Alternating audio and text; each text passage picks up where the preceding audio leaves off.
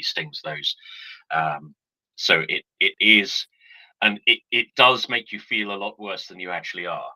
And it does. It is. I think it's designed to induce a feeling of panic and a feeling of extreme vulnerability, because you just can't function when you're under the influence of it, and so it makes you feel really like it makes you feel like the end is coming.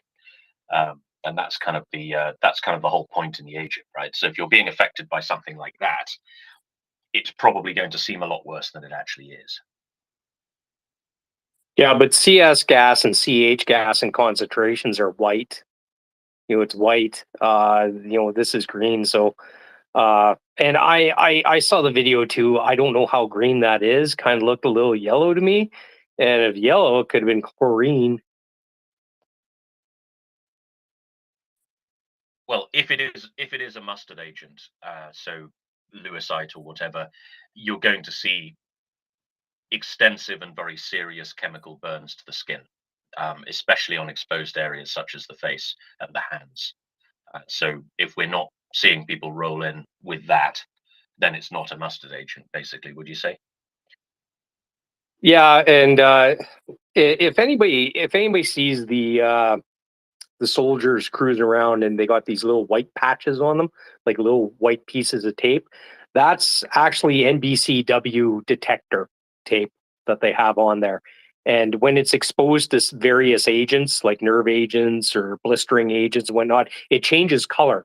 And then we look at our little card that we get with it, and we'll marry it up with the what the hell was it? It was, hey Gunny, do you remember that bug dope they used to issue to us, that Nero? It actually showed up on that tape as a nerve agent.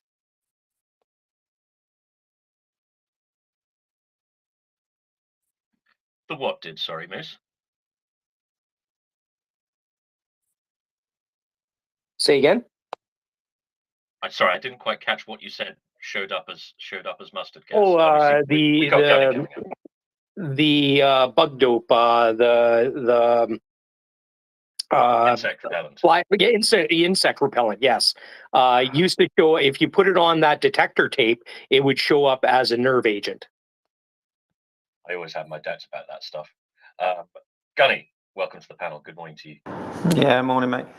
Yeah, we had what did we have down the Gulf? So we had detectors on the bridge wings and down aft on the flight deck, and we all had detector paper on the front of our battle lids. And then there were, because I had to do a decontamination course, we had these handheld detectors as well.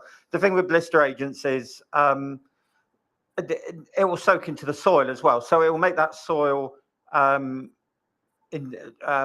affected, and it will effectively rule out using those positions at all. So I have my doubts, unless they used it in really low concentrations, maybe to poke and prod, see what the reaction would be. I haven't seen any Ukrainian infantry knocking about with full CBRN kit at the Alert 5.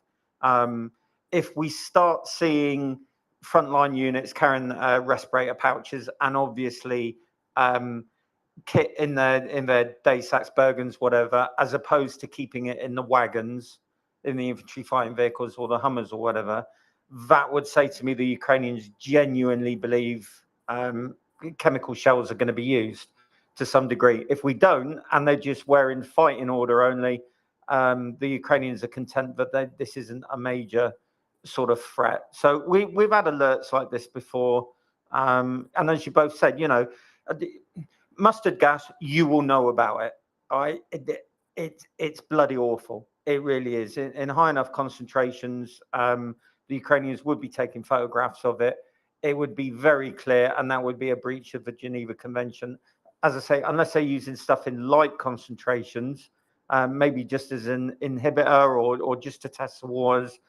Yeah, I wouldn't put it past them, but I think the Ukrainians would be making much more noise because they will know by now exactly what the composition is off uniforms, off samples, off skin, stuff like that. And I've no doubt that they're going to have some detection equipment as well. So probably a bit of a non-event this, to be honest. Do you think maybe that was a smoke shell that just petered out? Yeah, I mean, it could have been. I mean, what one of the accounts I saw said blistering, but not. It didn't really go any further into that. So, and the problem is these sources, as with everything with Twitter, it kind of snowballs. You know, so I would wait for confirmation first. I think confirmation would have come extremely quickly. We know the Ukrainians have been supplied with some fairly comprehensive NBC kit. So they would be screaming this. The official channels would be screaming this out across the ether by now. And I've just not seen anything apart from secondhand accounts. And look, if a round goes off above your head and there's a bit of smoke and suddenly the boys and girls left to right of you are kind of clutching their chests and coughing and everything, you're probably going to freak out a little bit. And Chinese whispers, it will spread quickly. I would just wait for confirmation. Otherwise, yeah, it could be something else. Could be white phosphorus. Could be tear gas. They could be using tear gas, which I think is still. I think that's still. It's still illegal. It is, isn't it? Because because the reason that you use tear gas is normally you would use it if you're going to go all out. You would use it in conjunction with another chemical weapon, because obviously if you tear gas someone, eye streaming, coughing, that's going to make wearing a respirator really, really difficult. And then you would deliver it with something like a blister agent as well for maximum effect. So these things, can be used in conjunction. But tear gas, I think we've seen it used before, but I don't think anyone's going to go. And I don't think any NATO country is going to go off a wall about them using tear gas, to be honest with you. So it's something I suspect they could probably get away with. It's one of those spectrums, right? I mean, all of these agents are illegal. There is nothing, as I understand it, there is nothing in the convention about that says lethality is a condition of the illegality of the weapon, right? Mustard gas is not generally lethal. You have to get it in really quite high concentrations for it to kill you. Will cause very serious injuries. Same with many nerve agents. They can kill you, but generally speaking, very few casualties get the dose required to kill people. Obviously, depends on the nerve agent. There are powerful ones and less powerful ones. But the point is not about the lethality; it's about the nature of the weapon itself. And this means that there's a kind of spectral salami slicing opportunity for Russia here, in that they can use a less lethal one like CS gas or a non-lethal one like CS gas and probably get away with it. And so that's a calculus they can make, right? And it's a calculus they've been known to make. How far can I push this? And the more they push it, then the more emboldened they become. And from NATO's perspective, it's difficult as well. It's the old question. Do we go to war with Russia over Narva? Maybe, maybe not. How about Estonia? Maybe, maybe not. Right? It's the old. It's the old question. These things are always a lot less binary than people seem to think they are, right, Kenny? Yeah, and for people who don't know and have not experienced the deep joy of wearing a respirator, the threat of tear gas and putting infanteers in respirators, it's debilitating. It is an enormous pain in the backside, especially if you're doing CQB, close quarters battle, trench clearing, all that kind of thing. Wearing a respirator is truly awful. It completely fucks up how you use your weapon system. It induces exhaustion a lot quicker. It does all sorts of things to your ability to act as a soldier.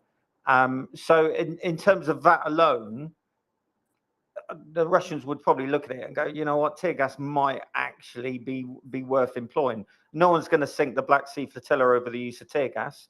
That would probably be considered quite disproportionate, and it will affect predominantly Ukrainian infantry or anyone operating a vehicle that doesn't have an NBC pack. Obviously, if they're in Leos, Mardas, CV90, stuff like that is completely immaterial. That's why you have an NBC pack on, bolted on. But Yeah, I think the Russians might consider it to be worth the risk, but they'll have to be, as we know, really careful about it and really look at the environmentals, because if you use this stuff, I don't think now Russian infantry have NBC kit at all. So there's always a danger of it going wrong and suddenly you're tear gassing your own people. But again, you know, the effects are fairly short lived. So yeah, they might do it. But it's not really on my list of worries at the moment, I don't think. I don't know about you, Tim. I mean, I don't think it's on the Ukrainian list of worries either. And the biggest clue to that is, as you say, you don't see people cutting about with those big, those big respirator pouches on.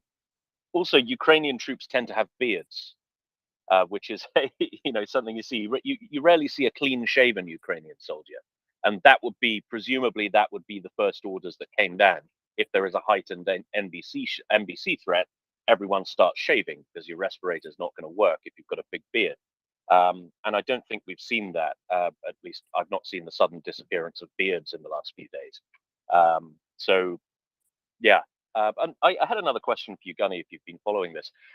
What do we know about the state of NBC readiness, CBRN readiness on the Ukrainian side? I know they've got individual systems that are NBC capable, but is this something that we know they've focused on to any degree? There were reports last year that a large amount of suits were shipped in, and that was all I really heard, apart from the Germans sent some decontamination vehicles, didn't they? But that's all I heard, to be honest. We sent them like 7,000 NBC suits and respirators.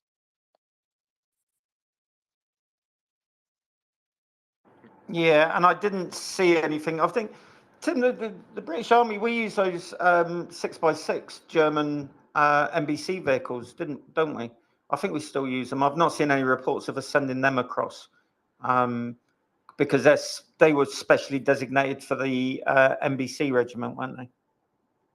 Yeah, it's well with that video in the video that we're talking about, the voice in the background that's just calmly talking. If that was actually gas, the only thing you're going to hear is a bunch of soldiers getting their respirators on and yelling gas, gas, gas.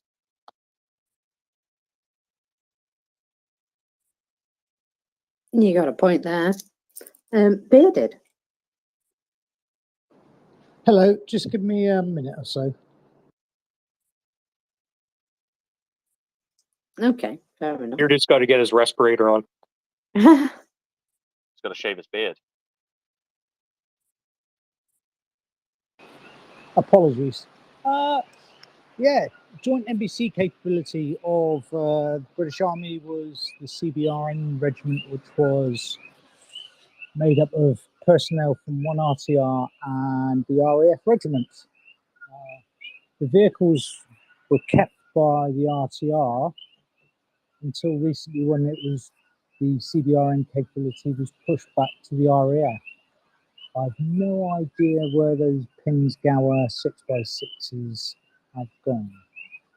But I do recall doing some analytical work where we were looking at mission fit outs for those Pinsgauers and how best to train the crews in being able to pick up almost a modular amount of kit that would universally fit inside, depending upon how they're deployed and stuff. But I don't know if the Ukrainians are going to give them any.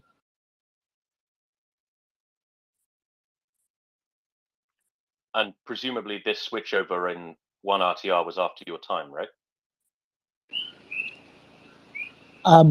No, I was a member of 3 RTR, and we amalgamated with the 2nd and the 1st and the 4th amalgamated, and after amalgamation we got told they were becoming the joint NBC regiment, to which their barracks were inundated with phone calls of gas, gas, gas, and the like.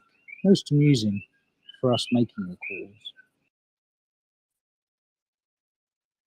For those of you unfamiliar with British Army regiments, the RTR is the Royal Tank Regiment, which is, I don't know, just not quite as cool as cavalry, I guess, bearded Brit, kind of more gritty, more authentic. The oldest armoured unit in the world. C'est la vie.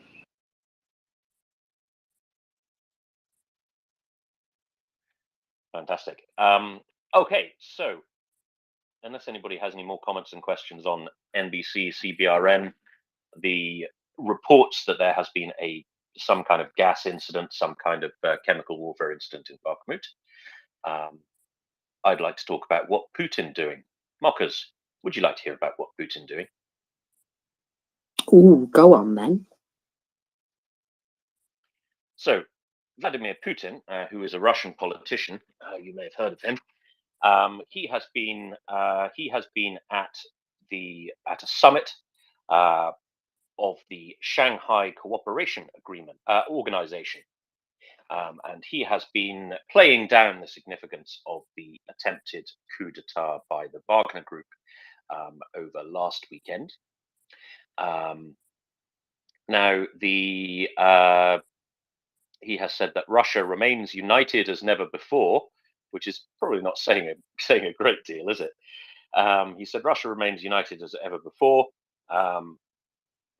and he has dismissed any suggestion that he personally or Russia generally had been weakened by Evgeny Prigozhin's short-lived rebellion, attempted coup. Now, this gives us an opportunity to talk about the Shanghai Cooperation Organization. Do you know anything about that, Mockers?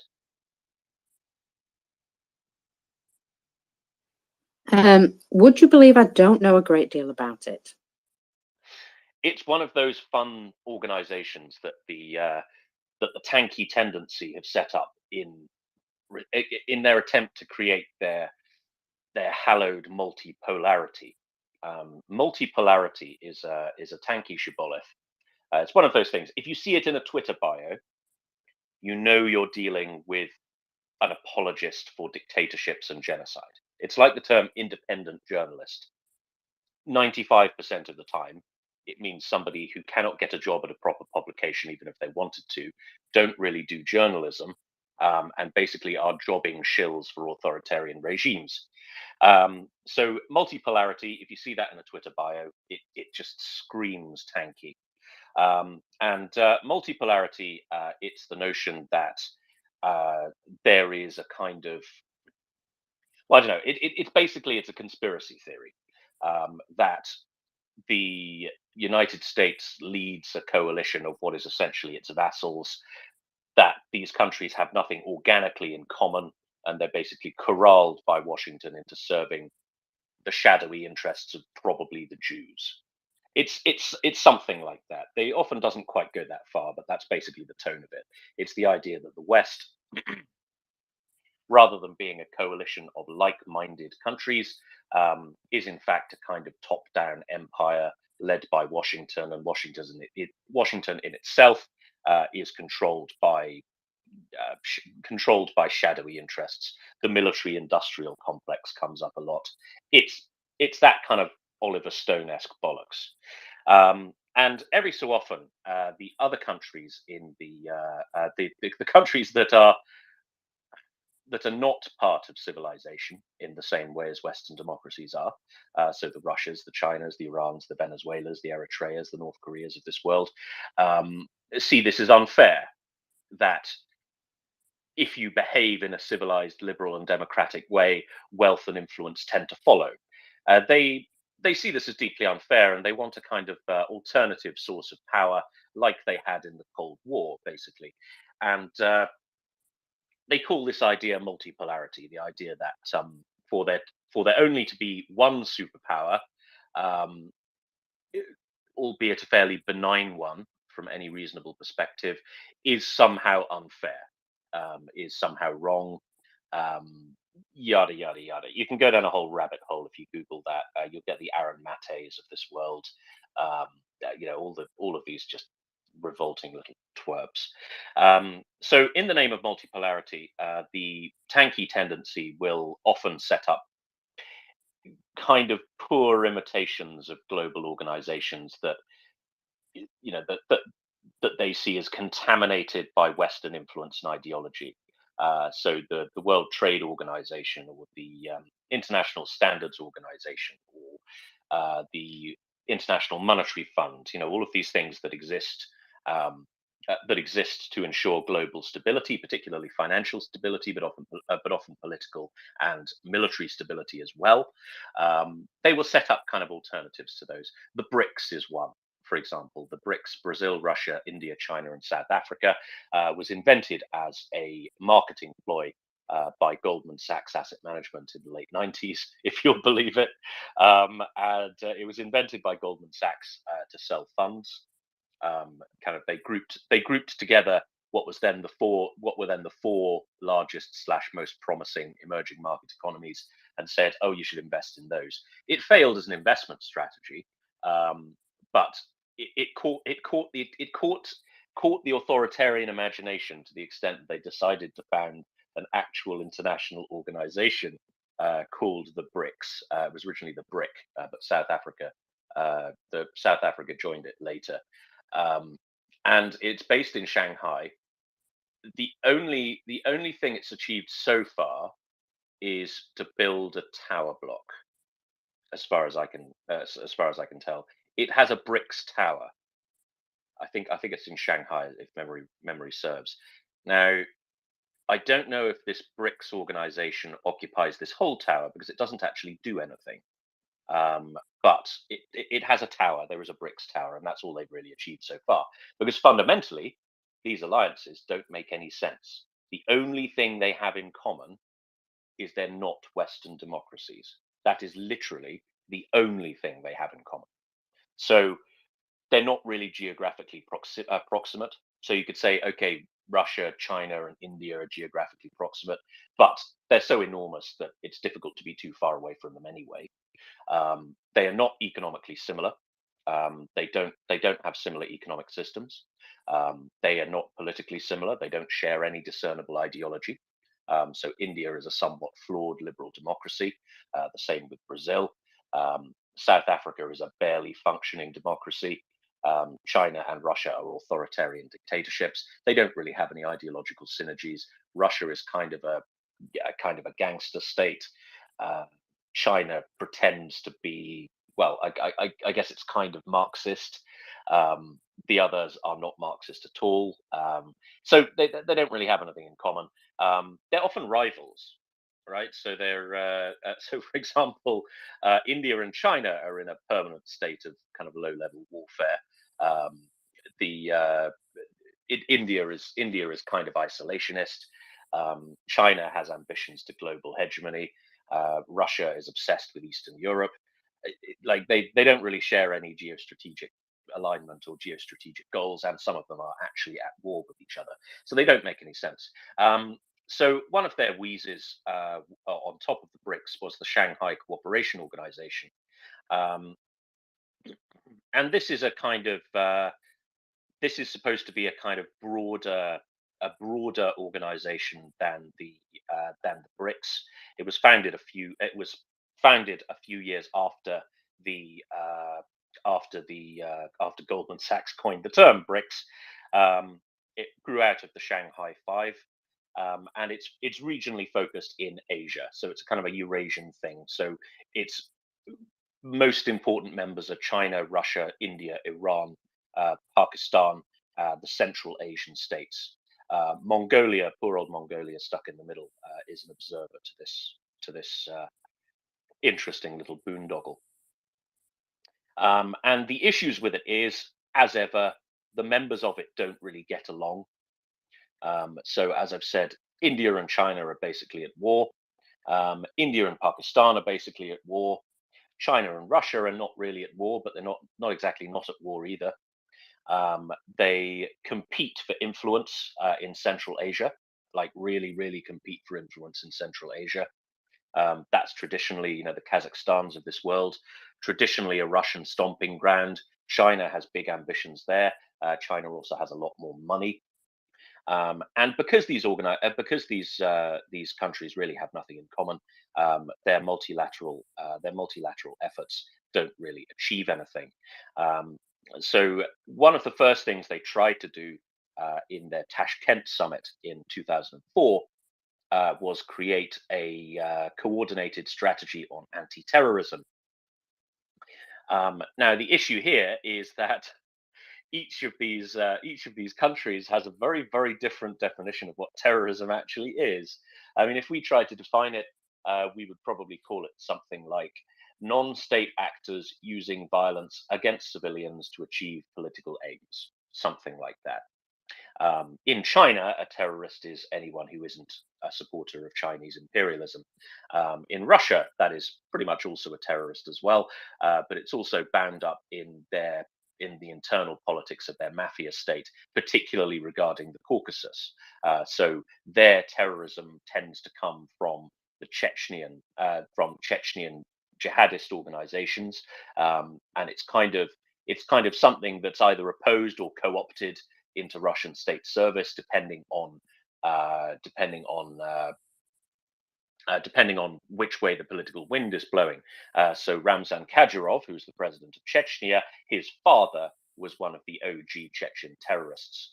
They were, his Kadyrovites are basically the successors to the Chechen jihadist tendency. India actually has a problem with real terrorism, so real Islamic terrorism. They also have issues with Sinhalese extremists. They have issues with Sikh separatism, Sikh nationalism. The Khalistani movement. This is kind of normal for India. India's kind of a bit of a patchwork of competing interests in itself, and the various ethnicities within it do tend to start killing each other at the drop of a hat. So it's real terrorism. So India's strategy on terrorism is one, very, very domestically focused, and two, a bit closer to the Western definition of it. Iran, of course, terrorism is essentially a sectarian phenomenon. Ditto Pakistan, it's bound up in tribal politics. So these countries are not going to agree on what terrorism actually is. Therefore, they're not going to agree on how exactly to counter it. But they did try. So they established something called the Regional Anti-Terrorist Structure in 2004. The Regional Anti-Terrorist Structure snappily abbreviates to RATS, which I think is just a wonderful piece of a wonderful piece of rhetorical flair. Rats, yeah, you can't do that, can you? Beyond that, they do an awful lot of talking and not very much doing. They've tried to expand this into the military sphere. They've immediately encountered overlap. So the CTSO, so the Russian kind of pale imitation of NATO. They've tried to turn it into one of those. So to include intelligence sharing, military cooperation. Of course, given that most of these countries are kind of at war with each other, intelligence sharing is not going to go very far. If you think of the greatest intelligence sharing agreements, probably Five Eyes, probably the closest one. So the US, Canada, UK, Australia, New Zealand, each taking a responsibility for an area of global surveillance. Very, very close allies. So it's difficult to see where the government and intelligence services of one ends and the government and intelligence services of the other begins. Act very, very closely in concert with each other. Culturally extremely similar, share exactly the same ideology, share exactly the same strategic worldview. Doesn't really matter very much when the government changes. The political and cultural alignment of these countries doesn't change, and so there is a framework that that there's also this enormous cultural affinity as well. So if you poll citizens of these various countries, they're always going to report the most favorable views towards the other countries in it. So it's going to be you ask 1,000 people in New Zealand, which country do you like the most, and 70% of them will say Australia, or rank these countries in order of favor, and they'll say, oh, Australia, Canada, UK, US, something like that, and this repeats itself across all of the different countries in Five Eyes. So that kind of imperial legacy, that cultural affinity, creates an alliance which greatly lends itself to very, very close cooperation, particularly in the most sensitive areas, such as intelligence.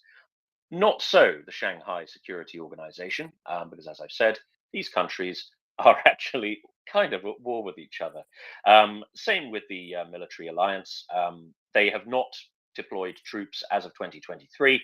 They've not provided military support or deployed troops in any combat role whatsoever, not even in a peacekeeping role. They've only ever done rather silly exercises together, such as these tank Olympics that Russia organizes every year. Where the tank from Rhodesia flips over, and it's always jolly fun. So they haven't really succeeded in doing anything on the military front. In terms of economic cooperation, again, there's overlap with the Eurasian Economic Union, which is the Russian version of the EU, except for crab.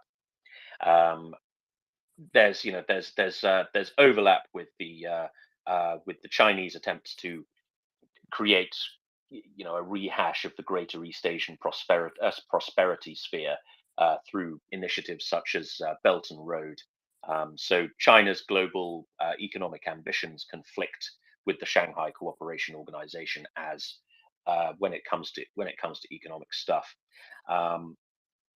They've been doing all sorts of things, such as trying to create alternative currencies to, quote, challenge the primacy of the dollar. What they don't seem to understand about that is that the dollar hegemony is a symptom of American economic power. It's not a cause of it, right? So you have this. If your currency is widely used as a reserve and settlement currency, that is because your economy is big and your trade is extensive and people actually want to deal with you, right? It's not a weapon as such. It's not something where you can say, "Oh, hey, look, we're a reserve currency. Look, this is a cause of great power." Doesn't work like that, and it hasn't really worked like that since Bretton Woods. Since they got rid of the pure British Empire-led gold standard, it hasn't really worked like that. So yeah, it's a load of nonsense. This this idea that if we can challenge the primacy of the dollar as a reserve currency, no, it's not. It's the wrong end of the telescope. It's a symptom of American hegemony. It's not the cause of it. Now, the SCO and the BRICS, they have a great deal of overlap. So they often have joint summits, and they often use that as a platform to push for greater Russian/Chinese influence in international organizations. This is actually something that China does very, very well. So they're very good at getting their nose in to these international bureaucracies and corrupting them. We saw that very extensively with the WHO during the COVID crisis. It was dancing to a very Chinese tune indeed. We've seen this with their attempts to get ahead of standardization organizations like the ISO, and basically be the first to write the book on the rules and use their export dominance to basically corral smaller countries, smaller import destination countries into adopting Peking standards on everything. So they're quite good at this. They're quite wily at this because they do appreciate and understand quite rightly that these international organizations are a big source of soft power. And what they seem to be doing with organizations like BRICS and SCO is creating blocks within proper international organizations in order to further project that kind of soft power into those bureaucracies, which is, it's not a terrible strategy, and they are, as I said, they are quite good at it. The final thing they try to do is cultural cooperation, which is kind of it's a lot softer.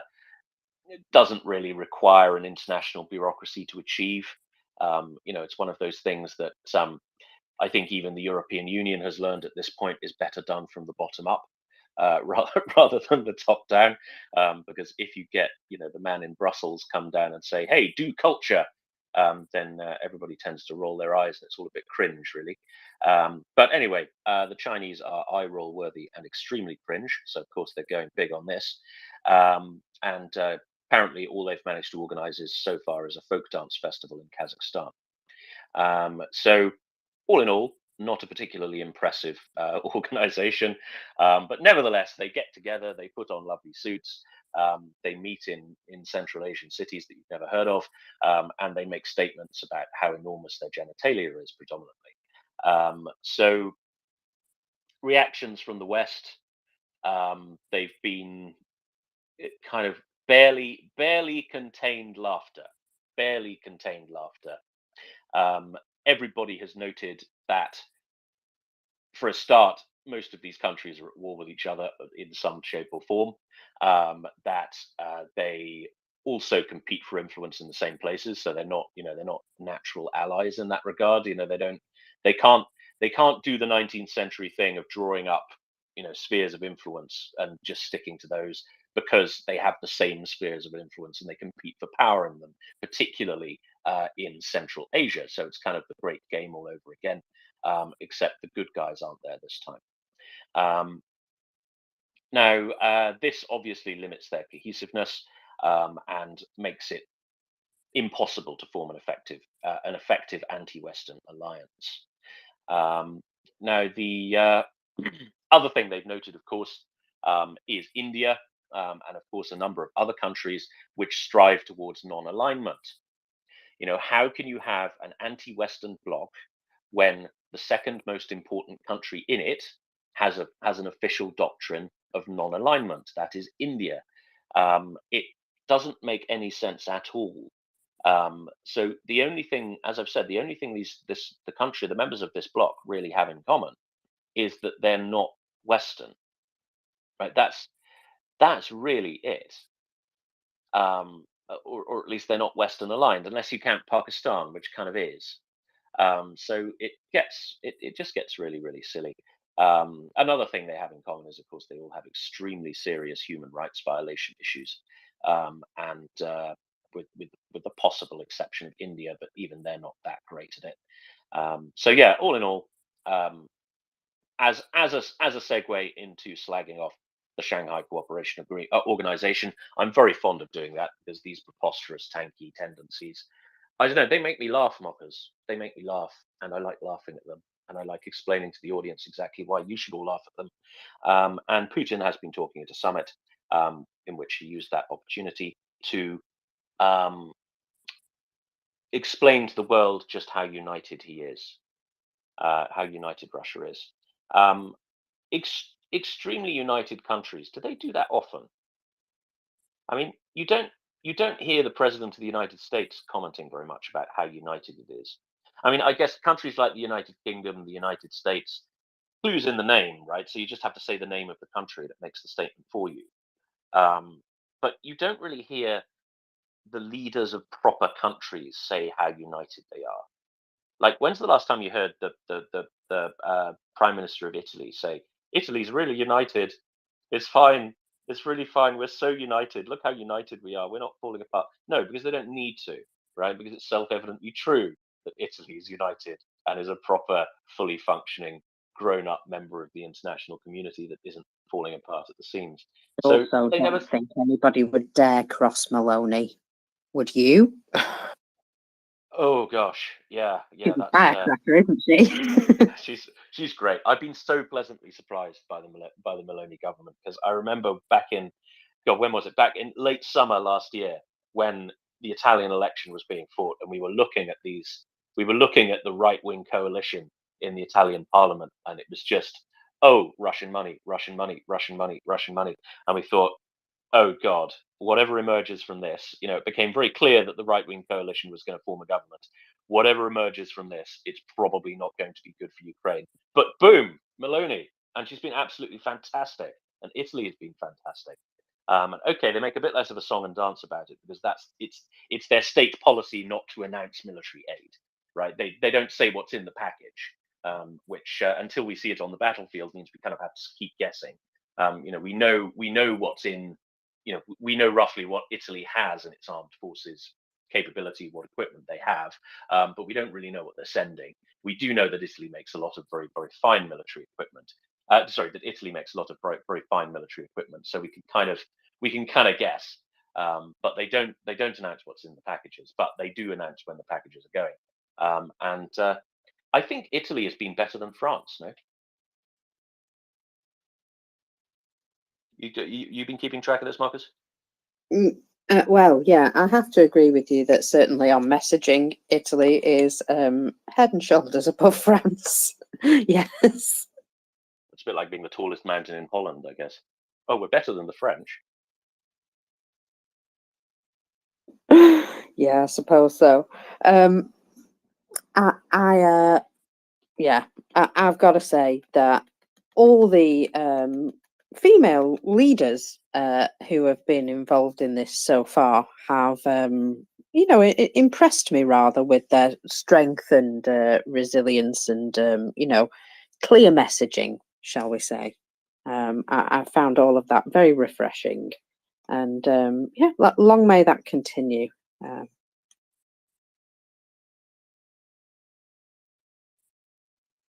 I'm still kind of hoping that one day someone like Kaya Kallas will do a press conference in a horned helmet, like Bodicea or a Valkyrie or something like that. I think that would be very cool. A winged helmet if she's Valkyrie, surely. Oh yeah, you're right. That's winged helmets, isn't it? Yeah, winged helmet, horned helmet, whatever. Breastplate. It would be awesome. Yeah, she's pretty cool. I've got to admit, I'm impressed. Would you like to hear what Russian budget doing? Because I have a little summary, shall we say, of what Russian budget doing, and it sounds great. Let's hear it. Excellent. So, the budget of Russia is bombing at some pace. And according to information received, the government is preparing what they're calling a frontal sequestration after the collapse of commodity revenues. Let's break this down. So, the rising bill for the war in Ukraine and the sharp drop in commodity revenues have left the Russian budget with, quite a lot of trauma. And, surgery is the only option. The Ministry of Finance is considering the possibility of a frontal sequestration. What's that?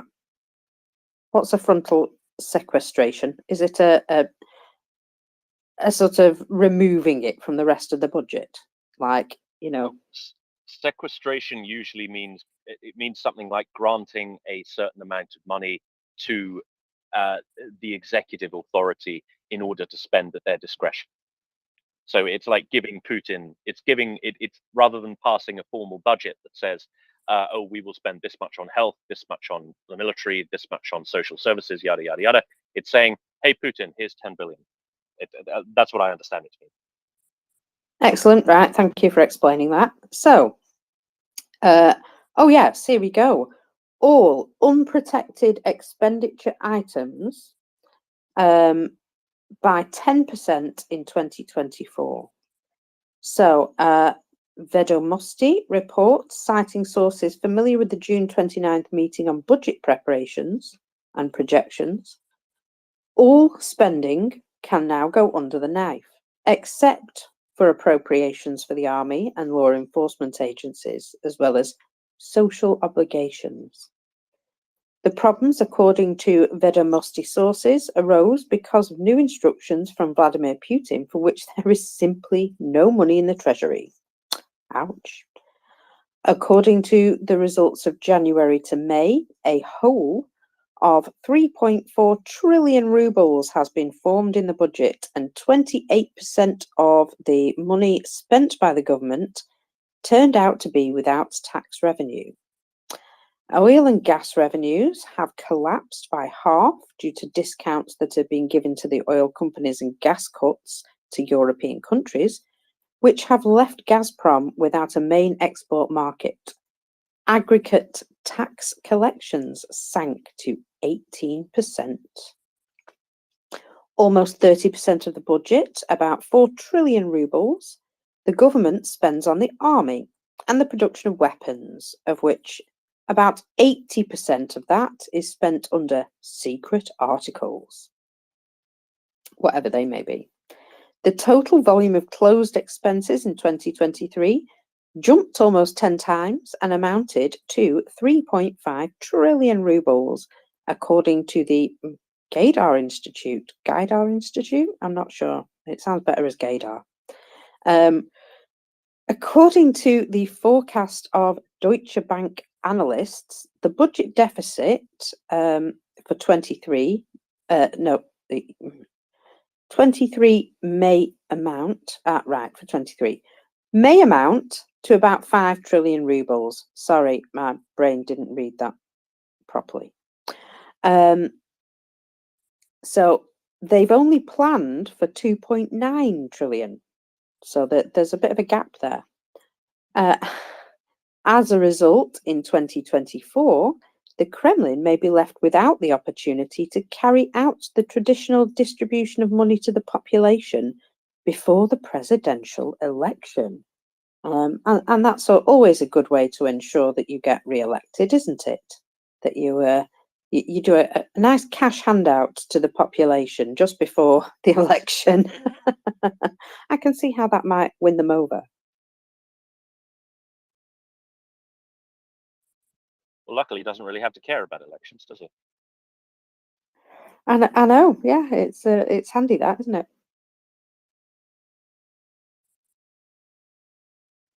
And even if the Russian people did have some kind of democratic tipping point, I feel like it would have come a long time before now, right? Yeah, you've got a point there that, well, everything's tightened down. Things have become a lot more difficult, especially just for the regular person. Obviously, if you've got a bit of money, you're a bit more insulated from everything going on. And if you've got any sort of political clout, you're exceptionally insulated from what's going on.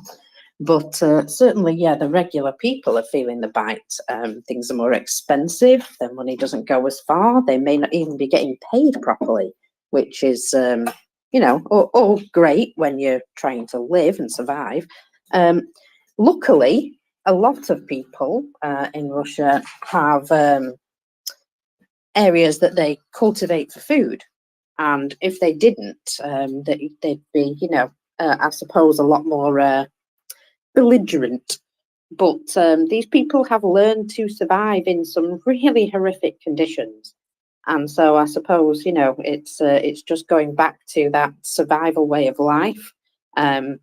Because they couldn't possibly go against their government because that's a death sentence, I suppose. But yeah, they are exceptionally resilient to their government being very, very awful to them. And I suppose historically they've never really got to the point of rising up and forming a proper democracy in any way. So why would they do so now? I'm not sure why we expect it. I think it's because over here in the West, as it were, we wouldn't put up with it. We really wouldn't. There would be, you've seen what France is like, that something upsets the French and they will let their government know in no uncertain terms. And, there's been quite a bit of a demonstration of that just recently. So, these things would happen in our societies if things started going, the way of Russia. But no, apparently Russians just, shrug, get on with it. It's happened before, it'll happen again, sort of thing. Yeah, it's a very accepting of these things. I don't know. They just kind of go, oh, we can't do anything to control it. So, oh well, that's kind of the whole thinking behind it that I can tell from here. They feel very powerless, I suppose. Yeah. I guess so. But that apparently doesn't stop them joining the army. Have we heard what Mr. Medvedev has been saying this morning? Oh, please tell me. What was he saying this before he went to bed or after he woke up? Usually it makes a difference as to how much sense he makes. I'm not sure. In fact, I'm not sure if it's this morning. On Tuesday? Yeah, so it was yesterday, so he's probably half cut. But he said that 185,000 new recruits have joined the Russian army as kontraktniki, so professional contract soldiers, since the start of this year. The Wagner's mutiny, rather Wagner's attempted coup d'etat, I think we have to be careful about that terminology, caused a surge of 10,000 new recruits in a week.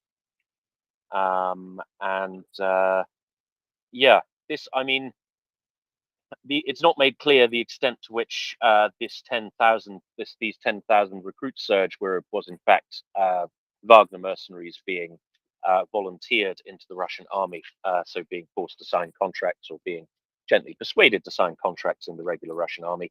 But apparently, according to Medvedev, recruitment in the Russian armed forces is going very strongly. Now, do we believe him? I'm going to go with no. Because it does seem curious that if they're able to recruit 200,000 soldiers in 6 months purely on the basis of volunteers, the mobilization of last year seems a little anomalous, doesn't it? Yeah, I don't know. I think he might be telling porkies.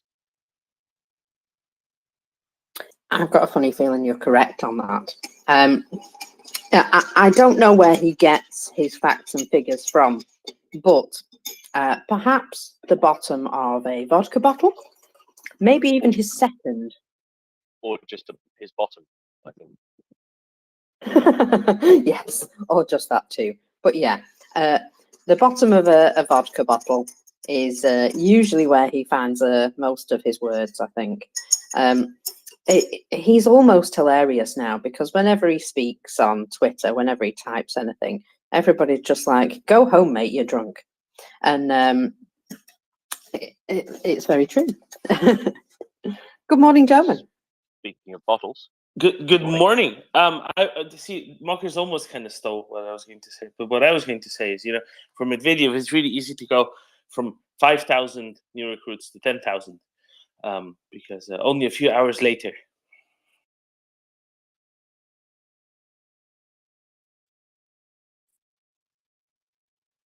Because he drunk so much, he's seeing double. Exactly. Hey, I'm awake this morning. I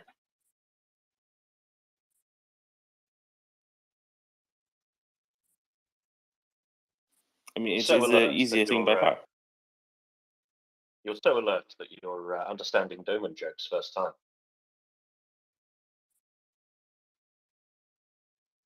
Oh, for everybody who thought I was in the loo when they could hear an echo there, I was stood in my hallway, which is quite echoey for some reason. But There was the sound yeah. stirring. Well, that was after, but yeah. When I stand in my hallway, let me just stand in my hallway and show you. When I stand in my hallway like this, it's a bit echoey and it sounds like I'm in the bathroom, but I'm actually just hiding from the noise of the kettle. That's all. But I've got a cuppa now, so we're all good. Just confirming that, so you know, I don't always take you to the loo with me. Okay. I'm not that attached. I'm slightly disappointed, I'm not going to lie.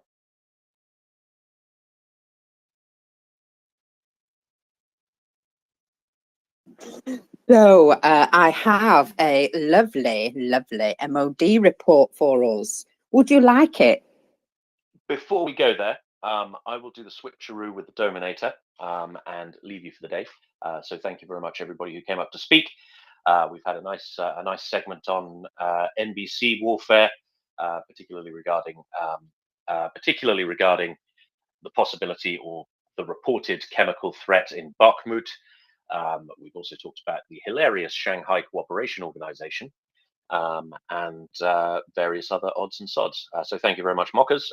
Thank you to all of the speakers, and I will see you first thing tomorrow morning. Slava Ukraini, everybody. Hello, Slava, and enjoy your day. So, while that's going on, I will indeed bring you the MOD report. So, let me just re-find that, because I did have it right in front of me a second ago, and you know how these things go. There we are. So, the Defence Intelligence Update for the 5th of July 2023. General Sergei Surovikin, Commander-in-Chief, Russian Aerospace Forces and Deputy Commander of the Russian forces in Ukraine, has not been seen in public since the 23rd, 24th of June 23. Stuck in a drain? Mutiny. Sorry? Stuck in the drain? I have no idea, but he's stuck somewhere. So yeah, he's not been seen since the weekend of the Wagner march to Moscow. Meanwhile, Deputy Defence Minister Colonel General Yunusbek Yevkurov was notably absent from a televised appearance by the Ministry of Defence leadership on the 3rd of July 23. Reports of Surovikin's arrest cannot be confirmed, but authorities will likely be suspicious of his long association with the Wanga, dating back to his service in Syria from 2017. Similarly, Yevkurov was filmed talking to the Wanga owner, Prigozhin, during the group's uncontested takeover of Rostov-on-Don. Although largely known in the West by his brutal reputation, Surovikin is one of the more respected senior officers within the Russian military. Any official sanction against him is likely to be divisive. The suspicion that has potentially fallen on senior serving officers highlights how Prigozhin's abortive insurrection has worsened the existing fault lines within Russia's national security community. Trouble at mill, Domin. Trouble at mill. It clearly must be. These things happen, don't they? It's difficult to always keep all of your generals in a line.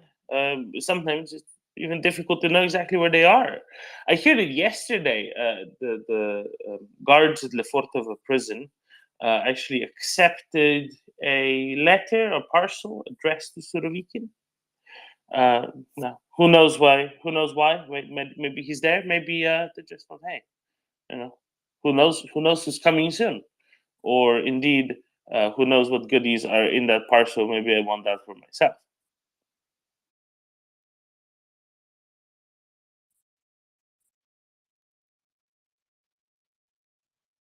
Well, we have no idea, really, do we? It's the dogs fighting under the blanket thing. We'll find out when somebody emerges, I suppose. We will indeed, and Will tells me that some Australian naval fellas have been plastering the district around the Russian embassy in Canberra. Oh no, sorry, the Russian consulate in Sydney, rather, with some 2,000 flyers, missing person, Sergei Surovikin. Last seen Friday, 23rd June. Any information, please call. I also noted that they went out to reflyer the area after their first attempt, and found some of the flyers still up, which they were impressed about, and also they had a few extra left over after they'd done, as much as they could. So they popped them into the post box of the consulate building there, just, so they could also maybe distribute some amongst themselves. Kind to be so, concerned. Well, I think some had to be taken in as evidence and filed appropriately, as see what Russophobia Australians are up to.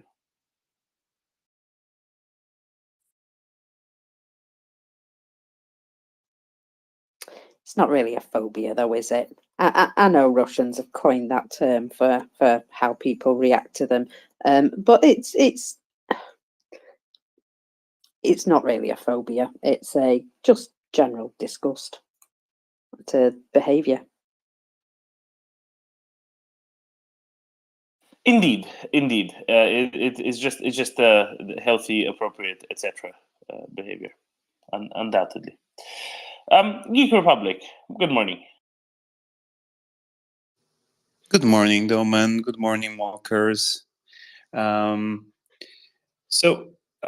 was wondering if you had discussed the deteriorating situation in terms of bilateral relations between Ukraine and Georgia, and what that means for the region. So I just thought that the main reason is the situation around Saakashvili, but I just read that what probably really made Ukrainian authorities tickle is the fact that Georgian Airlines resumed the flight from Moscow, like this connecting flight Moscow Tbilisi and then Tbilisi Nice in southern France, which is one of those very attractive touristic areas that Russians love so much. So did you discuss what that really means in terms of the stabilization of the region and so on? I wonder what's your take on this. I didn't even know the Georgian Airways flew to Nice. I thought the only destination in France they had was Paris. They just resumed today, and and that kind of correlates with yesterday's evening Zelensky's statement around Saakashvili, right? It just cannot be a coincidence, in my opinion. No, probably not. There's several things there. I mean, the Ukrainian government takes issue with a number of things that the Georgian government is either up to or is permitting. And the most important of all of those, of course, is sanctions evasion, right? Russia has there are limits on certain things that can be sold to Russia from the EU, for example. Many of those things get strung through a number of intermediaries. Turkey is, of course, a major offender there, but at the very least, Turkey has provided Ukrainians with, some hundreds of MRAPs, right? Not to mention all the other stuff, but that hundreds of protected mobility vehicles do buy quite a lot of goodwill, let's say. Whereas Georgia hasn't done anything at all nice. Many Georgians have. The state of Georgia has not. Many Georgians are acutely aware that the war that Russia is waging against Ukraine is a part of a larger Russian imperialist tendency, one that they have been on the receiving end of plenty as well, including very recently, and still are very continuously. Now, the Georgian government's been very happy to facilitate in making Georgia a favorite pass-through for all manner of stuff going to Russia. If it weren't for that, it would be a little bit more difficult for Russians to get quite as much stuff, which they want imported. Indeed, imported. The restart of flights between Tbilisi and Moscow. I think it's one Russian airline operating them, as well as then Georgian Airways as well. Forget what the one Russian airline is, but I know that they're only allowed to use Sukhoi Superjet 100 because Georgia's still kind of nervous about secondary sanctions being applied to them if Airbus or Boeing aircraft were being used in that. Nevertheless, this is now happening. I didn't know that Georgian Airlines started now flying to to Nice as well. That is, clearly not a destination aimed at Georgians nearly as much as it's aimed for a particular type of connecting passenger. I was also quite surprised that flights have even restarted in the first place. Right, flights were cancelled, banned, direct flights between Georgia and Russia unilaterally by Russians in 2019. This wasn't even a Georgian move; it was a Russian move to end direct flights between Russia and Georgia, and that was following some protests in Georgia against Russian occupation of. Or rather, the government's in tendency to be supportive of that. I think Saakashvili is but a component of it. He's but a symptom of it. Mikhail Saakashvili was the long time high-ranking politician in Georgia. I forget if he was ever prime minister. I know he was president. He was president for sure. Yeah. Yes, exactly. So that this is where I'm not 100% sure. Through the 2000s. He's definitely not let's call it blemish free. So no one think that I think that. But he had a general tendency of putting Georgia on a very strongly pro-Western, pro-EU, pro-NATO, pro-Euro-Atlantic integrations, pro-US path. That's definitely fair to say, right? The government has been in power for the past decade or so, the so-called Georgian dream. When we have Alex Catelli awaken around, I'm sure he can dive more deeply into it. So if you see Alex around, come back and inquire about it. Or if I see him around today, I definitely will. The so-called Georgian dream, backed by Bidzina Ivanishvili, who's the big oligarch in Georgia, by far the wealthiest person in Georgia, by far.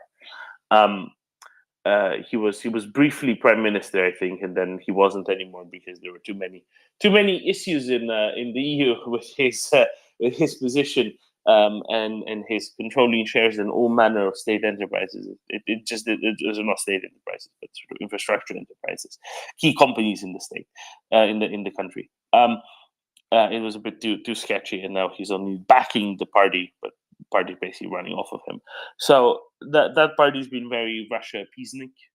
They have also arrested Saakashvili some years ago over I forget what, presumably some sort of corruption charges. Noted that Saakashvili has multiple passports, and I believe that he might have renounced his Georgian citizenship at some point because of reasons. He was briefly the governor of Odessa Oblast, if I remember correctly, in about 2015 under Poroshenko. And he studied in Ukraine, and he speaks Ukrainian. That's why he could get a Ukrainian passport at some point. But I wonder if he had actually renounced his Georgian citizenship at a point, and therefore the Ukrainian claim that this is a legitimate consular affair is stronger. I have to admit, I don't know exactly what his citizenship status is. Frankly, I don't know if most people in journalistic circles are necessarily entirely 100% sure. But the deterioration was long coming. I think the airlines in Saakashvili is just an exacerbation somewhat. It's ironic that only a day or 2 days ago, someone high-ranking in the Georgian government said, let us be an EU candidate, etc.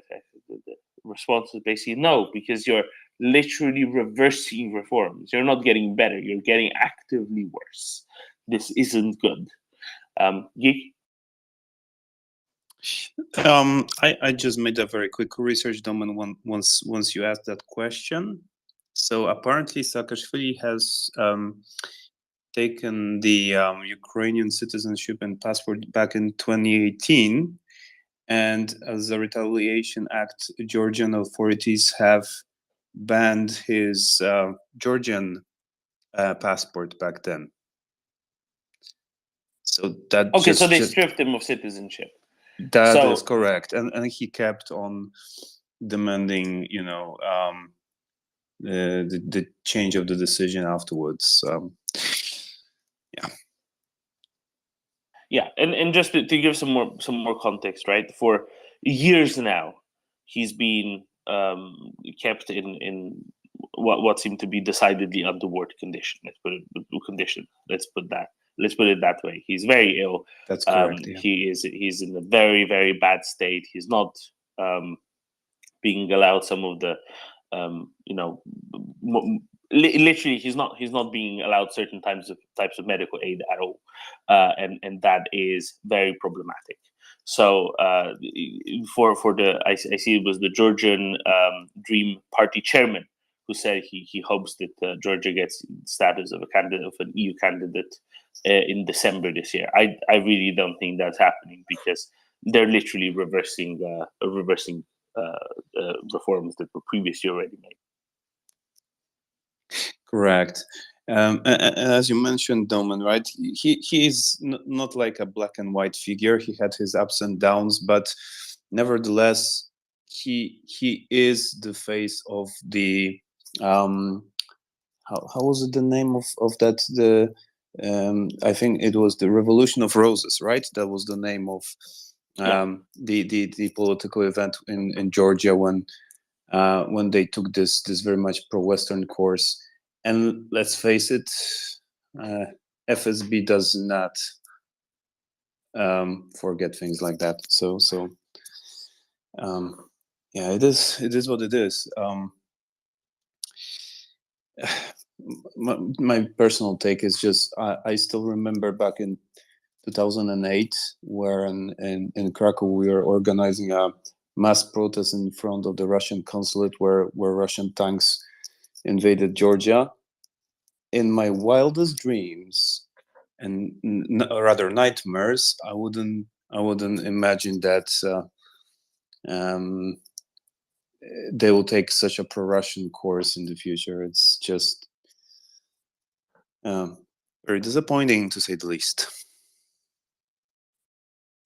Oh, 100%. And this is what, the many Georgians in the Georgian Legion and other units within Ukraine, fighting for Ukraine, fighting against Russia, are very much, feeling and sensing as well. No, they're fighting in Ukraine against Russia because they're not allowed to fight in Georgia against Russia. At least that's a component of them. Far to be for me to portray it as that being the only thing. But certainly, if they could fight in Georgia against Russia, that's probably where they would be fighting against Russia. That's a big deal. That's not a trivial thing in the slightest. That has to be that has to be underscored, I think. And indeed, with a government that has permitted the influx of a very large number compared to the Georgian population of Russians into Georgia without really visa questions. There are very real issues in Tbilisi itself as a consequence of that, because it's very heavily distorted the real estate market, among other, right? If you suddenly have the population of a city increased by a very large proportion, the real estate market, among other, gets heavily distorted. A very large chunk of the Georgian population is strongly opposed to all things Russian imperialism, both for general reasons as well as for ones specific to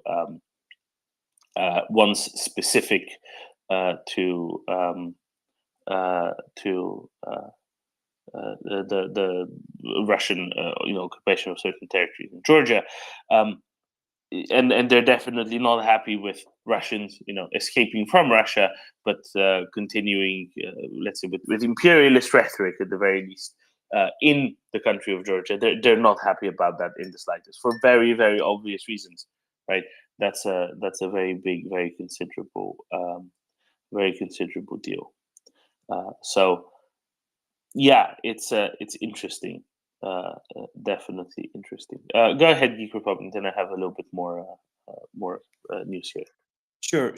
Just to conclude the topic, because I didn't realize, and maybe that's something that you're already aware of, but back in May, Russia has softened the visa policy towards Georgia. So starting from, I think, May 17th, Georgians can travel to Russia without visas. So yeah, it all kind of builds up into a pattern, right, in terms of bilateral relations between Georgia and Russia, unfortunately.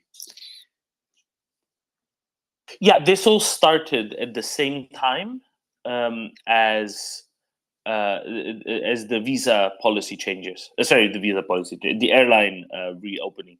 So the visa policy changes by Russia happened at the same time as the airline starting to fly again. Okay. All right. Thanks, and I'll step down and listen. Yeah, I'll just note one thing. So the EU sanctions envoy, what's his name? Is it David O'Sullivan? David O'Sullivan. About a week ago, he did a thing on Georgia, a little report. He said that, as far as he's aware, Georgian authorities are implementing export control measures to prevent Russian access to additional 38 sensitive products. The thing is that what he did stress there, right, is that Georgia isn't implementing the sanctions regime at large. Effectively hinting with at these restored direct flights. And he explicitly noted that non-alignment with the sanctions regime undermines the general convergence of foreign policy with that of the EU, which is problematic for the candidate status, right? And while the EU recognizes the specific geographical and economic situation of Georgia, it's just not going to work like that. You need that sort of alignment, otherwise, why are you even trying to be a part of the EU in the first place? Okay, and before I step down, just one short update. I wonder if that has been discussed earlier on the panel. But there are news in Polish media that governors of Kursk Oblast and Belgorod Oblast early in the morning today reported that apparently Ukrainian forces have performed a series of attacks, and that as the outcome, a school and some private houses were destroyed. That just reeks of false flag, if you ask me. But I wonder if you have seen that. I've not. Marcus, of you will have paid more attention to that, I think. What was that? Sorry. Any false flag attacks repeated in Kursk Oblast, something like that? Not that I've noticed. No, I haven't spotted anything like that just yet. Okay, I'll drop you a link. Just that you could double check if there are more sources confirming that. But it comes from one of the main news agencies in Poland. So yeah, I just thought, with all the tensions around the power plant and so on and so forth, I was really alert with any kind of communication that could look like a false flag. Hence the question. All right, I'll step down and listen. Cheers. No, thank you very much. There's a lot of disinformation flying around at the moment. It's the usual fire hose of nonsense, shall we say.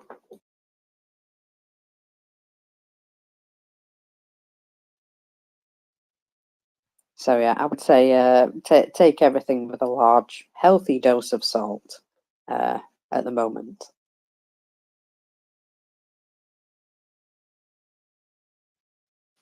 Very good. Marcus, anything else that I have missed that's quite important? Well, I have some numbers that I would like to go through with you, if that's okay. Excellent. So we'll do that first, and then let me just find them, of course, because you know me. And then I may have a few other things, because I'm like that. I like to put things in my pocket for later. But here we go with today's numbers. 670 liquidated personnel, 3 tanks, 9 armoured personnel vehicles, 36 artillery systems, and 9 MLRS. 9. I was quite impressed. 1 anti-aircraft warfare system, 12 UAV, 22 vehicles and fuel tanks, and 8 special equipment. We're only 2 off hitting the next milestone for special equipment, by the way. So I'm expecting at least 600 before the end of the week.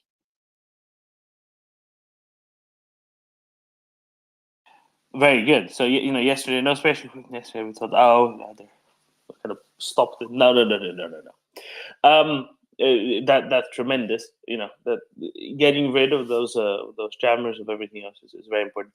9 MRLs. I'm not sure if that is a record, but I think it's either the highest or it's tying the highest in the last 12 months.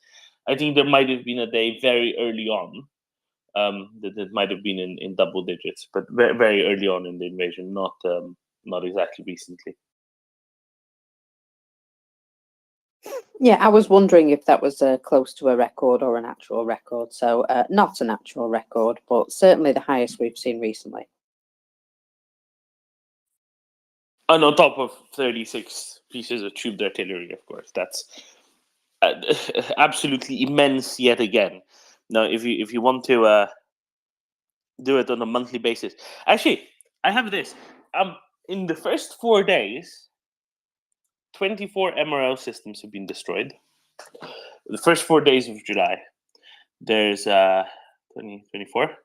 There's 1, 2, 3. There's 4 entire months where fewer than that have been destroyed, fewer than the first 4 days. And if they destroy just a handful more, there'll be another 3 or 4 months that are lower than that. Again, I think it says something on the sheer rate of destroying Russian stuff far behind the front lines. On the artillery front, we're at 126 now destroyed in first 4 days, which is again absolutely tremendous. Well on pace to exceed the record levels of last month. Of course, 4 days, small sample, whatever. But the trend is, let's say, continuing. The trend is very much continuing of Ukrainians still being very focused on destroying stuff that's far, far, far behind the Russian front lines in terms of artillery, in terms of everything else. And that's what can we say? That's nothing new, but because of that, no less impressive. Yeah, and it just goes to show those daily numbers that although you might not see lots of strong movement on the battlefield, what you are seeing is that the plan continuing to unfold. They've got to attrit and get rid of a lot of the stuff that's holding them up before they can go. And, this is just part and parcel of what they're having to contend with. And I can see that, there is plenty of action, even though there might not be an awful lot of difference in maps. However, we are indeed seeing movement on maps. It may be small, but every little helps, doesn't it? Absolutely. And this isn't an advert for any particular supermarket. I know, just the phrase. But we are seeing a change in the map this morning, which is now I'm going to try and say this. Priutny. I have no idea. Please tell me, Doman. Priutna. Oh, I wasn't that far off. Excellent. Well, anyway, yeah, that area. Now, I'm assuming this is a small village, town?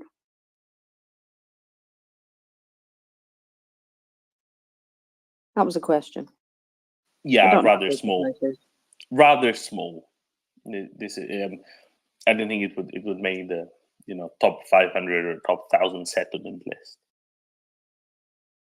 Yeah, I didn't think it was a massive place, but again, it's another nibble into these defences, and it is what would appear to be very close now to a defensive line in that area.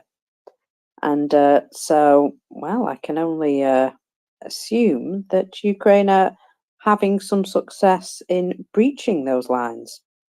In fact, we've heard in a couple of instances that they may even be now fighting a secondary line of defence in some areas. There was also, Doman, an extremely big boom last night. Did you spot that? Is it the one that I saw a Michelin man in the fire, and I think that's symbolizing that Russia is just such a tire fire. But I don't know where it actually was. I've just seen lots of images and people saying, "Oh, is this Jesus?" And no, of course it's not. It's the Michelin man. Look at it. Sorry, Michelin man. Oh, L'homme very Michelin. good. Yeah. Well, this was in Makivka, close to Donetsk city in occupied areas. And it was now geolocated. So I'll just give that a little retweet so you can have a check on the location itself. So this building, I believe, has recently been used for storage of ammunition. It appears to be the courtyard of some unfinished, partially built high-rise buildings. They stored a lot of ammo there, especially for the BM-21 Grad. And the ammo continued to detonate for up to 3 hours. The blast wave is said to have blown out windows for 3 kilometers. And the Russians are stating that this was a hospital that was blown up. Of course they are.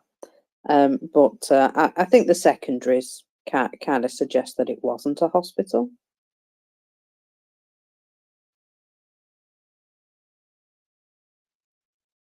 So yeah, very big boom last night. Lots of ammo destroyed, and excellent work. Excellent. Maybe it was a hospital that was saving up fireworks for the 4th of July.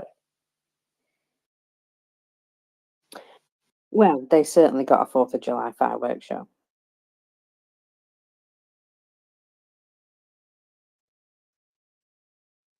For 3 hours. For 3 hours? Yes, 3 hours of explosions. I mean, that's one over-dimensioned fireworks show. I'll tell you that. I don't think New York gets 3 hours of a fireworks. Their neighborhoods might, though. I believe Prince was saying that, yeah, she was kind of distracted while co-hosting because it sounded like there was indeed a war going on outside. I suppose a little illustration there for the Americans of what Ukrainians are dealing with on a regular basis. So that's a big ammo depot. If it made that big a Michelin man, and it went on for that long, that's a lot. That's a lot of stuff. It's hard to say how much a lot of stuff, but there's definitely enough stuff to be able to call it a lot of stuff. And Makivka is right next to the city of Donetsk. They're kind of twin cities, right? Donetsk is the bigger one. Makivka is basically tagged straight onto it now.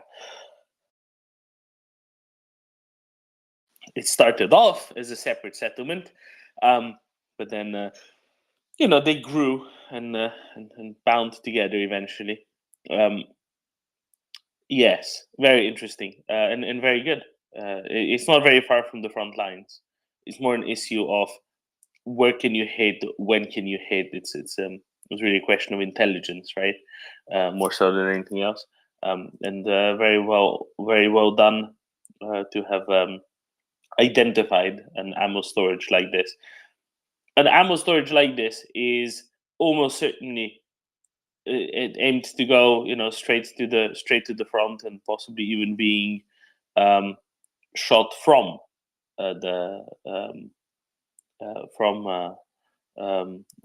from somewhere in Makiyivka or just outside of Makiyivka at, for example, Ukrainian defenders at Avdiivka.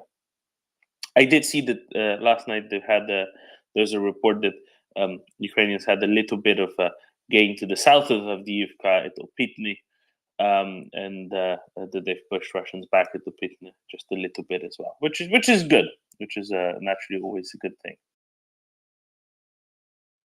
Yeah, and despite pushing additional reserves into Bakhmut, they are still also making advances on the flanks there, which is always heartening to hear.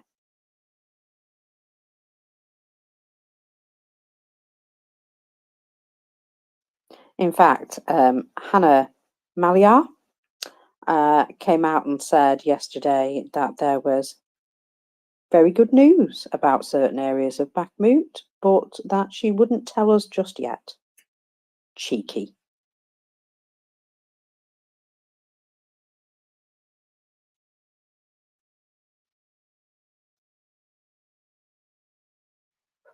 Have you heard some mysterious deaths, Doman? Only one, and I don't know how it had happened. But I hear that Belarus lost yet another minister, which is at least the second one in the last 9 months, and that's a terribly high attrition rate for ministers, especially ones that are, let's say, on the lower side of 50. Yes, it seems they've got a very high attrition rate. When your minister suddenly and mysteriously passes away, and he's younger than the average Russian Mobik nowadays. So let's stop burying the lead, and let's say this. This is Alexei Avramenko, who's the Belarusian minister, or was rather the Belarusian minister for transport and communications. And at age 47, he passed away without any explanation whatsoever. And he's the second Belarusian minister to have very suddenly passed away on the job.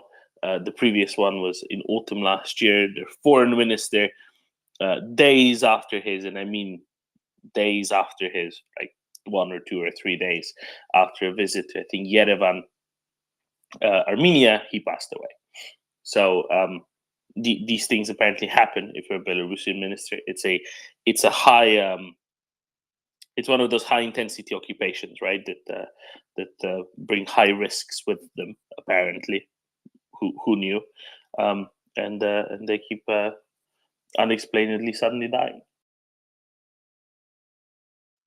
Well, talking of unexplained sudden death, some Russians have died under mysterious circumstances in Mariupol. According to reports, 8 Russian soldiers were assaulted with extreme prejudice, dun, dun, dun, and found dead. Yes, but mysteriously, some of them managed to shoot themselves in the back of the head. Oh dear. Some of them were also passed away from the stab wounds that they received, but no knives appear to have been found. So, yeah. Very mysterious. That's because they were knives. They were icicles. Are they killing their own people now? Well, there was an incident in Mariupol a couple of days ago where a young lady went missing. And I just wonder if somebody found out how and who she went missing with. And, you know, these things happen, don't they? Yes, it isn't a very good thing to be a Mobic in Russia and then being stationed in Ukraine. That isn't good for your health. Please fuss the cat from me. Yeah, she's crying. She wants to get out, but she's a bit annoying. She's going in and she's going out. She's going in and she's going out.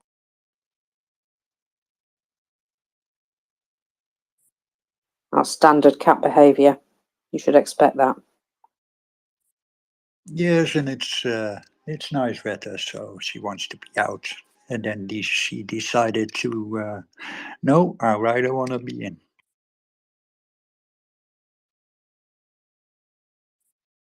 I'm just seeing something quite interesting. That in St. Petersburg, well, I'm going to send it to you, Doman. There appears to be quite a crowd gathering at a bank. Well, I'm assuming they're trying to get in early to get their money for some reason. You know, the more I see these things happening, the more I wonder how long it's going to be. I don't think long. These are signs that there's something not going well with the financial system in Russia.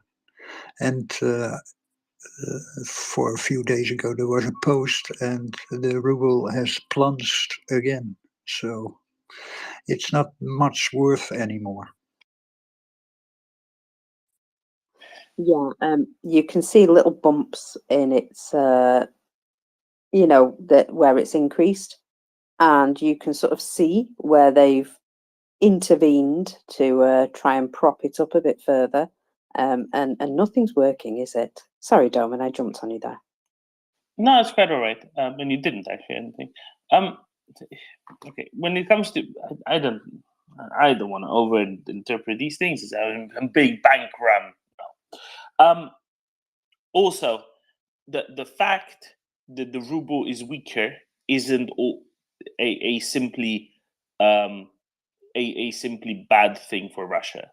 So let's not bite and let's not go down the road of Russian propaganda in the first place, right? The reason why they went and heavily appreciated the ruble last year was because that's one of their one of their little memes, right? It's one of their little trolls, as somebody who sometimes here would say. The absolute value of a currency doesn't actually matter. What matters are relative changes of one to another. It's a little bit more complicated than that, but that's the simple version of it. And frankly, the fact that ruble is losing value might be good for the Russian state. It's bad for certain aspects within the state, but there are winners and there are losers. And it depends to a great degree of how much you export and how much you import. Again, oversimplifying, but if you have a surplus of exports, then frankly, a weaker currency can make your life domestically easier. Russia doesn't import that much stuff that's needed on a daily basis. Things that they want to import, they have bigger problems for anyway, right? Because that's under sanctions. Things that are under sanctions that they want to import, they have a greater problem with the fact that they are under sanctions than with the fact that they might be getting more expensive in ruble terms. For as long as they get more foreign currency in that they're spending anyway, or it's about balance, it doesn't make that much of a difference. Beefeater had a wonderful review a few days ago, and I'll kind of walk you through it just so you get a bit of an idea. So, for example, energy companies, Russia's big energy exporters, effectively benefit from a weaker ruble because they sell their products in foreign currencies, principally dollars, but also others. Some are having trouble because some might have a lot of debt in these foreign currencies. But the crucial point is, and I'll just read this, verbatim: a weaker ruble gives Russia higher export revenues as it receives energy income mostly in foreign currency, while government spending is largely in local currency. Okay, so if you earn $100 million, let's say, if you earn $1 billion, and that $1 billion allows you to spend 60 billion rubles or 90 billion rubles. If it allows you to spend 90 billion rubles, you have less deficit. And for everybody taking a big victory lap, the ruble's collapsing, this is some sort of a fantastic thing. Well, yes and no, because it does show certain deficiencies within the Russian central bank as to how much they can defend their currency, and especially for propaganda value, keep it high, keep it worth a lot. It's not nearly as simple. The other thing that we need to take into account here is that Russia frankly made a mistake last year by with their policy decisions.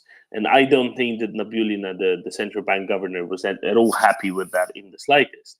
Where they basically said anybody who brings in lots of foreign currency, especially the energy companies, has to go and immediately convert that to rubles. Why? Because that massively appreciated the ruble to levels far beyond even those before the start of the full-scale invasion, right? If you look at a graph, you see that right at the start of the full-scale invasion, the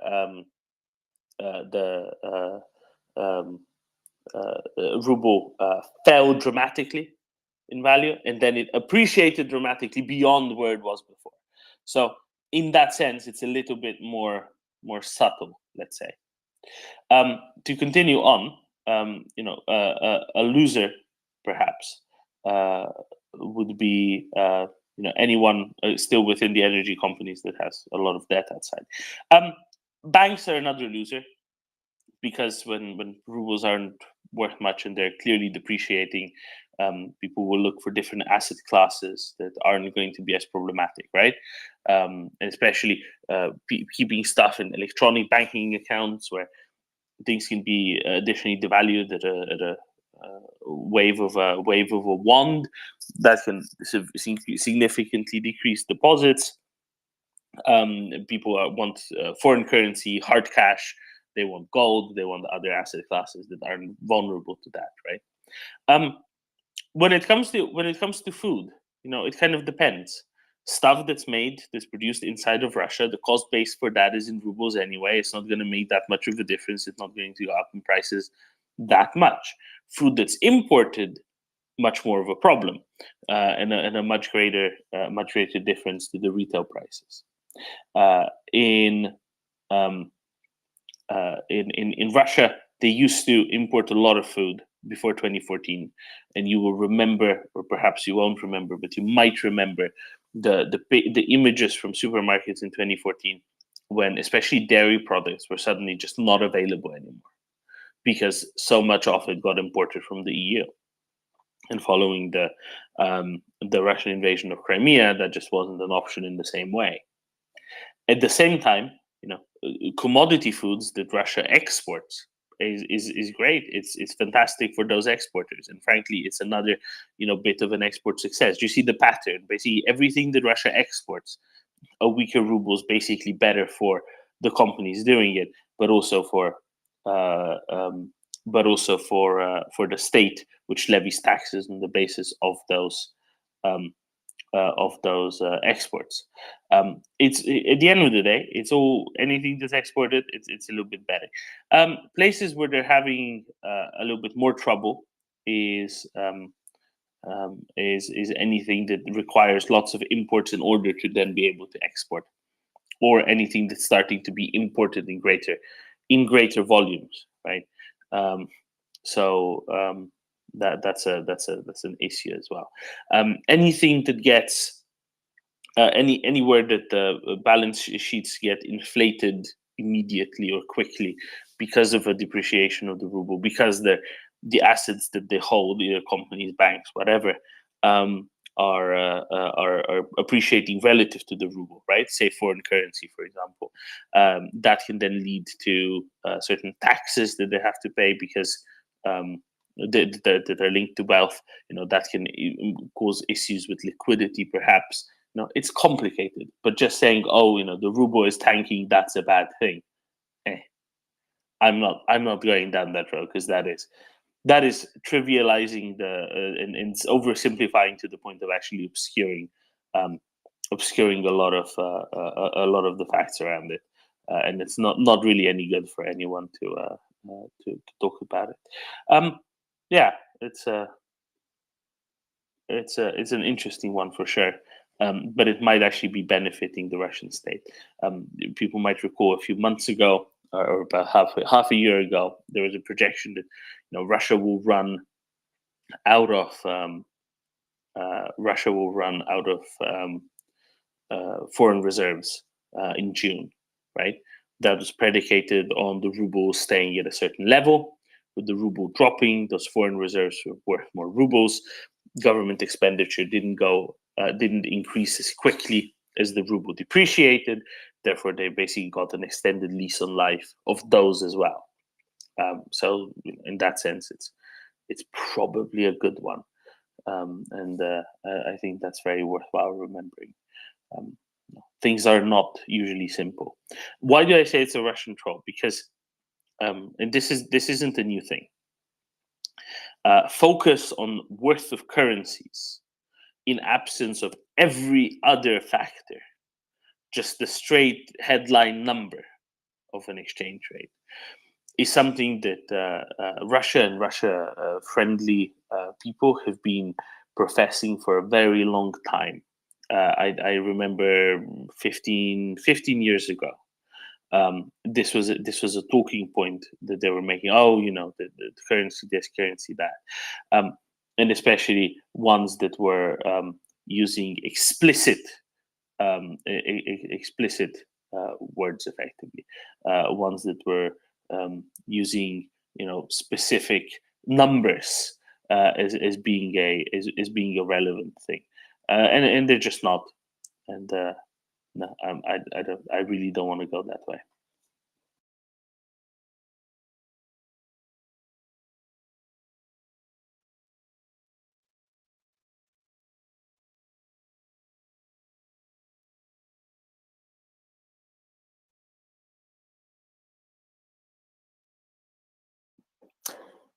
Gentlemen, I have a bit more detail on partisan activity. That there is a huge uptick in the areas, well, sort of between Avdiivka and Marinka, maybe sort of like south of Avdiivka and east of Marinka. There appears to have been a real uptick of partisan activity, and as the line moves back, these partisans are causing chaos in the background, shall we say. And I think that this particular area should be watched quite closely, if we can. Yeah, there's a good report in the Times as well, wasn't it? What was that, on the 1st, 2nd, something like that, of July. So earlier this week would be 3rd. Anyway, and they kind of went through a lot of the little anecdotal stories of partisan activity, right? It wasn't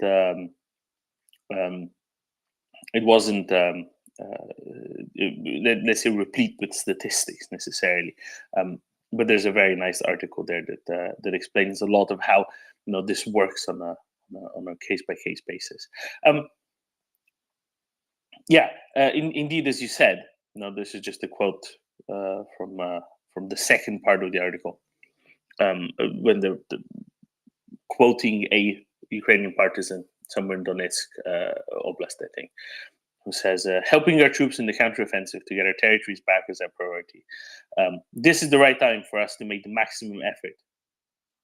We are trying to inflict maximum damage on the enemy to make life easier for the guys at the front.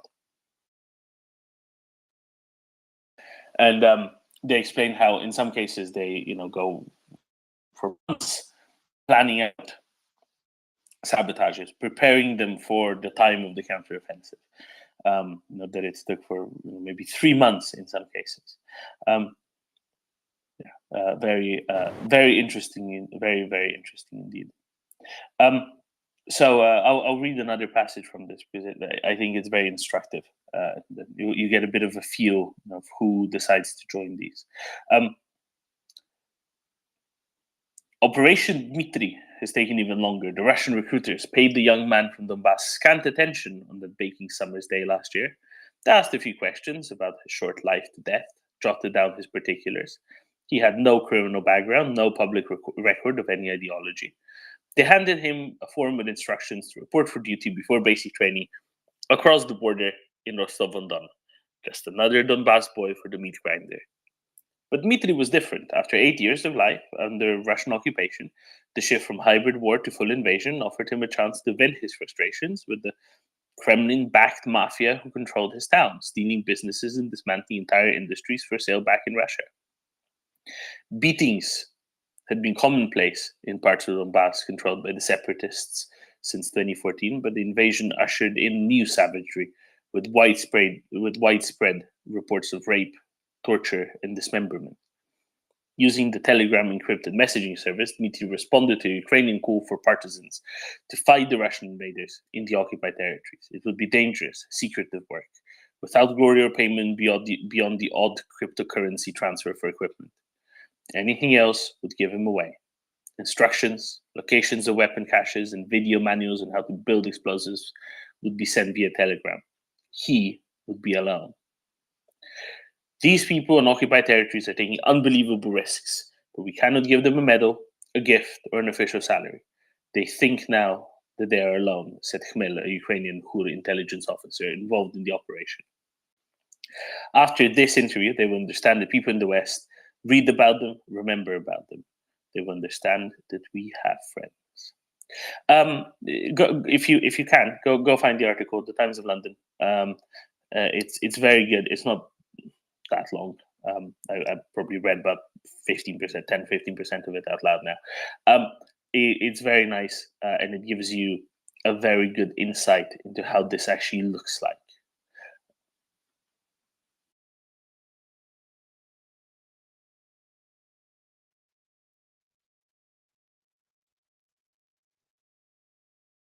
Thank you. I really enjoyed that.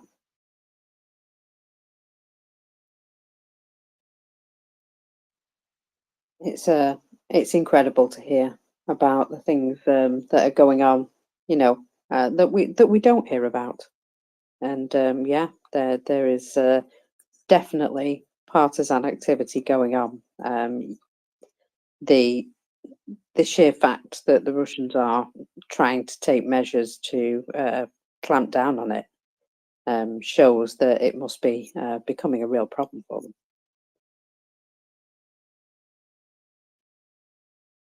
Oh, for sure. And with the way that Russia is acting in the occupied territories, like that, I believe, 12-year-old girl who was kidnapped in Mariupol by Russian soldiers and then found dead some days later. No additional comment, I think, was provided on what they had, committed in the interim. The more they do that as well, the more people will say, now if I don't do it now, when will I? The more people in occupied territories who had not yet been deported to somewhere deep inside Russia.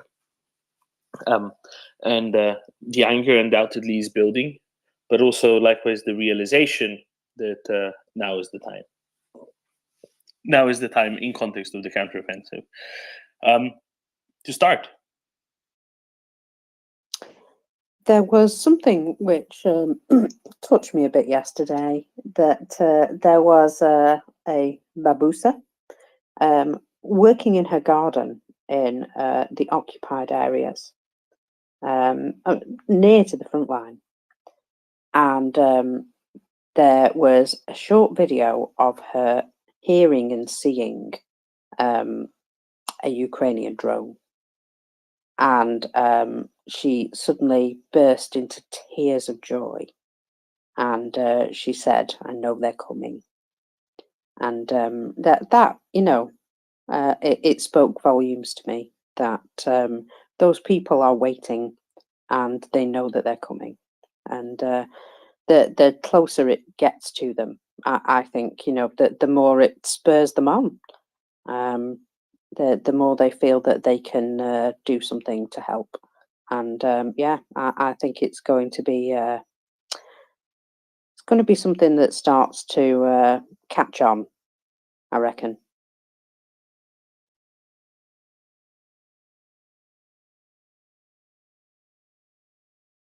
Oh, undoubtedly. Anyway, folks, I'm going to pop off and leave you with the lovely Ming the Merciless fella. Enjoy a couple of hours, and I'll be back later.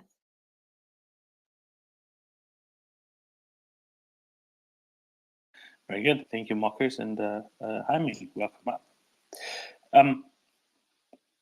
Ming, quick kind of direct question. Any updates on that whole Irish-based Russian-owned leasing company thing? Not at the moment, Dem. I haven't. It's sort of basically summer holidays here in Ireland, and the court's closed for the summer. So I haven't seen anything recently. I can go and do a quick check, see if anything's been going on, but I'm not aware of anything in the last at least 10 days or so. Nothing other than some livery issues. Yeah. So I was wondering about that. So we talked about this maybe 6 weeks ago. A couple of 737-900s that GTLK. Now GTLK is the Irish subsidiary of the State Transport Leasing Company of Russia, and had some relatively young 737-900s on lease to the Indonesian operator Lion Air. These were 4-year-old aircraft. Obviously, Lion Air had some problem with the lease, maybe making payments or something. Not on their side, because they're a pretty good airline and fairly liquid, but because of the sanctions that GTLK is subject to. So they agreed to return the aircraft. And interestingly, when that happened, the aircraft suddenly became subject of a big bidding war amongst both Russian airlines and I think Belarus's Belair. We're all bidding to have the aircraft in their fleet lease from GTLK. And I think the initial front runner was S7, but then the big boy on the block entered the bidding war, Aeroflot, and took the aircraft to send them to their subsidiary Russia Airlines. Now, Russia has actually taken delivery of these aircraft, but a bit of a hiccup. Because of sanctions, they can't paint the aircraft in their own colors. Now, just so you know, bit of background info, if you lease an aircraft as an airline, there's a whole big chunk of the lease that's called the return conditions. And these are the conditions that you agree to give the aircraft back in when you give it back. And typically, the interior has to be clean and ready for immediate use. And the exterior has to be white, right? So you have to take off all your livery, airline livery, off the aircraft and just return the aircraft in white paint. So this is the condition that the aircraft was returned in. Other than the engine nacelles stayed in Lion Air's colors. I don't know why that particularly was, but anyway, they obviously weren't very fussed about that. And Russia, having received these aircraft, said, "Oh, great! Well, let's go and paint it in our colors now." But it turned out they couldn't because aircraft paint is subject to sanctions. So instead, what they've done is they stuck a little Russia Airlines on the front, a little decal, and they stuck a decal on the tail, which is vaguely the Russia livery, but the rest of the plane's just white with these, I think, orange Lion Air engines, and off they go. They're now operating the aircraft. Now, in fairness to Russia, this isn't uncommon amongst airlines, particularly if you're only going to have the aircraft for a relatively short period of time, because going through the expense of putting on a full livery on the outside of the aircraft doesn't necessarily make sense. And the Aviator China report that came up with this news states that that the idea was that Russia should only operate the aircraft for a few months, and then they're going to go to Aeroflot. Now that might well be the case, in which case they've saved a bit of money on repainting the aircraft. But why would they then bring up the issue of sanctions and paint? Is the question in my mind.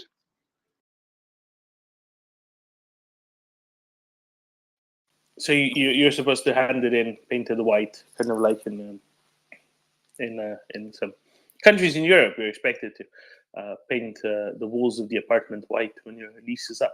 Correct, except that you can't just sort of slap white paint on top of whatever was there before, because keep in mind, paint is heavy, right? White. So you've got to strip it down to the underlying white paint, as opposed to just slap a dash of, a coat of white paint on top of whatever you had underneath.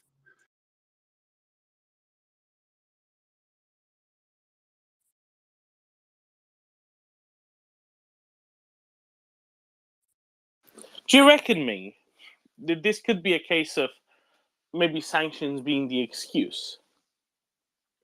Because what it makes it look like to me is that they were desperate for airfreight.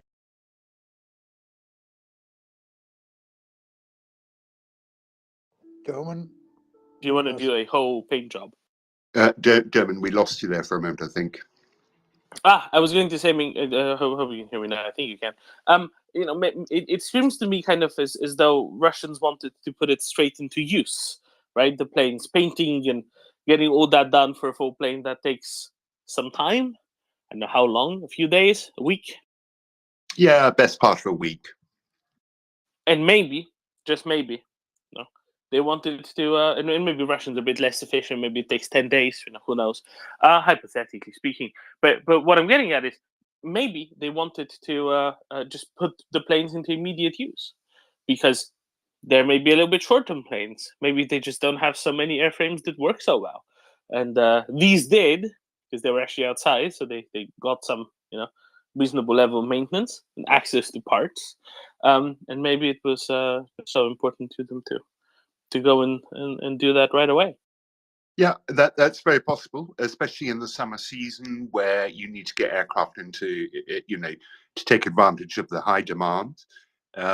So yeah, no, that's a completely plausible explanation, Derman.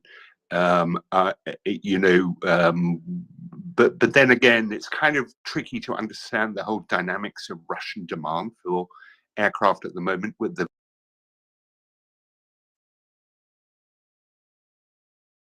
And now we lost Ming.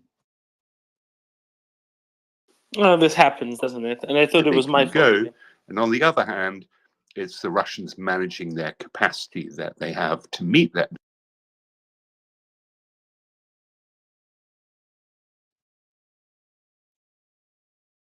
And he's gone again.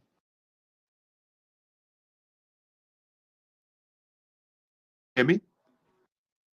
We do now again. You were here, and then you left, and then you were back again, and then you left again. Am I working okay now? Yeah, I think so. Carry on. Yeah. So difficult to understand the demand patterns.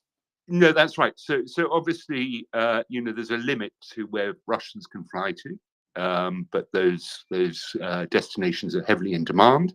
But meanwhile, on the supply side, the limitations aren't just how many aircraft the Russians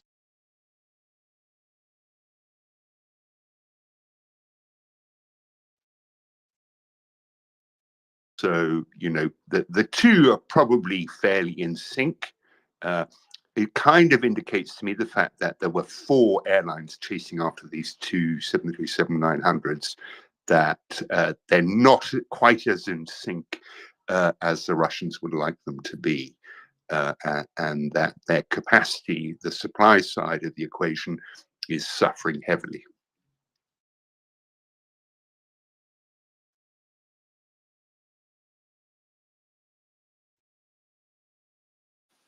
Yeah, exactly, right. That's where I think that's actually a possibility. Speaking of new routes, I didn't know this, but I don't know if you were listening earlier when Geek Republic was up. Georgian Airways started a new destination. And where are they flying to, Dermot? Are they? Do you want to guess? Let me guess. Well, one of the Moscow airports.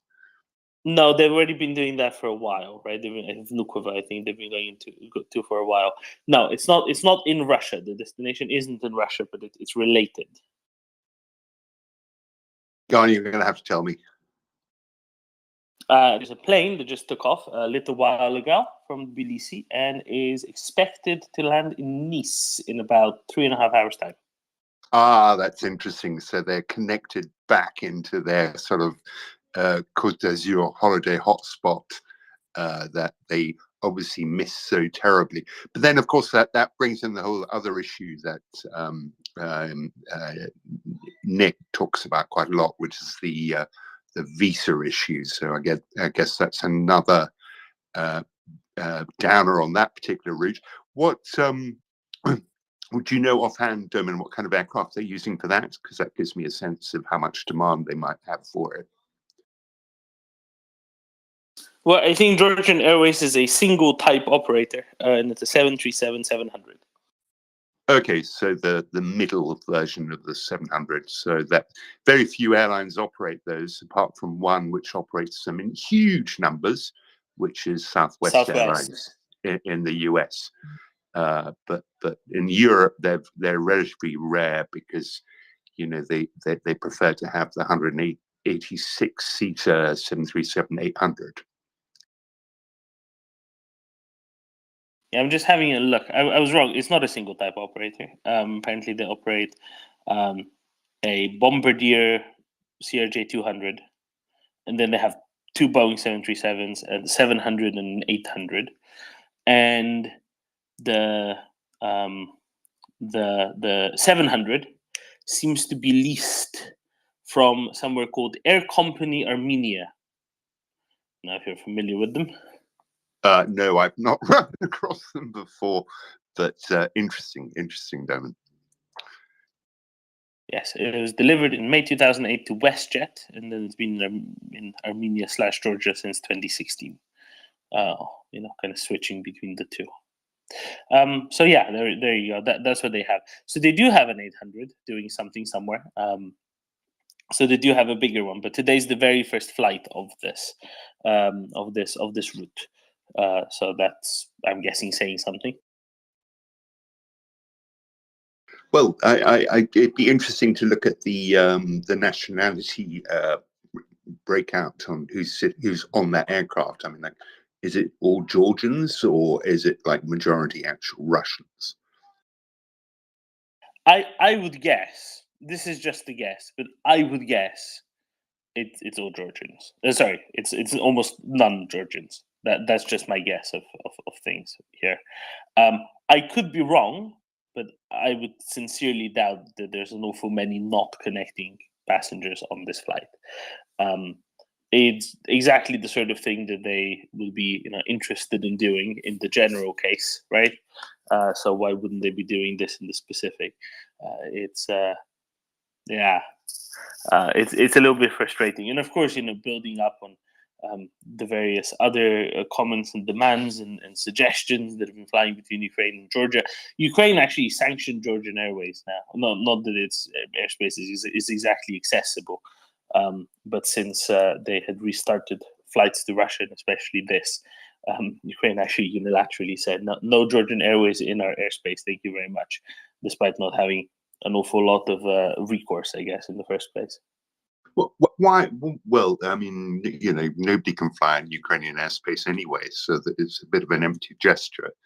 But why have they done that? I mean, I know that you know, the Georgian government isn't all that they might hope, but you know, they're fellow victims of the you know, Russian bear.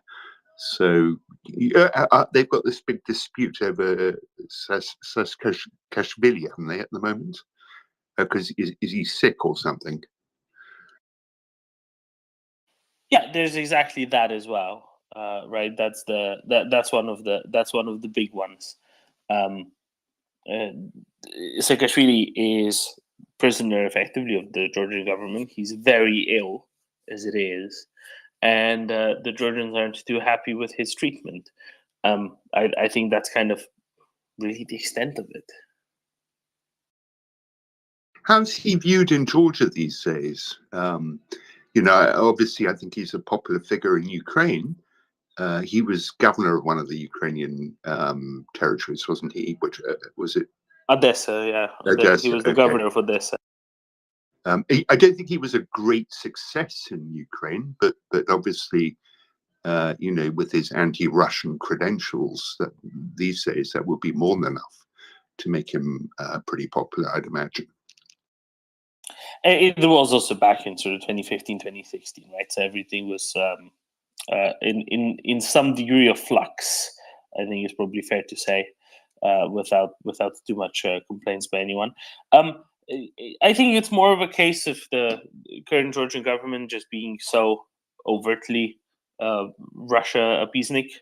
And I think that's probably the chief thing that frustrates Ukrainians, and then Saakashvili is but an expression of that in other ways and in other terms, right? Just a guess. I could be wrong, but just a guess. Well, there's only so much mileage you can get out of being a Russian appeaser, especially somewhere like Georgia, where the vast majority of the population will completely reject that position. I mean, I can see how. I mean, that's a pretty extreme position to take if you're going to be the government of Georgia. The government of Georgia, absolutely right, and that's why it's so odd. And it's so odd that the Georgian Dream, you know, got elected quite consistently the last few times. And as dear Alex Kateri likes to say, it's not so much a Georgian dream as it is a Russian dream. So we think there's some other shenanigans going on here, Hungarian style. Would that be a fair assumption, Doman? Not even necessarily. It could be, you know, a simple thing that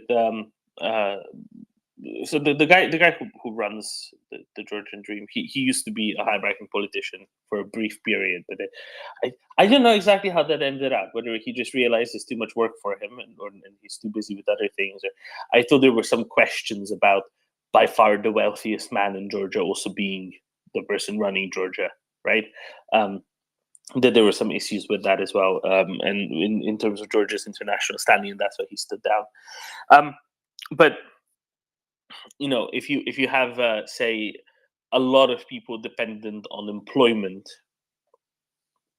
to somebody running for high office, then they might be minded to maybe vote for them just in case. And in a small country like Georgia, when somebody is so extraordinarily woven into most bits of the economy, that can have that exacerbating effect. I'm not saying that everybody voted for him because of that, right? But it's presumably why he could have turned a 60-40 into a 40-60. So he's this guy in Georgia, the Georgian Dream guy. Sorry, what's his name, Jim? Tina Ivanishvili, I believe. He's a sort of Plahotniuk type figure, is he, in Georgia, but maybe not as criminal as Plahotniuk was in Moldova. Well, it's difficult to tell, exactly how he is, but there is very little question that much of the finances are in some way trackable, traceable to the Kremlin, right? You don't get in a position like that without some degree of Kremlin involvement. That's more or less the consensus. Yeah, that seems a fair assessment to me. Yeah, no, and I believe he was also, he had a number of businesses in Russia as well. Is that right? Oh, absolutely. Yeah, 100%. No, and he basically, the platform that was presented to some degree is a quote realist unquote one of but what can we do, best accepted, make the best out of it, so on. And of course the many Georgians, such as those fighting in Ukraine for Ukraine, by extension also fighting for Georgia, are fighting in Ukraine because they're not allowed to fight in Georgia, right? That I don't think that's to be forgotten either. And with the government kind of playing with their status and saying, even as far as, those could be having trouble when they return to Georgia. That's not playing well with a good chunk of the population, but nevertheless, the protests a few months ago didn't exactly go an awfully long way. Johannes, morning. Yeah, I just regarding Saakashvili, I just wondered. I mean, he was in 2018. He was sentenced to 6 years, so he should actually come out fairly soon. Just if all was going according to the law. I mean, if the Georgian government wouldn't find another pretext to keep him in prison. So I mean, of course, the question is if he lives that long. I mean, to see his release, but it should be inside. Regarding Ivanishvili, I wonder. I mean, it's not just whether he made his fortune through criminal means or not. It is known that he made his fortune in Russia. So that's, I think that's not just a rumor. That's just a fact. I just saw the last parliamentary elections in Georgia were like in 2020. So the next ones, should that be in 2024? And I just wonder, I mean, so that would also be fairly soon. And I just wonder whether we would see changes this time, because I mean, the Georgians have always protested a lot, but I think this time the landscape has so drastically changed since the last election. So we might also see a change here. Yeah, thanks. So the election, I think, is scheduled for autumn next year. Indeed, the election is scheduled for right around the same time as finally we might get a new NATO Secretary General. Not that I have a problem with Stoltenberg's been doing an okay job, not in that sense, but just that after the now second extension, the two timelines are aligning well. I think that the Georgian election will be a prime example of what happens in Ukraine over the next 12 months, next 14, 15 months, having an immense impact somewhere else. And I think that,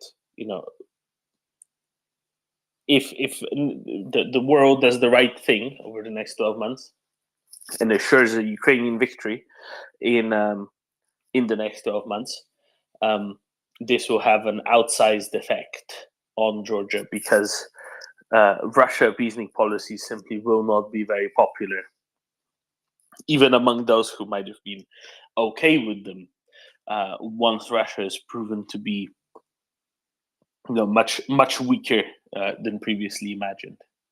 And especially since there's a statement from the chairman of the Georgian Dream Party yesterday, 3 days ago maybe, saying something along the lines of, we expect the EU to afford us candidate status in December. I clearly don't think they should, but especially because the Georgian Dream has been actually reversing progress over the years, right? Progress had been made. It was by no means perfect. It was by no means complete, but progress had been made. And Georgia, the Georgian government under this party has been actually genuinely reversing it quite a bit in recent years. So in that context, I do think that if Russia is seen as weak and the Georgian Dream is seen as preventing Georgian progress towards the EU, I don't think that's going to exactly play well with the electorate.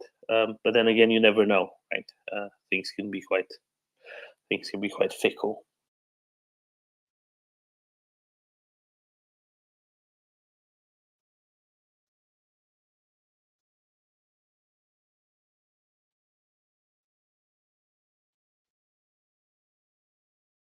And around the same time, I guess Saakashvili should be released if they're If playing he by the survives. rules. Yeah, sure. That's true. Yeah. But do we know what his condition is, Dermot? What he's suffering from? I don't think anybody knows exactly. He's not allowed to have a proper medical examination. That's a real problem. That he's very clearly very ill. He's clearly emaciated, very considerably. He's lost a very large amount of his weight, and so that none of that is really under question.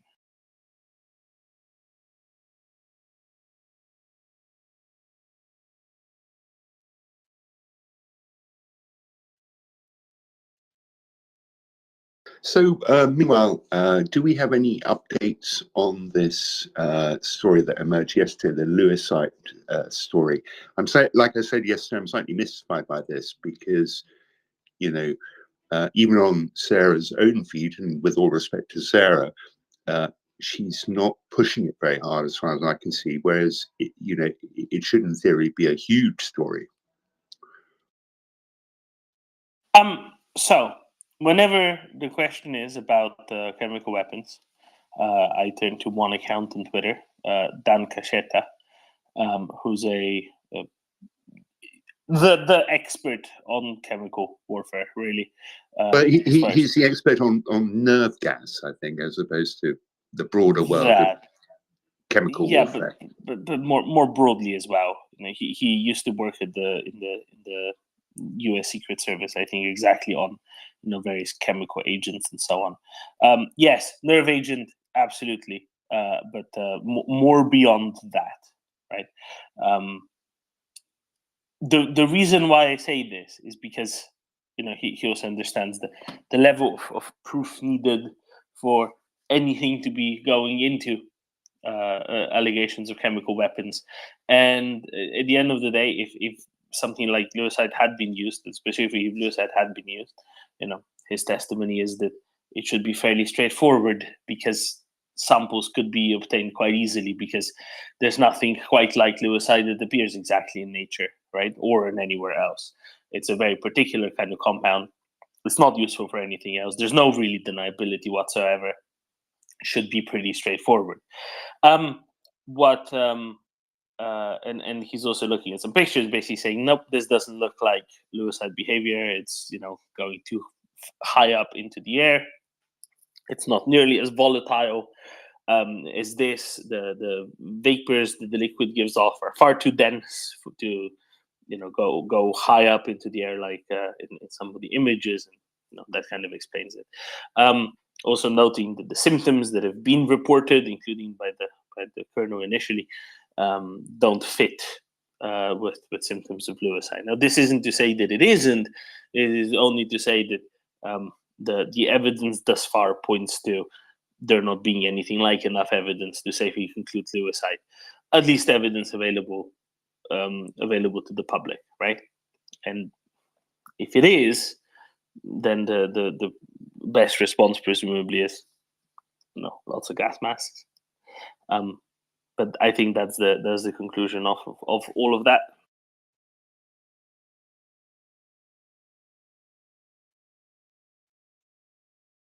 For now, anyway. Yeah, so basically we're in wait and see mode on that one. Yeah, I think the way that to put it thus far is that a colonel in the Ukrainian armed forces on location or near location said that Lewisite was used, and then the next step is to get samples, get it tested, make sure that it actually is Lewisite. I don't know what follows, though, whether it is or it isn't. We have seen previous cases, Russia using poison gases in warfare.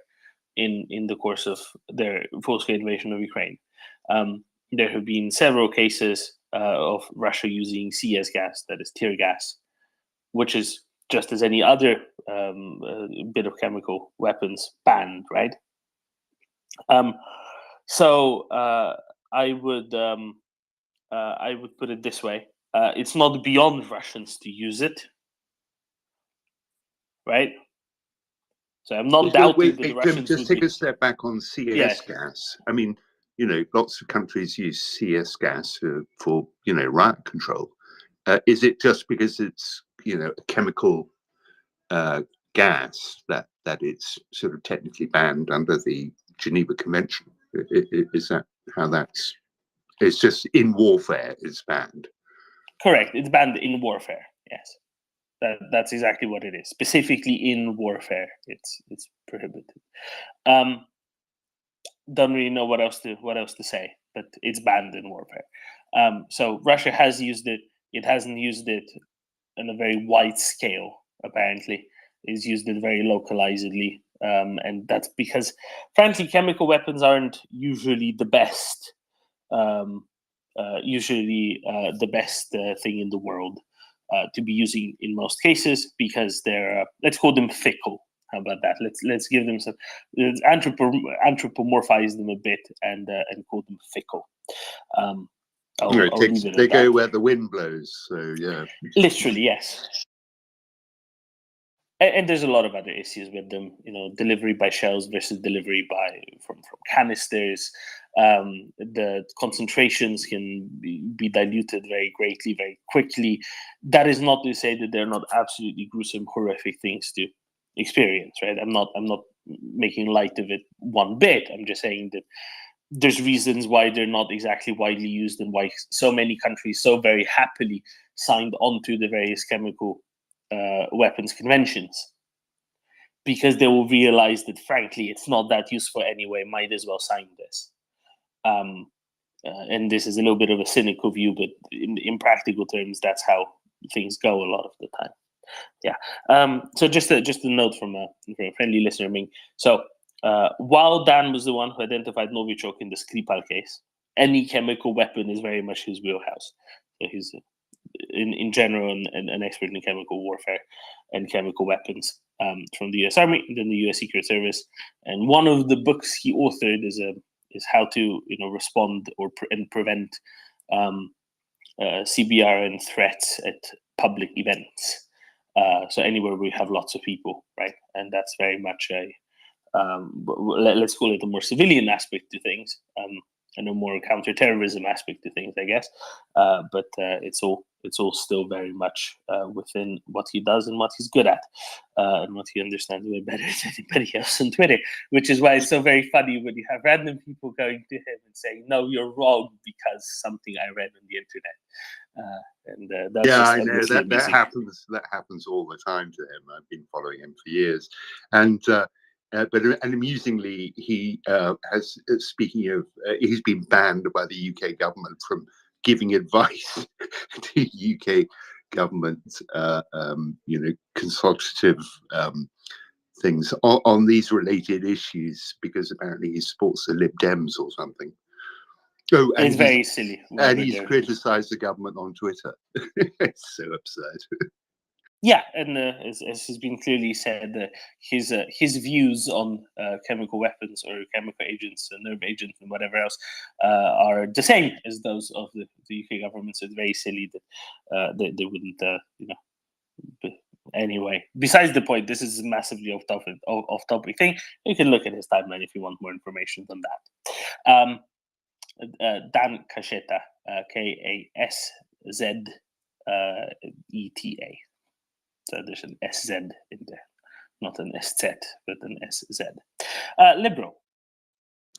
Hey, good evening or good morning where you are, Domen. Have you seen a recent report that in Klishchiivka, a Russian mill blogger by the name of Alexander Slatkov claims that Russian forces have left Klishchiivka? And if so, that would give the Ukrainians fire control over most of Bakhmut. And then in the south, there was another town that was liberated. Yeah, I'll tell you right now. Sorry. Do you want me? Priyutny. Yeah, Priyutny, yeah. Yeah, south of Rivnopil is liberated. Now, we don't know this to be true, but I guess what I want to put forward is that, there's so much talk about, the counteroffensive is not going fast enough. They're not liberating enough land, but they're slowly making progress. And there was a term that I came across, asymmetrical gradual attrition, that the Ukrainians are using. So they're not attacking head on, but what they're trying to do is they're trying to essentially minimize their losses while maximizing attrition on the Russian side, be it equipment, armor, soldiers, etc. I don't think we hear enough about that. We just hear that, there's some kind of a stalemate, or the Ukrainians are not making enough progress. In the Western lens of counteroffensives, but they're only using 4 brigades to probe and attack, and I think they have, and correct me if I'm wrong, at least 25 brigades that are still training. So I wanted your perspective on that, because you're very enlightened, and I trust your opinion. Are you feeling good about what we're seeing right now? Because I get tired of seeing posts that suggest otherwise. I don't agree with them. This is a war of attrition on some level. It's very conventional. And the Ukrainians are fighting with everything in the kitchen sink that they can use, that we're willing to give them.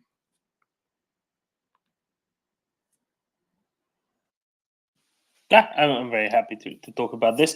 So I've seen the report from Slatkov about 3 minutes before you brought it up. So good timing on my part and yours. I wouldn't say about fire control over Bakhmut. I mean, Bakhmut is right on the front line from a chunk of it, right? It's obviously well within conventional artillery range for Ukrainians. I don't think that was ever a question. I think by Russians abandoning Klishchivka, if this is indeed true, and Ukrainians moving in, because I think it's a slightly higher ground, if I remember correctly. I might be wrong. Let me check a map real quick. No, they have a topographical advantage. It's higher ground. Exactly, that's what I meant, right? It's slightly higher ground than Bakhmut is. It allows for certain direct fire, lines of direct fire, not as opposed to indirect fire, which is always good, right? And frankly, just liberating more Ukrainian territory is always good, and I'm looking very much forward to the update that will say likewise. By Deep State, for example, right? I like Deep State because they're kind of behind the curve, and when they say it, it's definitely true. And this isn't just a transitory state or a transition state of some sorts, but it really is really for sure. So that's the reason why I quite like that. So there's that, and with the rest of it, I absolutely agree, Libro. So in the first 4 days of July, I'll tell you this: in the entire month of May, Ukraine destroyed 553 Russian artillery pieces. That was a new record because from October last year it was 333. So from October last year, the record was set at 333. That record was beaten in May at 553. In June, the record was beaten again at 688. In the first 4 days of July, remember that is basically just over 1/8 of July, how many artillery pieces do you think Ukrainians have destroyed of the Russians?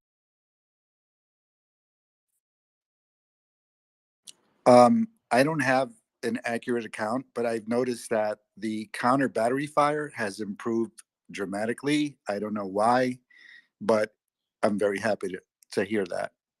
126. in the first 4 days of July. That's a pace that's just a hair under 1,000 for the month of July. If this would be, done over the whole month, obviously it won't be quite like that for the whole month, but there's a good chance that if anything like this rate is continued, that a new record will be set for a third month in a row. Russian military, someone described it as an artillery army. Somebody else then came to me and said, no, that someone else, I forget who it was, called it a artillery and railway army, right? Which I think kind of covers just about everything that they really crucially depend on. If Russian artillery is sufficiently depleted, that makes a big difference. If Russian engineering equipment, electronic warfare equipment, distance mine laying equipment is sufficiently depleted, that makes a huge difference, right? So Ukrainians going after those makes excellent, terrific sense. 4 days ago, on the 1st of July, I kind of went around and made a list of things that are far behind Russian lines. And in basically all of those categories, artillery, rocket artillery, air defenses, special equipment, logistics equipment, either new records were set in the month of June, or at the very least, new records in terms of getting them at long distances were set. So, for example, logistics equipment, trucks, cars, and so on, right? In June, it was 555, which wasn't quite the record. It was the second highest ever number. The highest ever number was in March 2022 at 865. The thing is, in March 2022, Russians were conducting mobile operations, right? They were going down roads, and a lot of those got interdicted from the side by light infantry units, or they got interdicted by mines or whatever else. And it's just a very different kind of indicator. The point of the indicator this past month, or these past few months, is Ukraine hasn't been destroying Russian trucks or Russian howitzers at point blank range. They've been destroying them with artillery at long range, right? And therefore, when those are getting destroyed, is now in a very different kind of sense. But it does say something about not just the range of the artillery, but like you said, Liberal, counter battery fire. What does that require? Not necessarily counter battery fire, even, right? But anything that requires some sort of a detection, reconnaissance, followed by targeting, developing a firing solution, and then actually adopting it and hitting the still stationary target somewhere, right? And for that, you need to be very good. You need to have eyes in the air, because otherwise you can't see where the artillery pieces are, right? Counter battery radar does something. It doesn't do everything. It doesn't tell you if the howitzer has since moved, for example, right? That for that you need drones. So coupling radars with drones is very important. Radars tell you where an event happened. Drones can tell you whether the howitzer is still where it's shot from. So that's the start of it, right? Then you want to make sure that you get to avoid Russian jamming equipment, right? A lot of Russian jammers have been destroyed starting in sort of February or March this year. How many? Who knows exactly? But quite a number.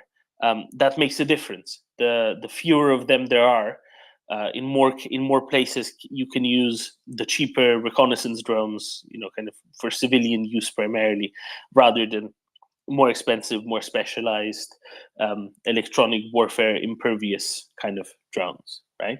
So that's another thing that makes a difference. Another thing that really matters. And I think that all of these things are going hand in hand. As months went on, more Russian jammers got destroyed, the more eyes Ukrainians have on what the Russians are doing. And also, some of it is just straight practice and skill, right?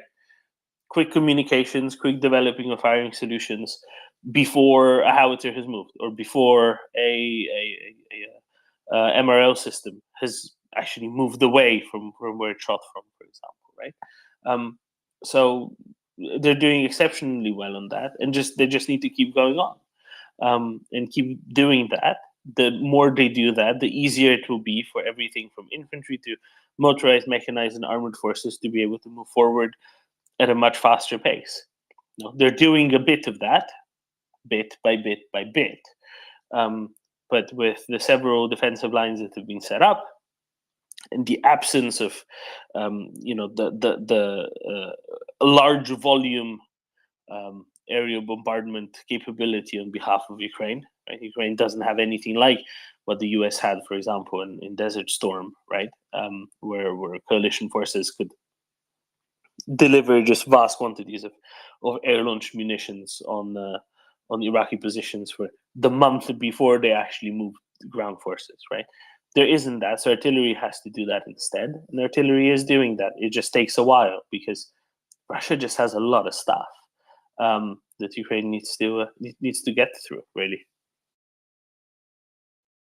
was there something else that I missed, Libro? Because I frankly don't remember the details of the question. If you have more, I'm very very very happy to address. No, Domin, you were very thorough. There are reports of Russian bombers taking off maybe 9 minutes ago from the Caspian Sea, and some launches towards Ukraine. I don't know if you've seen that.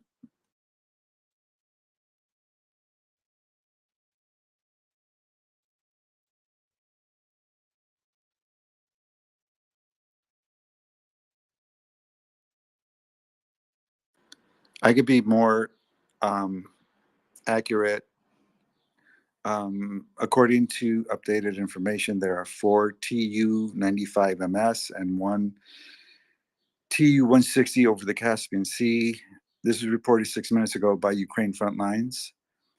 They took off from the Engels airfield of the Saratov region, Russia. There are reports of missile launches by, and then I guess they give the aircraft signature 36413 and Tu-160 and 8731.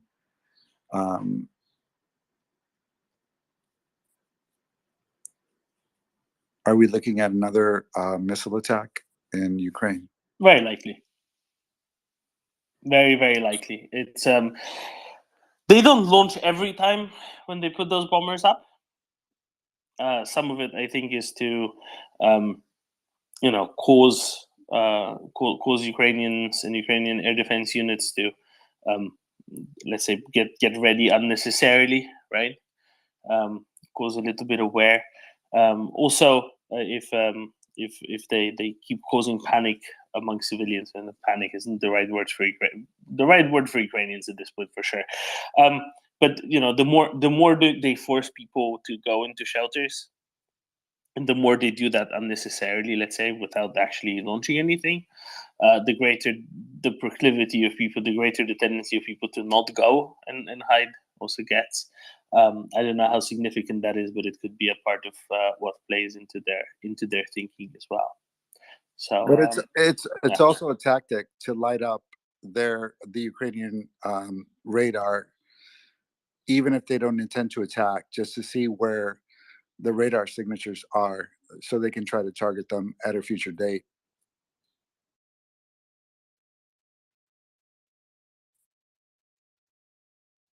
Indeed, they can, right?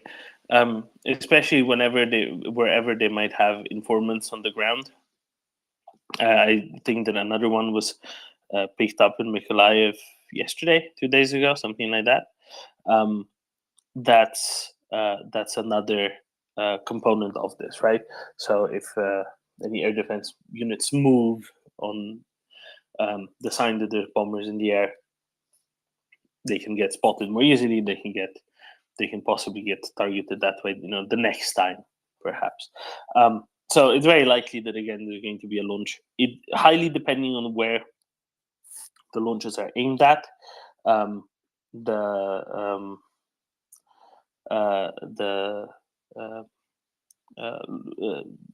Results might be more or less successful for the Russians, I guess. You can put it that way.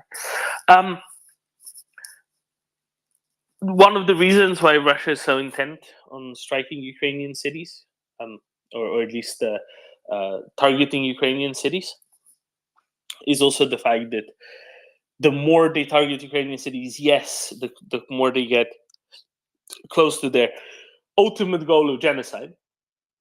The other component, of course, is changing Ukrainian behaviors as to air defenses, right?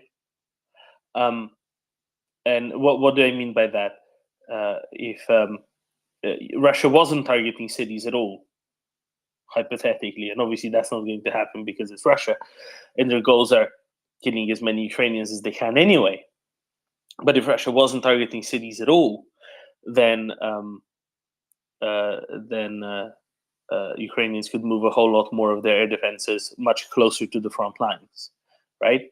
And they would be far better covering the front lines against Russian tactical aviation, their helicopters and close air support bombers. But because Russia is hitting cities, a lot of the air defense systems need to stay near or in cities to be able to defend the civilian populations against these. And then sections of the front are less well thoroughly covered than they would be otherwise. So for Russia, this is very much a war aim, and pursuing some of their not just war but also genocide goals to be going after the cities.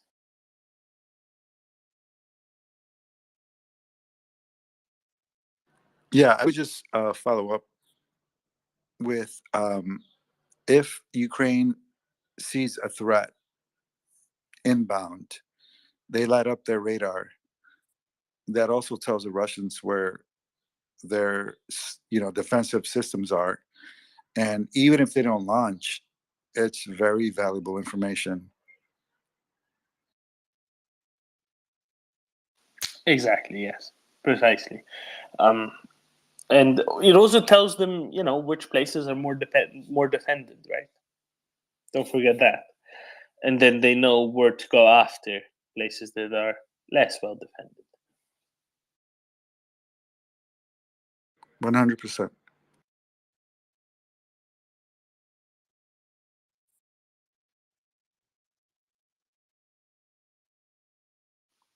Now, main question for you. So this is to lead into a point, of course. This isn't on it completely on the face of things. Where has President Zelensky traveled since he took since Russia, not since he took office, but since Russia launched the full-scale invasion of Ukraine? Right. His last trip before February 24th, 2022, was to the Munich Security Forum in just days beforehand, and then he didn't go anywhere for a long time. Right. No, that's right. And the place he goes to most frequently is Poland. Now, only you, Damon, could pronounce the name of the place there. What is it? Rezhov or something? Rzeszów. Rzeszów, whatever it is. But obviously, because that's his exit point to wherever it is he goes to.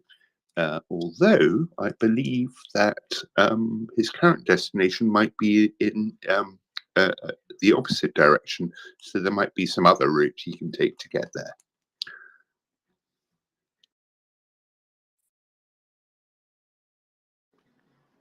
Is that I gave right? you I sent you a phonetic one that you will find maybe a little bit easier. Oh, helpfully in Russian. Yes, Damon, that's really going to help.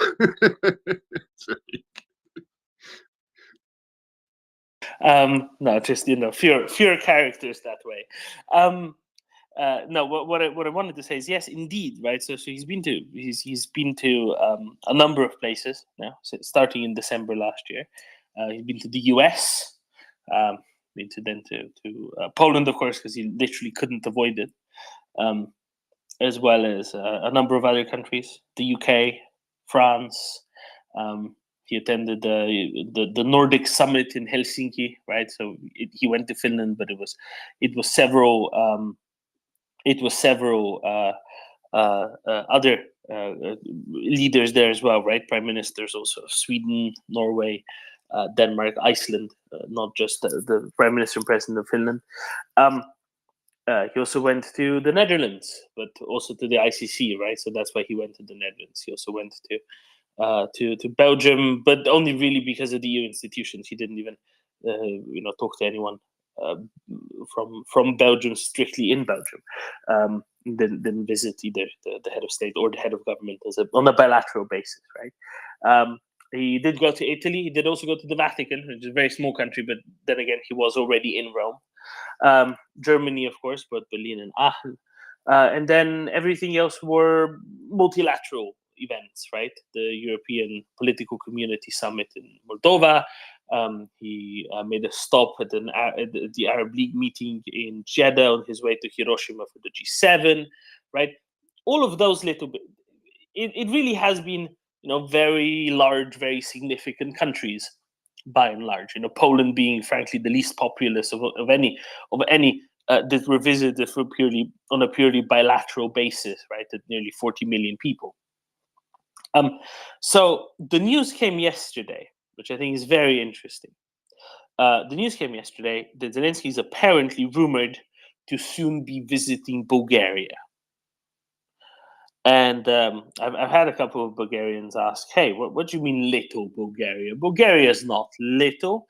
And yes, I get the point. It's not a small country per se, but no, it's not a large country either. Bulgaria has 7 million people, give or take. It's a relatively small economy, very much on the periphery of Europe. Doesn't tend to exactly punch very much above its weight in international. In terms of international relations either. However, despite that, and despite some domestic issues in Bulgaria, you don't have 5 elections in the course of just under 2 years on accident, right? You don't end up with 5 parliamentary elections in 2 years because your political affairs are necessarily in the best of orders, right? Do you reckon that's fair to say? Yeah, no, I think that's fair enough. There's something else about Bulgaria, though, that anybody with a Black Sea coastline is going to be a really important strategic partner for Ukraine, irrespective of how big their economy or their population is. So I think that's another good reason for Zelensky to go there. Oh, 100%. But I still think that's only but a small bit of the reason. I think the big reason has to do with Bulgaria's past, frankly. Bulgaria had a very specific role in the Warsaw Pact.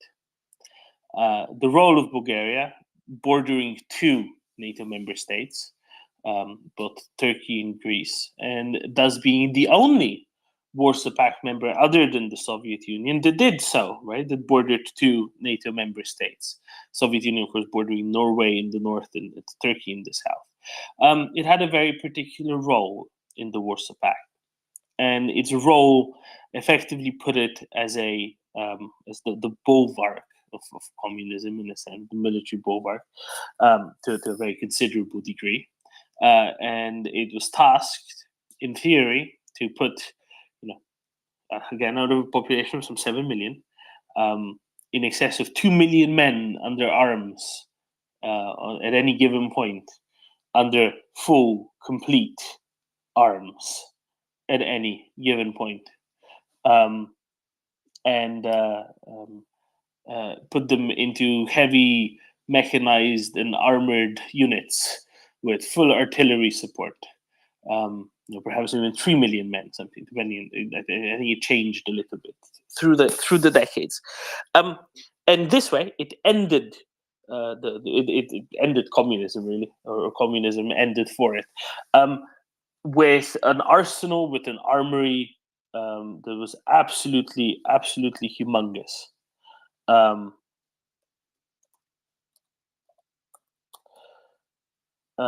With an arsenal and an armory that was absolutely truly huge, right?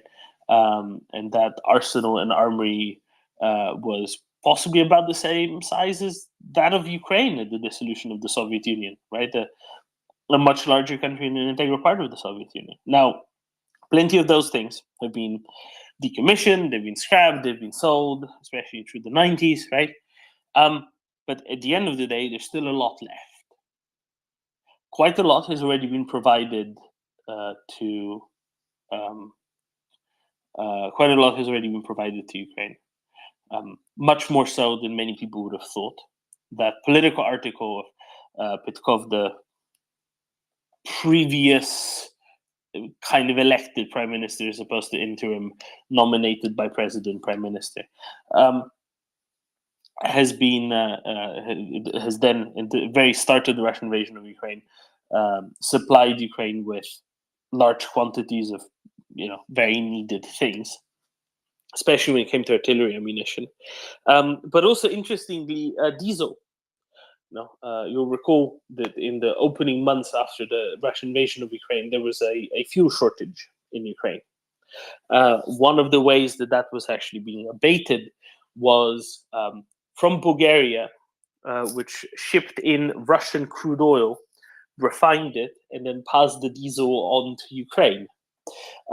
Quite almost ironically so, but very well done. Very truly excellently done. And I'll really just leave it at that. But I think it's always a very interesting thing to consider. Now, I don't think that if Zelensky goes to Bulgaria, he'll only go to Bulgaria, right? I think he'll probably be a part of a larger trip, perhaps going to Romania, going to Bulgaria, or going to Greece, something along those lines, maybe Turkey, who knows? But it's definitely one that's kind of surprising to many, judging by his tendencies for travel previously. Only multilateral events, and then some of just the largest countries, effectively, G7 countries, plus various hosts of multilateral events or very serious institutions, right? Very relevant ones to Ukraine under the circumstances of that.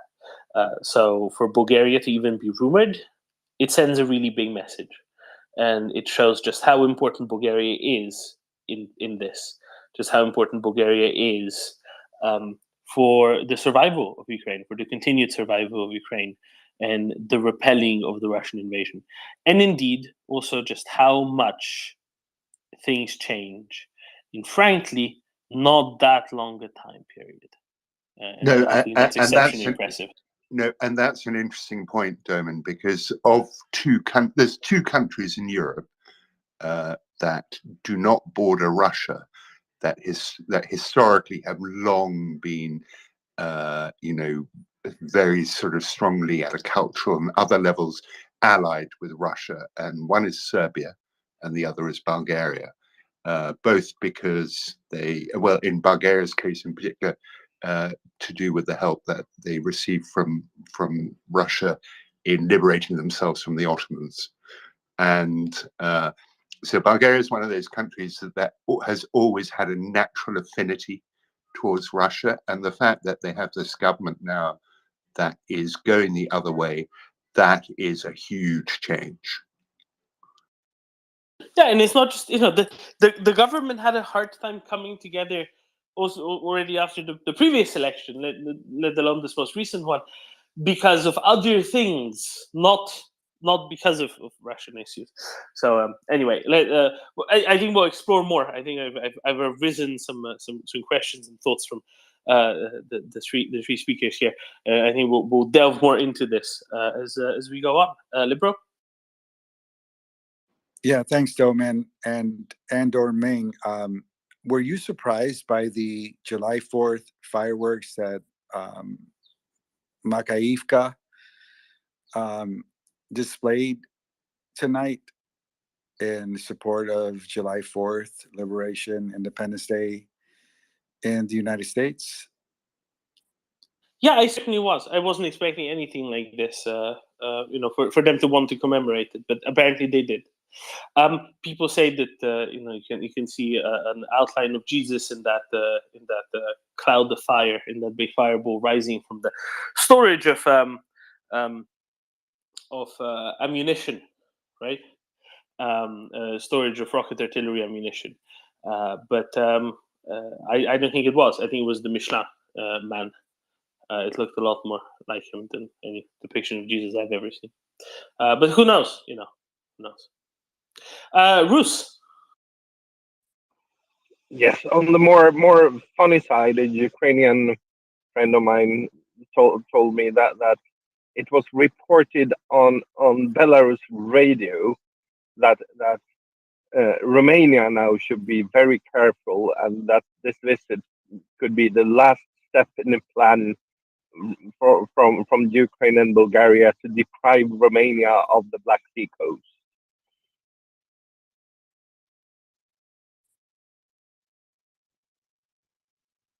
Yeah, because what Bulgaria will push to the natural border, which is the Danube, instead of letting Romania have some of these parts on the right bank of the Danube. Yeah, sure. I'm sure that And it's all a big swamp. I've been there. It's a beautiful swamp, but it's just a swamp. not all of it. Like Constanza is a serious port. Yeah, that's correct. And Tulsa is a Russian cheap as holiday town. But yes, it's not easy to take that away from them. Actually. You know what? I'll put it this way. I think that Romania is going to keep its access to the sea, and I also think that Belarus better mind what its ministers are doing, because the second one in 8-9 months mysteriously passed away all of a sudden. Yes, well, they had a good laugh in Ukraine about it anyway. But I've been to Bulgaria quite a few times the last 20 years, and it's both politically and like economic and it's been a slow but steady move to the west. And I can say that from my own experience. And we're going back there this summer now for a conference, so I can report on how how things feels now when we're there in a month. Excellent. Please do. That'll be quite interesting. Luca, good morning. Yeah, night. Yeah, like I was already half asleep, but then yeah, thank you. This Bulgaria topic, yeah, I think you kind of already addressed it. Like in the follow-up question, that there seemed to have been a realignment of Bulgarian politics away from Russia, and then yeah, of course they had these big ammo depots. In fact, I think there were those suspected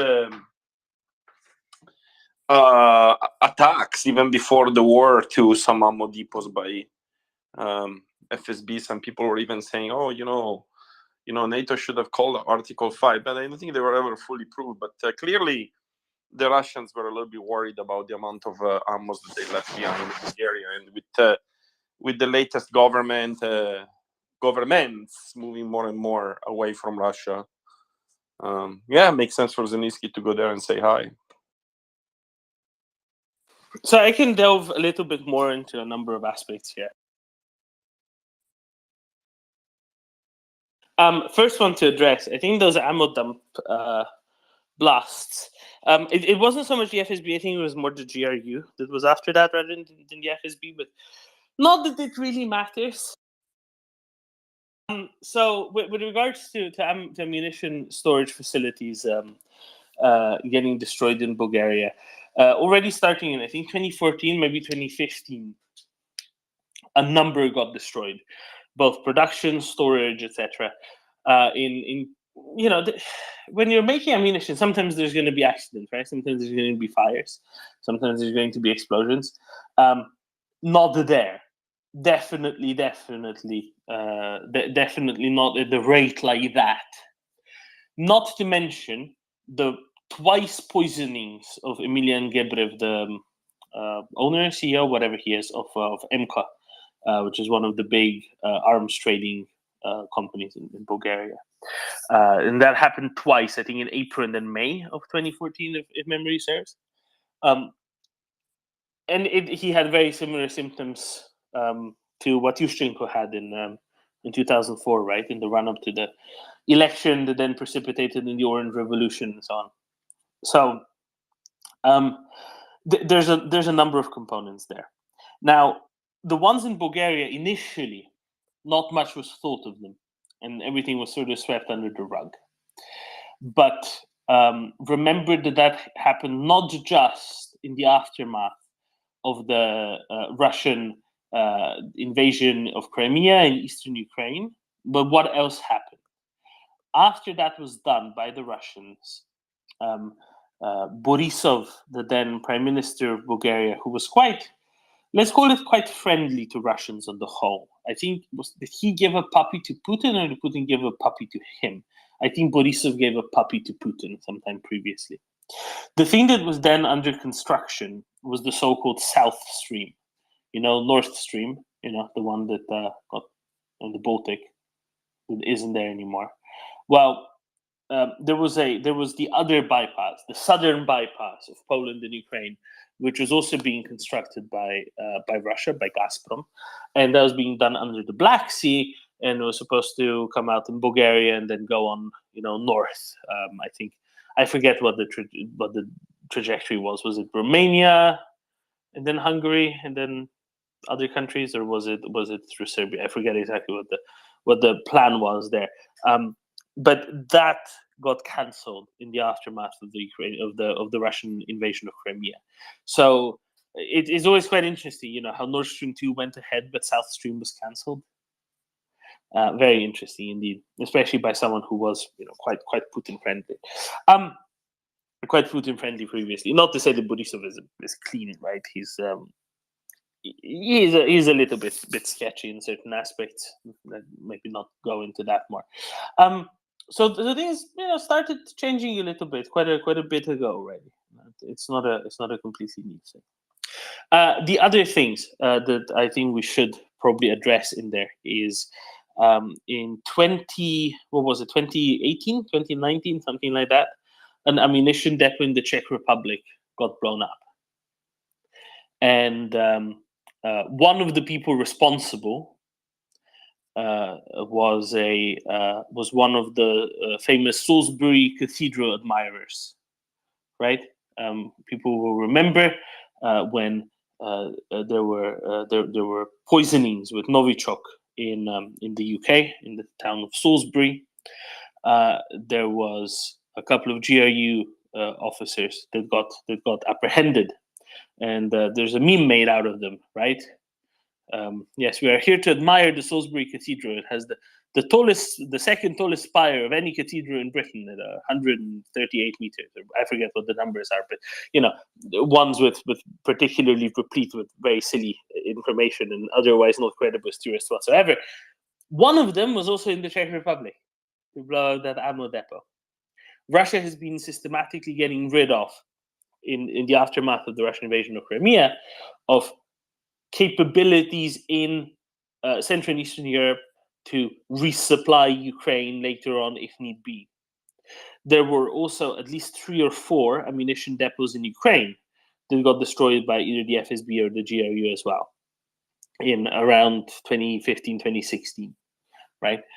So Russia has been planning this full-scale invasion of Ukraine, or at least planning for it, at least being able to have a plan set out to do whatever they wanted to later on if they decided to, and depleting Ukrainian abilities to defend themselves for a long time beforehand. The last thing I wanted to note, Luka, is the change in Bulgarian politics certainly isn't wholesale, right? It's not full-scale change, a full-scale let's say resentment of Russia or turning against Russia. The president of Bulgaria, the one who nominated the various interim governments when there wasn't a parliamentary majority willing to back a particular prime minister in government at any point, in various points in the last years, he's very, not necessarily very pro-Russian, but he's at the very least kind of tanky, right? So he prevented, and the government that he nominated prevented shipments of various materials from Bulgaria to Ukraine. And this is what's now opening up. And this is going to be making a difference. It's not going to necessarily be making the decisive difference. There's no wonder weapons here. But Bulgaria is certainly going to be source of weaponry far beyond what would be expected from trivially from its size, from its stature in international matters, simply because they have so much of this older stuff. And now is the time for perhaps parts of the Lend-Lease Act to be used, the parts that speak to other countries that can be backfilled, and this or that can be done to help them provide things that Ukraine can integrate right away, that it can simply use to backfill existing units with as equipment gets destroyed or depreciates, right? Be it tanks, be it howitzers, be it armored personnel carriers, the lot. There's not the best stuff, but sometimes more stuff is simply what is needed. And hopefully that starts going in quite substantial numbers as well. But now is the time. Now is the time, right? Because basically, if you tell Bulgaria, look, you can buy at an 80% discount, brand new Western kit, right? If you just send this stuff to Ukraine now, that's a deal they'll be happy to take, presumably. Luca? Yeah, Dominik, yeah, sorry, 2 a.m. brain fog here. Thank you for the nice kind of like background talk here. One thing I missed is how did you link in the Salisbury poisoning to this? So there weren't just explosions in ammo depots in Bulgaria. There was also one in the Czech Republic, which was much better covered, investigated. And one of the GRU operatives in Salisbury was also present in the Czech Republic at the time of that explosion. Oh, I see. Okay. So those are foreign operatives. Yeah, I get it. And this isn't a secret. This isn't unknown. It's just that very few people jumped at it. Very few people jumped on it in media around the world because they didn't really know what to do with it, right? But you have some outlets that definitely said, yeah, this is a big deal. We'll pay attention to this, and I mean everybody should. The question about what constitutes Article 5, what doesn't constitute Article 5 is always an interesting one, or what constitutes something that can be sensible to address in an Article 5 meeting, right? Because there's no automatic switch, and that's the thing that should be remembered. There isn't a red line drawn the moment it's crossed. There's an all-out, at least conventional war between Russia and NATO. That's not how it works, right? It's much more complicated than that. Very good. Yeah. Anyone with any more questions? Oh, thank you, Domin. I stepped down. Very happy to address. Good night, Luca. Good morning, Think Ethical. Good morning, Domin. I view you as my personal geostrategist, international affairs, particularly European knowledge of politics and economics and military. So I'd like to for you in that capacity as a geostrategist to go back to 2008 and to begin to observe or comment on the dynamics. It was a very special year. Obama was reelected president, and there was this hopefulness in Europe, and there was this naivety that Putin, I think, found to be a vulnerability. And so the particular aspect of what I'd like for you to consider or to comment on would be those two countries that were left out of the NATO extension, Ukraine and Georgia, and how this particular tour de force that, and I believe it's tour de force, Zelensky has all of the goodwill of the world behind him and all of the support of all of those G7 countries, G20 actually, except Russia. But in that capacity to be that Zelensky is de facto, in effect, the international representative of all democracy everywhere. So the tour de force that I believe you'll be carrying with him is, but by the grace of God, go you, in terms of your being in NATO at all. we should have also been allowed to go forward, and Georgia as well. So can you maybe look at 2008 and maybe comment on a few of the things that were going on with between France and Germany and Russia, the collusion there. I believe it was collusion, restricting many things, but also the dynamics of the Bush administration neglecting those two countries' admission to what would be have prevented all of this had it gone forward. I just want to outline a few things from a timeline perspective, just because otherwise things get confused, right? The Bucharest summit was in early April 2008. The primaries were still ongoing at the time. There wasn't even yet a clear candidate, a single candidate on the Democratic side. McCain has only just become, in the previous month, the last one standing on the Republican side. The election was still many months out. So just because it's in the same year, those 7 months, let's call them, make a difference, right? And I wouldn't want any conflation to go into that. The Russian invasion of Georgia happened in August of 2008, when campaign was in very much full swing. So well, can I make just make a quick point of the Clinton and Obama foreign policies were identical. Just make that point of information. Sure, but the election was still 7 months out, right? Many things could have happened in that period. It isn't like the summit took place in December of 2008 when the next president was already known, right? And the administration would be operating on kind of not formally reduced authority, but clearly any decisions that were being taken, it was kind of a lame duck session equivalent, right? It wasn't like that. It was very much fully empowered. Not to forget, also 2008 was the collapse of much of the global financial system. Not collapse. That maybe a bit, I don't know. Collapse to me would indicate usually 70, 80% decrease, but certainly it was a 10, 20, 30% decrease depending on where you were of the global financial system. But that also came later. That came after the Russian invasion of Georgia, right? The Russian invasion of Georgia happened in August. That other stuff was happening later on in September, and clearly wasn't exactly planned for. Brits will say, no, it started in 2007. In a way, they'll be correct. Was it, maybe Ming can help me, Northern Rock, I think it was already 2007? That's right, Damon. Right. So anyway, all I want to say to this is, all I want to really say to this is,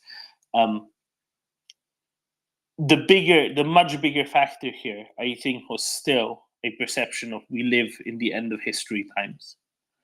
Still in April of 2008.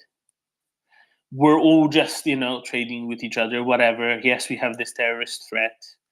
But I think that the perception very much still, and maybe you tell me what was your perception in, what was it, Bucharest summit in like 8th of April, 5th of April or something like that of 2008. I forget exactly when it was. I know it was first half of it. What was it? Did the world still very much think it was living in the, certainly the Western world, thinking that it was living in the end of history? And yes, we have a terrorist threat that we have to deal with. And, it was a few years after the 7/7 bombings as well in London. That was something that was very much front and center in Europe. The Madrid ones, when did that happen? Was that, I forget what year that was. But I think that at that time, Germany and France were leading a foreign policy that basically said, no, change through trade, right? Entirely change through trade. We will just bind them together closer to us, and eventually they'll adopt some more democratic values. And Putin's really fine, and so is everybody else. And Russia's really okay, and whatever. I think that was really the thing that drove it, and I think that the U.S. Government at the time was more happy to just take a step back and say, yeah, we'll just revisit this next year. Maybe next year they'll be willing to move, and who cares? It's just a year. It's just a little move along. It doesn't really make any difference. And I strongly suspect that this was the air there at the summit in Bucharest. And of course, then everything changed when Russia invaded Georgia, 4 months later, when the financial system collapsed a month after that. Big sea change, obviously, in terms of the US administration, and so on and so on. But all of those came after. I don't think any of that fundamentally still influenced. I think that maybe I'm overcorrecting, but we know what happened afterwards, right? And then we kind of make connections, because that's what our brains like to do. We make connections from before. Oh, but this was obvious because before this. No, but I don't think that there was much of that. And yeah, what do you think? In early April 2008, was there still very much a sense of end of history time? Yeah, well, first off, I was always highly suspicious of Russia going back to 99 when Putin first got elected, mainly because of, the various shenanigans that went on back then. So I wasn't in a kind of school of thought. I was thinking, oh yeah, Russia's cool. It'll be great.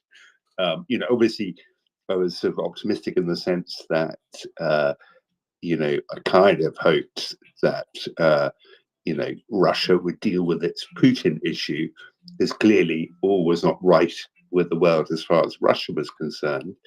Yeah,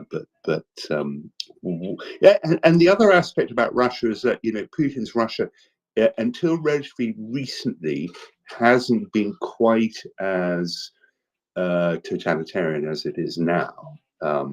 So there was always free speech tolerated to some level. So I always saw that as a kind of chink of optimism. And now it's just reached absurdity on that level.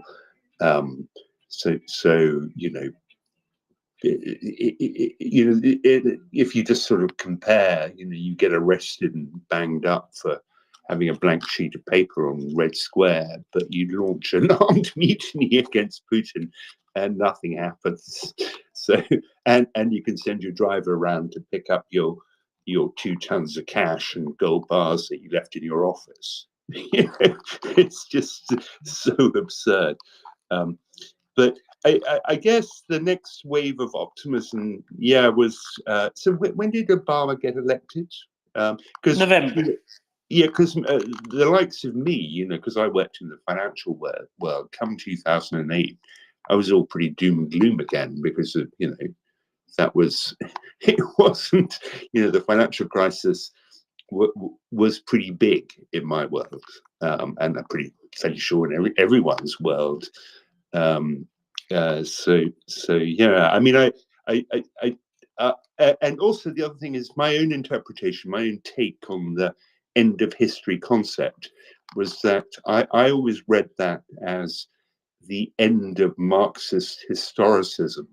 So as far as I was concerned, Marxism was dead and gone, and that was that. And yet here they all are. All the tankies are still out there on Twitter.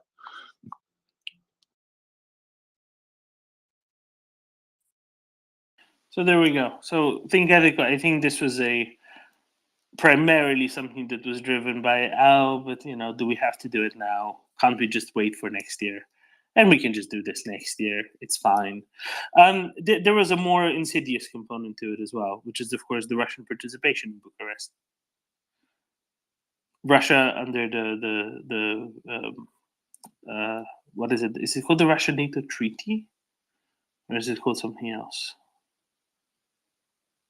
Founding Act, Russian NATO Founding Act. Under that there was the Russian NATO Council, which is the highest institution within, kind of the highest working body within NATO, or was until Russia quit it some years ago anyway. Of a NATO to a non-member state, and Russia was invited to Bucharest, and it actively worked against this being expanded at all. So there's the other part, I think, ethical, right? That's more insidious, but that's less well documented. And the general feel, I think, was more in the direction of, we'll deal with it next year. I mean, next year's going to be exactly like this year anyway, right? Nothing's going to change in the next 12 or so months anyway. That's probably the underpinning question that drove much of the decision making, I reckon. Think ethical? Yeah, that particular, what can you say about the Russian Council NATO merging? It as a recovering amateur criminologist, I was absolutely, totally befuddled. I could not even comprehend it. It was two opposing forces. It was a complete and total denial of any kind of assessment of risk. And so in that risk was not being assessed. And I believe there was this naivety even within the Pentagon, because the Pentagon had been completely overrun by people who were kumbayaing and wanting to sing Lennon's Imagine all day long, and leaving their former animus behind. There was no enemy. There was no threat. We need to just accept the new world, and this new world order included, and this was the real mind-boggling part of it, the acceptance of Russia in the alliance itself, the very alliance that was established to destroy the evil empire of Russia. So that, if there was ever a psyop that was effective, was perhaps the most incredibly incipient and intelligence of all time. Fortunately, it didn't go forward, and because there were some wise voices, I believe, that were heated. But at that time, I was extremely appalled by even the very thought of having sharing a table, let alone military information and the Star Wars program, if you want to put it in a broad sense, and the development of all the laser weapons and all the things that were coming with the enemy. So and I was always in that bifurcated world, now having to be forced into this imaginary state of what can you say, just naivety. So that was where I was at in 2008. But with Zelensky, back to Zelensky, so he's carrying this designation. It's earned the designation of being the representative of being the protector of democracy throughout the world, and I believe it's totally warranted and merited. But he, in this tour de force throughout Romania and Bulgaria and Eastern Europe, I believe can serve to remind them how grateful they must be in having been given the Article 5 protection, because that's what it's all about.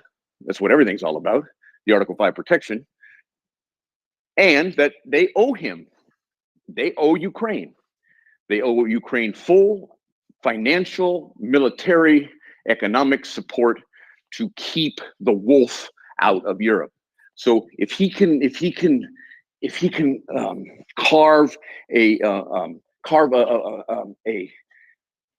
convincing argument that would make them feel the full guilt of not having already done it, but also give them the positive incentive of the reward of 100 years of European peace if we can destroy this monolith. That's my little assessment. And thank you for the opportunity to speak today. And I really do appreciate the space. And if you retweet the space, we can get more participation, and that the works of MriyaReport are essential to the survival of Ukraine, and any donations are greatly appreciated. Thank you, Doman. Thank you very much, Think Ethical. And on that point, I will do a tiny little bit of a plug for what's happening later on today. So, of course, tomorrow, people are well aware that General Ben Hodges is joining us again in around midday, if you're in North America, either side of it, and in the late afternoon or evening in Europe, subject to where you are. Today, however, we will have Douglas London, former CIA officer, counterintelligence expert, join us in what is this? I like to say in how many hours? In 8 hours, more or less exactly. Almost exactly 8 hours, he'll be back with us. And after a conversation with him, we're going to have a little chat about a fundraiser that we are organizing here on the MriyaReport for some units associated with our oft speaker here, one of our favorite speakers, indeed, War Doggo. Things like communications equipment, hearing protection, stuff like that for the Ukrainian soldiers, defenders on the front lines. So just a little bit of an overview of what is going to be talked about later today here on the MriyaReport. Karen, how are you? Hi. All I have for you is a aircraft trivia question. I just shared a tweet with you and with me from the Royal Air Force. And in that tweet, they referred to a Tu-14, that's a Russian passenger aircraft, carries 218 people, as a Russian Air Force plane. And it kind of raised some questions in my mind, because it's obviously a passenger plane. It doesn't look like a freight type plane. It doesn't look like it certainly doesn't look like any kind of a fighter plane. And I was curious why they refer to it as a Russian aircraft plane. Now, it was being escorted by two Russian fighter jets, but I'm assuming that flights between Russia and Kaliningrad, that's probably normal. But anyway, why did they call this a Russian aircraft, Russian Air Force aircraft? Okay, I think I got that straight. Yeah, I'm very, very happy to answer that, Karen. At the end of the day, it's a transport plane which is operated by the Russian BKS, that is to say the Russian Aerospace Forces, the Russian Air Force. So it's a transport plane presumably involved in moving either military personnel or possibly government personnel between Russia and occupied Königsberg. And it's being also escorted with a couple of fighter jets, and it's on its way to Königsberg. The reason why the Typhoons were scrambled is because I believe that it was traveling awfully close to Estonian airspace, and secondly because they had fighter jets with them. If it was just the transport, they might not have. Especially if the transport was traveling right along the corridor, but I think it might have deviated ever so slightly from the usual corridor. Instead of me speculating, Axel, did they deviate slightly from the usual corridor? We interrupt this broadcast to bring you a special message. Axel's phone has been hacked. Good morning from Tallinn. I have my hand on the host phone. Just give in to all of my demands, and there will be no trouble. So you found the Ark of the Covenant, David? He did. Nick has kindly taken it upon himself to discover and explore Tallinn, so which is what we're going to do this afternoon a bit. But yes, hello everyone. So right, as to Estonian airspace, the news this morning was that what the Russians do every day, they continue to do pretty much every day, and we deter them.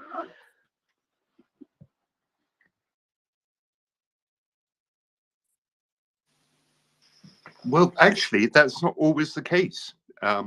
So a few days ago, so this is just to compare with this Russian Air Force case, but a few days ago, an Aeroflot A321 was flying up over the Baltic and was going to run in. They could see on their weather radar a thunderstorm ahead of them, and so they diverted and spent 5 minutes over Estonia.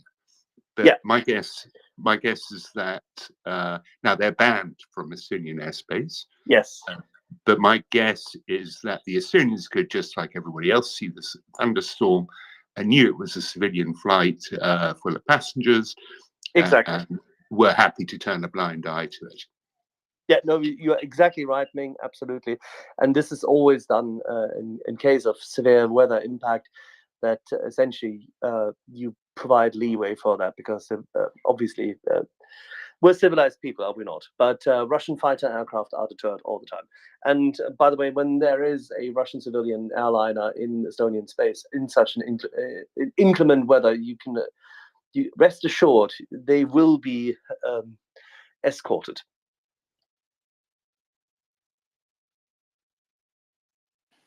Yeah, so kind of short answer to you. Yes, there were passenger planes, but they weren't alone. They were with fighters. And B, there were passenger planes that are owned and operated by the Russian Air Force. That is the military transports, right, as opposed to civilian passenger planes. That's that. That's why it's called the Russian Air Force plane, because it's owned by the Russian Air Force. Okay, thank you.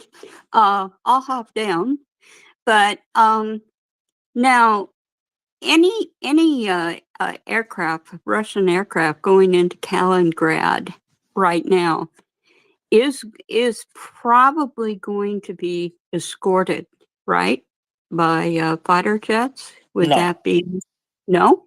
No, Okay. they fly several flights a day from St. Petersburg to Kaliningrad, possibly also from Moscow to Kaliningrad and elsewhere to Kaliningrad, and they're not by road escorted. No, they're just civilian planes, just like Russians flying from Russia to Turkey or to Armenia or wherever else.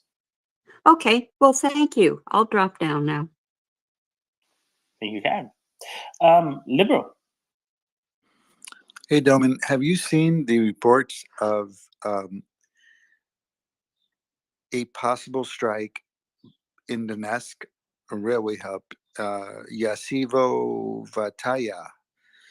Yasinovata. Okay, yeah, I'll take that. A possible strike on a rail hub deep within Donetsk. I've not seen any references to that today. If you look at a map of where Yasinovata is, it's not deep within Donetsk at all. It's very close to the front lines. It was hit once last year, very famously, when there was a number of fuel tankers on rails there. And there's many excellent images of the calendar guy posing in front of the destroyed, burnt out things. It was hit recently in the last week or two. I know, and it's very plausible they were hit again today. Russians are somewhat struggling for logistics. I am, however, just surprised that any Russian still thinks, yeah, you know, bringing trains to Yasinovata within less than 5 kilometers of the front lines, that's perfectly sensible thing as a move. Yeah. Anyway, we'll kind of leave it at that. Nick, I need to ask you, while you're holding everyone hostage, what are your demands?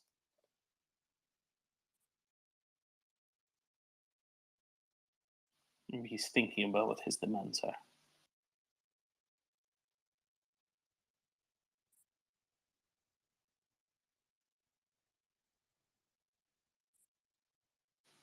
This is a tense moment, with the future of the MriyaReport hanging in the balance. No, okay, fine, whatever. You were not asking me a question, were you? I was asking Nick what his demands are, since he's holding everyone hostage.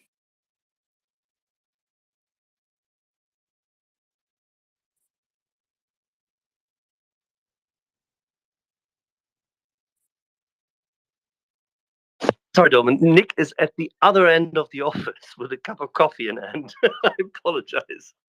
Okay, he's still thinking of his demands. Fine. We will revisit this later. Maybe he will have thought of some by then. Maybe. Peter. Yeah, just to very quickly add to the conversation you were just having about civilian airlines avoiding weather. It's with thunderstorms, they usually in you know, if you go up to the North Pole, the tropopause starts at about 28,000 feet, which is very low. If you go to the equator, it can be up at 60,000 feet, and basically the atmosphere up to the tropopause drops about 2 degrees per 1,000 feet, which means instability, and thunderstorms need instability to grow, so they will grow till they get to the tropopause, and then they peter out because they hit very stable conditions. So in our part of the world, you'll usually get over the top of thunderstorms at about flight level about 36,000 feet to 38,000 feet, because they rarely go above that. But if you're below that height, you cannot fly into a thunderstorm, so you will have to ask for right or left turns to avoid build-ups in front of you, etc. So yeah, it will cause a problem if an aircraft cannot get above that and there's a big lump of thunderstorm right in front of it and it can't just fly through. So Peter, question for you. Yeah. So you're a pilot. Yeah. You know, in a scenario where your right or left turn takes you through airspace close for whatever reason, maybe it's a NOTAM, or in this case, because your aircraft's registered in a country that's banned from Estonia's airspace, is there like a force majeure waiver of that ban or NOTAM because of the weather conditions? You will. I mean, what basically happens is the captain of an aircraft can override any law or regulation or whatever in the name of safety, but he'll have to answer for it. So air traffic control can give him a direction. They can say, don't do this, but the captain can actually override that. Because he has the ultimate responsibility for the safety of that aircraft and the passengers in it. But I said if something goes wrong, then he has to, he's liable for it if his decision is incorrect. But what normally happens is you will get a thunderstorm and you will say weather avoidance request 20 degrees right, and air traffic will always accommodate, or they will always try to accommodate. Now, where you get airspace like that, which is hostile airspace, and I've actually had this once coming up over Croatia years ago. We had a big thunderstorm, and we were warned. We said you're approaching airspace basically you shouldn't go into. But what do you actually do? You either make a massive turn to the left, which might be the best way of getting out of it, or you just do not go into a thunderstorm, because you can get winds in there of 200 miles per hour up and down. You can get severe icing. You can get really big hailstones. I mean, we had a hailstone go through a jet engine once, which was actually damaged one of the blades. So, yeah, I mean, air traffic will try and accommodate, and as long as they know what's happening, they will inform various people of what's going on. But yeah, that's all I can say with it, really. Thanks, Peter. Okay, I'll drop down. I just came in to add to your conversation a bit.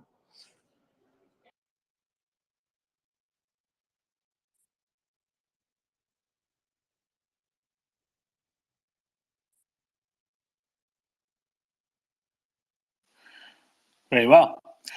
Ming, shall we turn to a an expression of some level of deficit, let's say. There's a very fun report in Kommersant today that I think is deserving of some. Is it today? Is it yesterday? Yes, no, it is today. Which I think is deserving of some analysis, and specifically in the first quarter, they finally have the numbers for the first financial quarter this year. So January, February, March, for anybody who doesn't know what the first 3 months of the year are, of 2.4 trillion rubles. That's quite a bit, isn't it? 8 trillion, their expenditure was 8 trillion rubles, only 5.6 trillion rubles was financed. So 2.4 trillion rubles was in deficit. Basically, a third of their spending was deficit, 50% above the incomes. Now that does happen, right, from time to time. Let's be clear about that, depending on the country's typical cycle of tax collection and so on. You might have big differences. You could have a big surplus one month, a big deficit the next month. These things happen, except in Russia, it doesn't really work like that. I don't know if you have a hot mic. You're trying to jump in. Apologies, sorry, I must have hit it by accident. No, it's okay. I was just never quite sure whether you wanted to add something.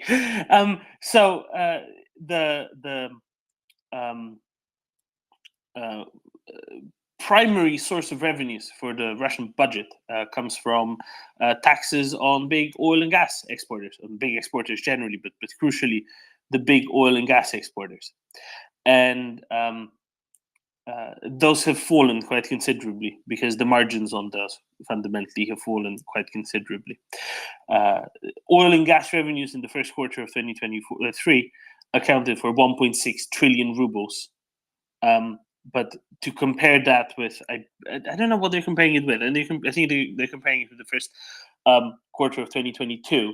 That is a 1.3 trillion ruble reduction. So basically, a loss of what, 40-something%, 45% maybe, in takings, in taxes on oil and gas exports. That is a big difference. Now, whenever one of your principal tax basis declines by quite as much as this, that's a meaningful one.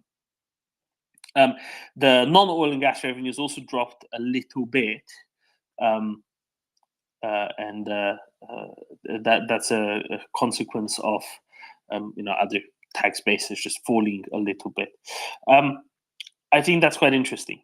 So the preliminary estimate that extends to 5 months, so January through May, says a budget deficit across the first 5 months of the year, preliminarily 3.4 trillion rubles. By comparison, the deficit in all of 2022 combined was 1.3 trillion rubles.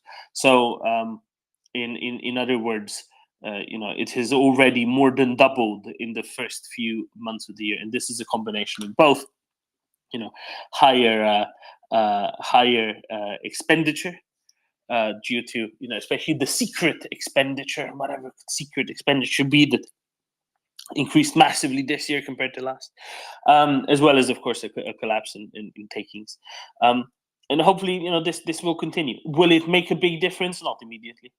Russia will just pretend as everything's fine. They'll just keep finding, stashes of rubles in various back pockets or behind the sofa cushions, or in the winter coat. In October, maybe you take a winter coat out of the closet and you go through the pockets and here's a 20 euro, dollar, pound, whatever bill. That's nice. It's a nice little treat. When you find that, you think, I never knew I had this anymore. And clearly, I left it in my coat pocket sometime in March and never thought to take it out. Forgotten all about it. But clearly, they'll keep on doing that, right? They'll keep finding things in the back pocket of the other trousers for quite a while, and they'll just pretend as though everything's okay. But it's only sustainable for so long to do something like that. It's only sustainable for so long. So let's see how it goes. But certainly, the state expenditure is the thing that should be looked at. The other thing that it suggests to us, I don't have the numbers for that, but it doesn't really matter. I think that they're spending something like 3 trillion rubles. Is that that's not a month, is it? That's per quarter, perhaps, or maybe for the first half of this year, in secret spending, in secret expenditure, which one can only guess what that could be, right? I mean, what secret expenditure could the Russians possibly be doing that they don't want to have officially on file?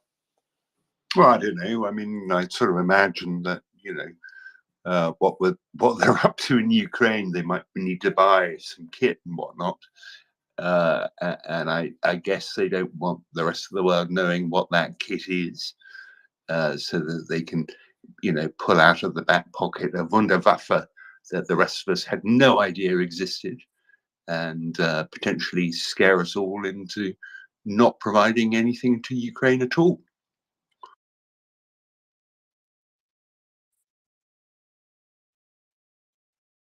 Yeah, something like that.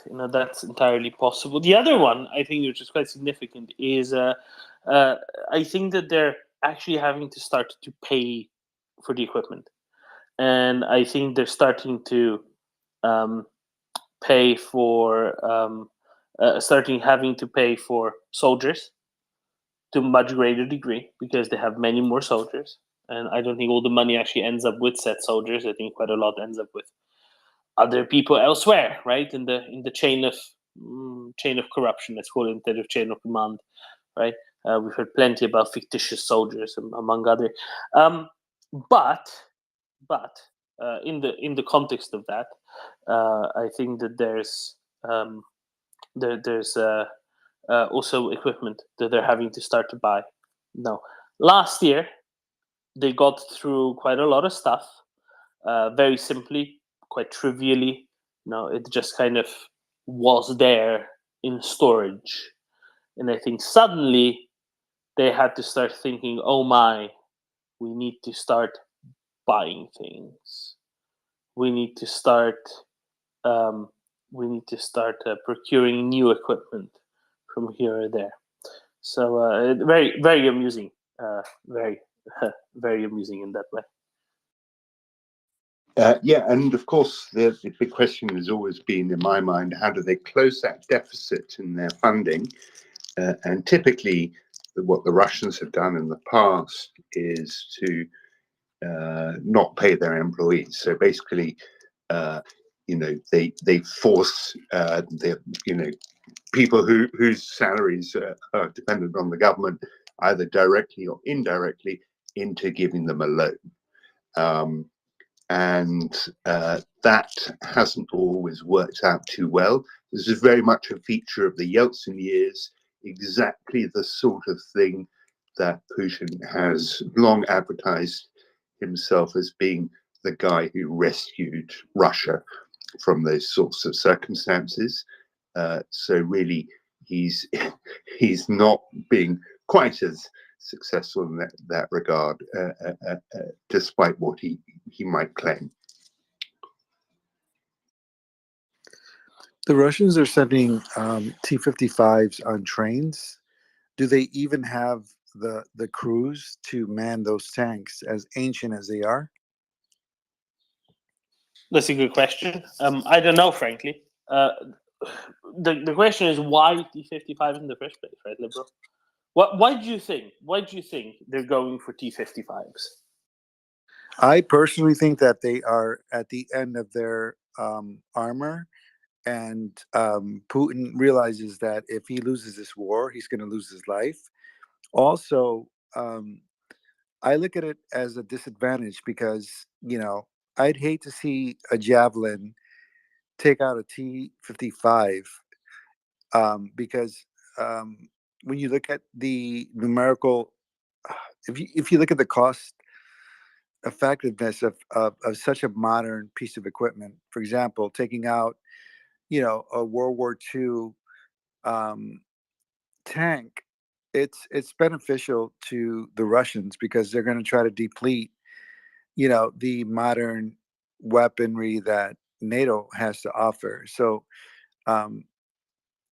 yeah, to me it seems like desperation on the part of Putin, but I also see it as a smart move because he will continue to try to deplete, our modern weaponry, even if he sends like, T-55s into the battlefield. I mean,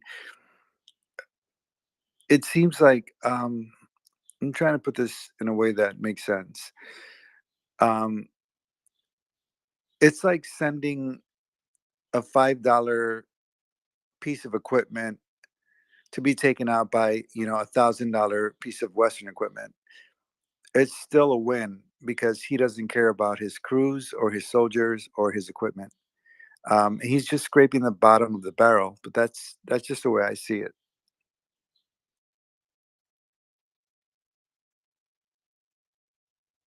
See, the thing that I can't quite understand, right? And maybe I can, but I'm just pretending not to. Is why T-55s when there's still lots of T-62s around? Because very few T-62s have been destroyed. Very few T-62s have been sent into the fray, right? Into Ukraine at all. And then I read somewhere, and I don't know if this is true, and if you, dear listener, are anything like an expert on Soviet armor, maybe you can help. But somebody said, you know what? They have a bunch of T-62s and T-55s in these, large storage areas. Most of them are in very bad condition.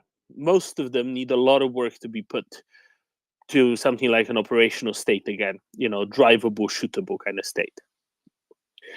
And then they said, you know what? A T-55 can be renovated with like half the time and half the expense of renovating a T-62. That's why they're going with T-55s, because they're so limited in how many people they have to do this and how much equipment they have and how much capacity they have for any sort of renovation work, that they're opting for T-55s because they're simpler. There's fewer things in them. Yes, they're even worse than T-62s, but that's why T-55s are getting moved through the system preferentially. So I think that's part of the reason, right? Which to me kind of makes sense. The other thing is, you've seen Libro. I know a few weeks ago that VBID that was made, that a T-55 was made into, and it could also be that. It could also be that some T-55s are simply going to be used as that. Very possible. Who knows? Maybe they will be, maybe they won't be. It's difficult to predict. It's difficult to assume, but definitely a thing. The one thing that I will disagree with you on is, the use of javelins to take out T-55s versus something else. At the end of the day, I think it mostly comes to what does that infantry squad, infantry platoon have at hand. And if all they have to take it out with is a javelin, they will use a javelin. If they have, an 84 or a Carl Gustav, they'll probably prefer to use that because it's plenty good enough for T-55. But if all they have is a javelin, they'll use a javelin. There's plenty of cases where Ukrainians used endless javelins, whatever, because it was the only thing, to take out BMPs, to take out MTOBs, and if it comes to taking out T-55s, they'll take out T-55s as well. That's fine.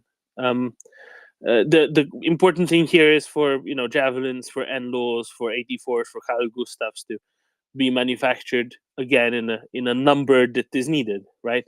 And it's certainly much easier to make those than it is to make whole new tanks, and certainly much cheaper.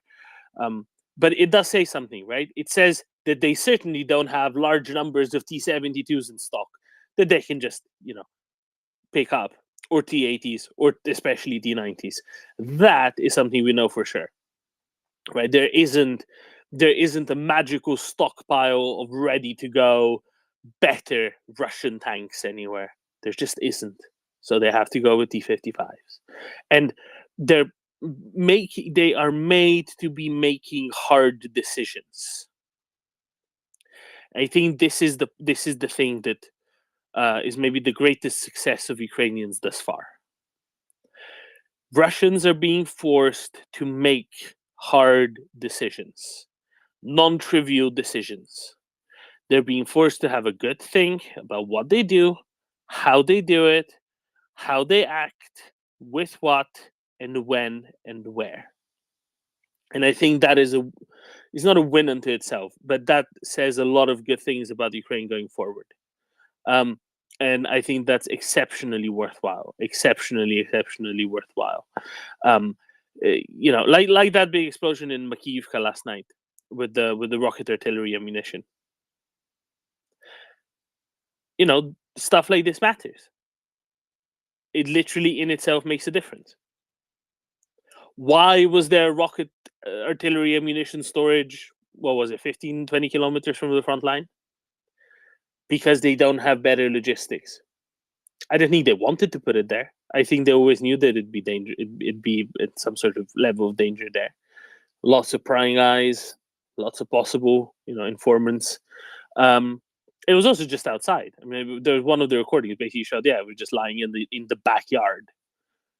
Some of it anyway. So it was quite obvious to anyone with, I don't know, access to satellite photography or drones, indeed. So that says a lot, right? If in an ideal world they wouldn't have to be putting your rocket artillery ammunition in Makiyivka anyway, because they will have conquered all of Donetsk, they will have conquered Kramatorsk, Sloviansk, they would have conquered Kharkiv. There wouldn't be any fighting anywhere near Makiyivka at all, but they haven't.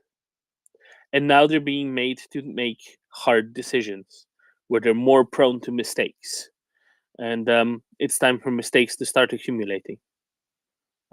Hopefully now, if not at least very soon. I think the point I was trying to make, Doman, is that you're not going to send a HIMARS to take out, MTLB. You're not going to send a Storm Shadow to take out a Russian tank. So the calculus is that the Russians are willing to put, these ancient vehicles out in the field, and they're going to have to be defended against, and they're going to be defended by more modern equipment that costs more. So there's this cost analysis that I was trying to get at. I'm not saying that we shouldn't attack, a T-55 with a Javelin. I'm just saying that, we are, when I say we, I say the West or Ukraine has to think about what weapons they employ on which targets that are worthy of that modern expensive equipment, because it becomes more expensive for Ukraine and the West than it does for Russia.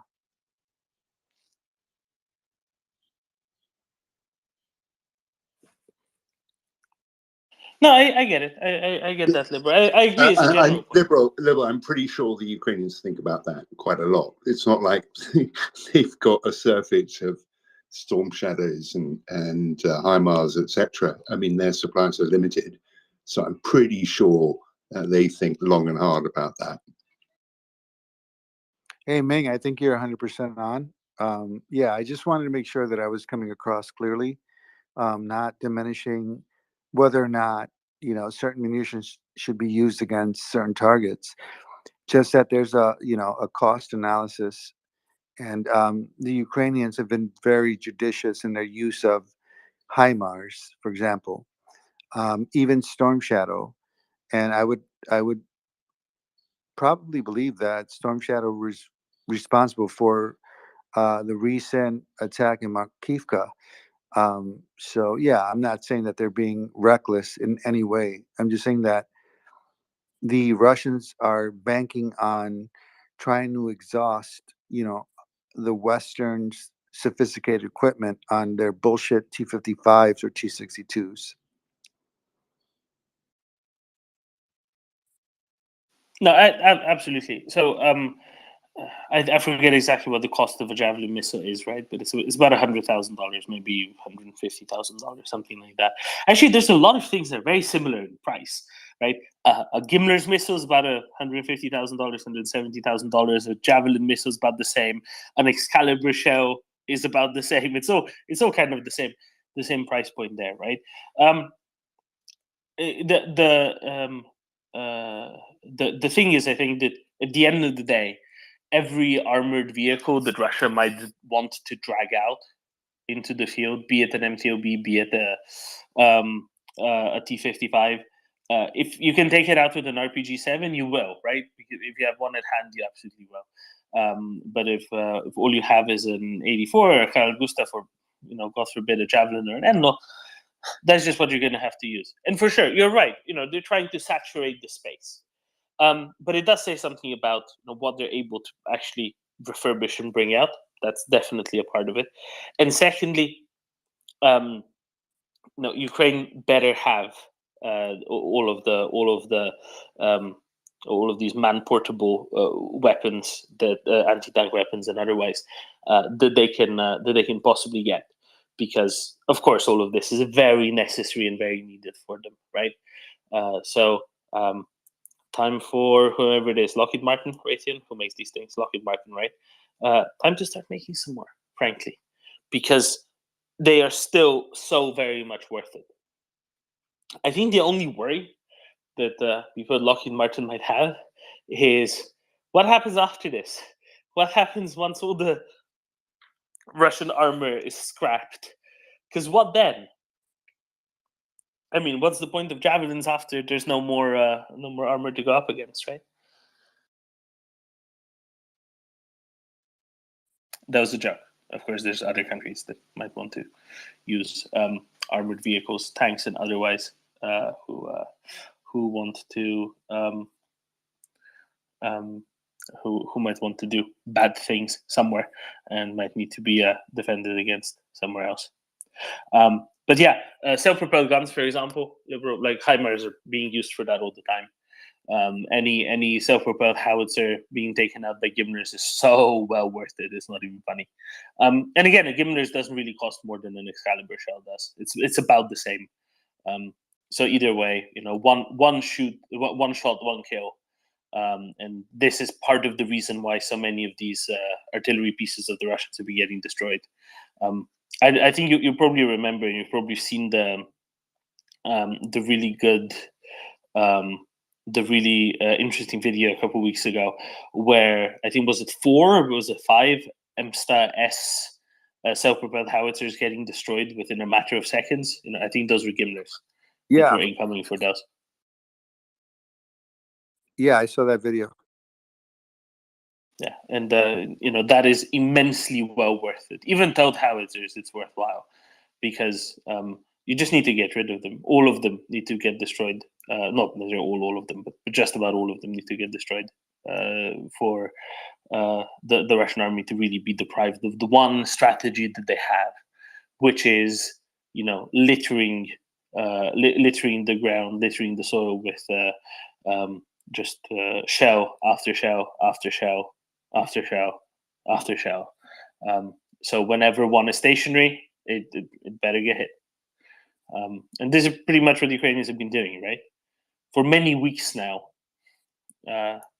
Actually, the last 4 days, Liberal, more than a howitzer an hour has been taken out, or more than an artillery piece an hour, let's say, has been taken out. That's pretty good. It's pretty good. Hey, Doman, I wouldn't argue with that. What I would say is that there's an abundance of crap that's coming from the former Soviet Union and now Russia in terms of armament. And, there are some constraints on the equipment or the weapons that we can offer Ukraine. There's a limitation on that, right? Because some of the NATO countries, specifically in Europe, didn't really work on bolstering their defenses. So everything that we're giving to the Ukrainians, there's a there's a limitation to that. I'm not saying that we shouldn't use that. I would be more than happy to take out a T-55 with a HIMARS strike. Why? Because a T-55 can launch a shell that will kill 12 Ukrainians in a trench. Like, what I'm saying is the math is you know, not necessarily equal in the sense that the cost of what we're providing on our side and the shit that Russia is rolling out, T-62s, T-55s, T-54s.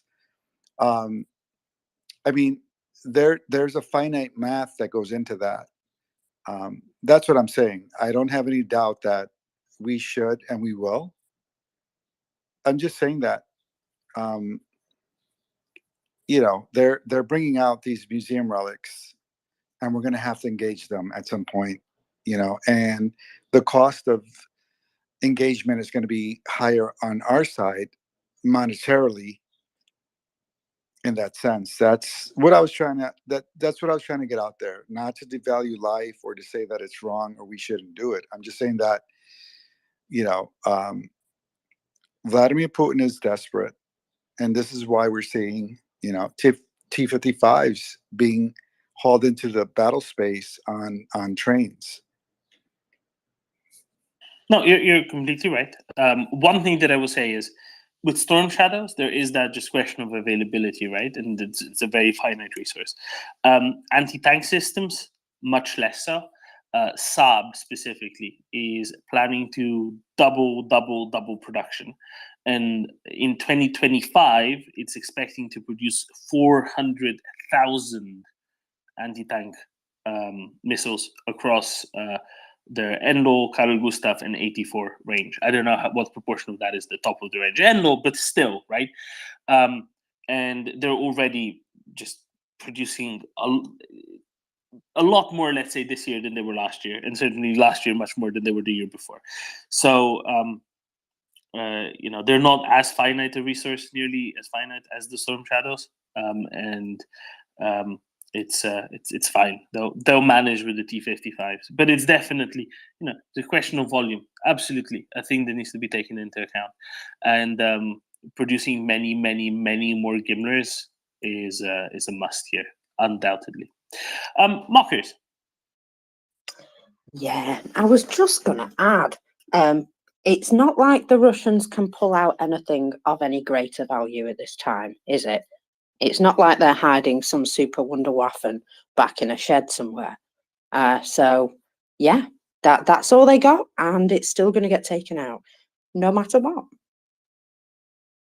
100%. Okay, I'm popping to the shop now. Very well. No, not they don't really have other things to pull out. You know, what they have, that's what they're bringing. There keeps being a bit of narrative in the tanky sphere, let's call it, that says, you know, it will be we still have infinite quantities of this, and what about when we bring out our T-14 Armata? Then the Ukrainians will really see what the Russians are capable of. Roman, you stole my thunder. I wanted to say the T-14s were the latest piece of equipment we're going to see on the trains. Like 100%, brother. Latest in horse-drawn excellence. Shaggy. Yeah, good morning, Derwin, and Ming, and everybody else. Yeah, on the cost thing, I mean, maybe I'm just being too simplistic and maybe not naive, but it's just a hope. But I always put the cost of Western equipment that's being used by Ukraine to defend itself against Russia on the ledger labeled Russia owes, i.e., under reparations. So anything that we kind of spend, any costs incurred for this Russian aggression, just goes on their ledger. At the end, whether they pay it or not, ultimately, I don't know. But I kind of I stick it on there. Is that too naive a place to put it? Maybe. There's a little bit of let's call it. There's a little bit of difficulties that have been encountered in constructing a legal framework for anything like that.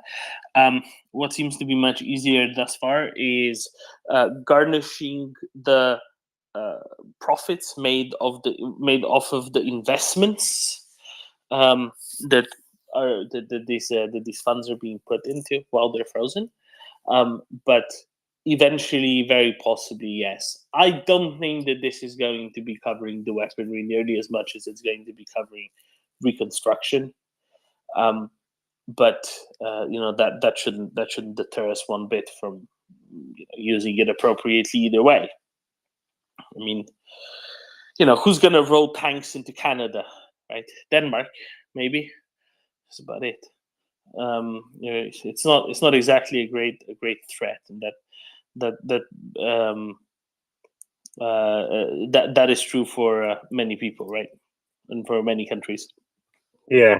On that frozen asset thing, I think they're currently trying to work out the interest of that. I think it's 200 billion or something like that. That's mostly held in Belgium. I think it's 3 billion in interest a year. So they're trying to figure out a way of using that towards aid to Ukraine. I'm thinking more of the 200 billion actually that's being held, plus additional reparations on top of that, because it's probably over $1 trillion now. I reckon altogether, reconstruction plus armaments and everything. Just my thought on that. I got to drop down and carry on working now.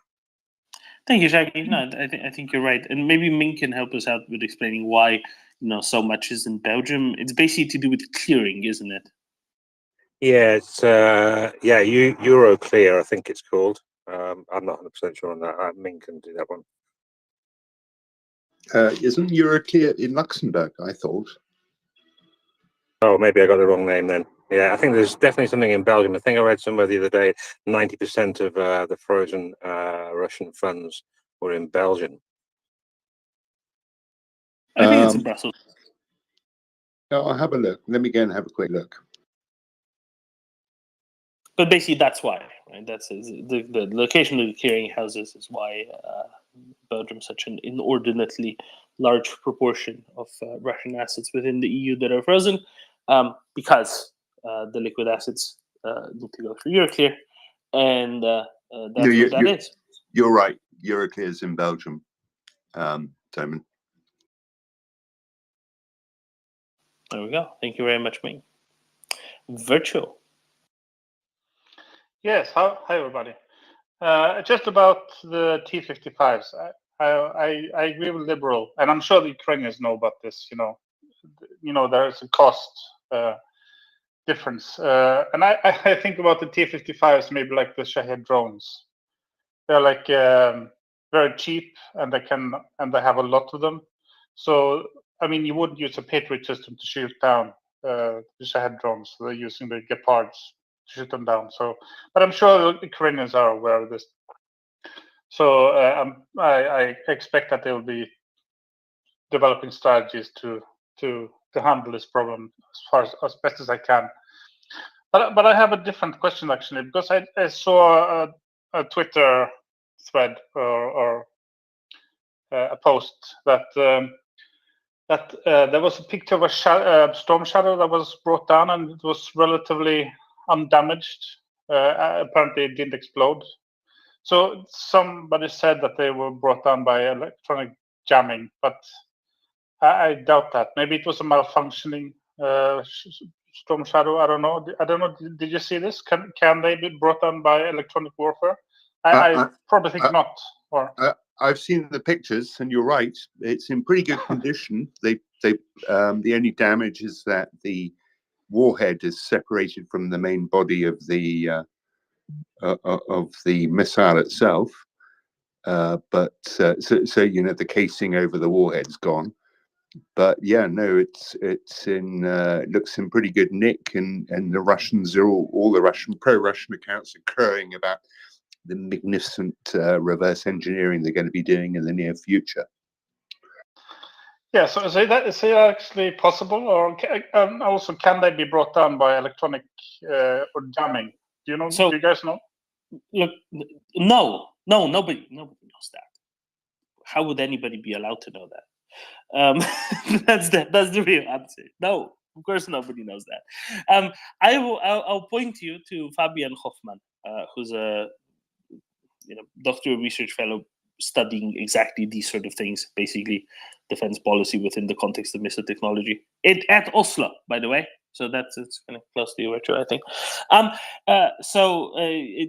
His note is it's unclear why the missile ended up on the ground. It could be electronic warfare. It could be some sort of a malfunction. And his note is Russian electronic warfare capabilities bringing down the missile can also not be excluded as a possibility, though probably less likely than a malfunction. And I'm going to go with that line because that makes sense, really. And it certainly makes sense with what we know thus far. But, nobody knows for sure. These things aren't publicly known, publicly available to be known. It's plausible that maybe it could have been, but it's likely not particularly probable. So I'll kind of leave it at that. What I find amusing, I think you will too, is Russian saying, "Aha, we will reverse engineer, and we will be able to then develop this 20-something-year-old technology."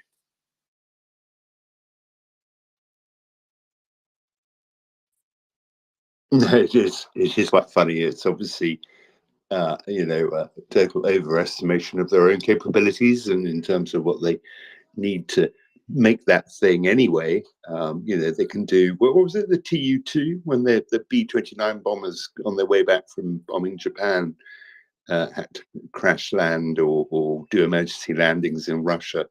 They totally reverse engineered the B-29, and I think it became the Tu-2 or Tu-4, I forget which one, but reverse engineered down to imperial measurements and the Boeing logo on the on the front of it and all the rest of it. There isn't in the current edition of The Economist. They have one of those special sections, and the one in the current one is about the war in Ukraine. And there is an article in there about how the Russians have been able to adapt in certain circumstances. And the example given is that apparently they've been quite good at taking down not taking down so much as confusing the Excalibur shells by jamming GPS. But other than that, I don't know of any successful examples. And obviously, jamming things related to the off-the-shelf drones. But other than that, I don't know of any other examples where their EW stuff has been supremely effective. I need to go read that because I'm very curious what they say. The other thing to remember is this is going to be highly inhomogeneous, right? Jamming only works so far away from the jammer. It works better closer to the jammer. Who would have thought, right? Energy dissipates, I think, with the 1/square of distance, I think. So that's quite fast. And the farther you go, it drops off very quickly. Then, so that's the other component that should be taken into account. It also, not all jamming is the same. There's also a difference between jamming and taking over controls, right? And that's a very different one as well. So being able to actually, transmit a particular signal that change its direction, and I think that's completely impossible for the Storm Shadow. So, I'll kind of leave it at that. I don't think it was anything but a malfunction. Russians have claimed to have shot down a number of Gimlers before as well, and there were never ever evidence of any shoot downs or electronic warfare affecting them. Merely, malfunctions. Like with every piece of technology, sometimes stuff breaks, and sometimes it just doesn't work the way it should be. And the question is what the rate of the malfunctions is. Now, the rate of Russian cruise missiles malfunctioning is apparently so high that they have to shoot them from over the Caspian Sea, because otherwise Russian civilians will get quite annoyed at cruise missiles that never started their motors dropping from the sky into their backyards in Krasnodar Krai. And apparently it's much better if the sturgeon get it into their backyard in the Caspian. Whereas, if the occasional Storm Shadow fails, it's just a part of it. Can't really do much about it. It's already a very reliable system as it is. It's frustrating that it does. It's frustrating that it doesn't reach the target. But on the whole, it's not too big a deal.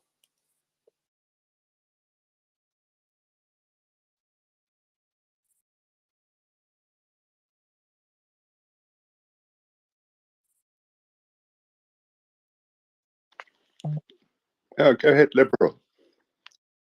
Hey, thanks, Ming. In the spirit of mockers, there's some boom in the nest in Yasny, Nevada.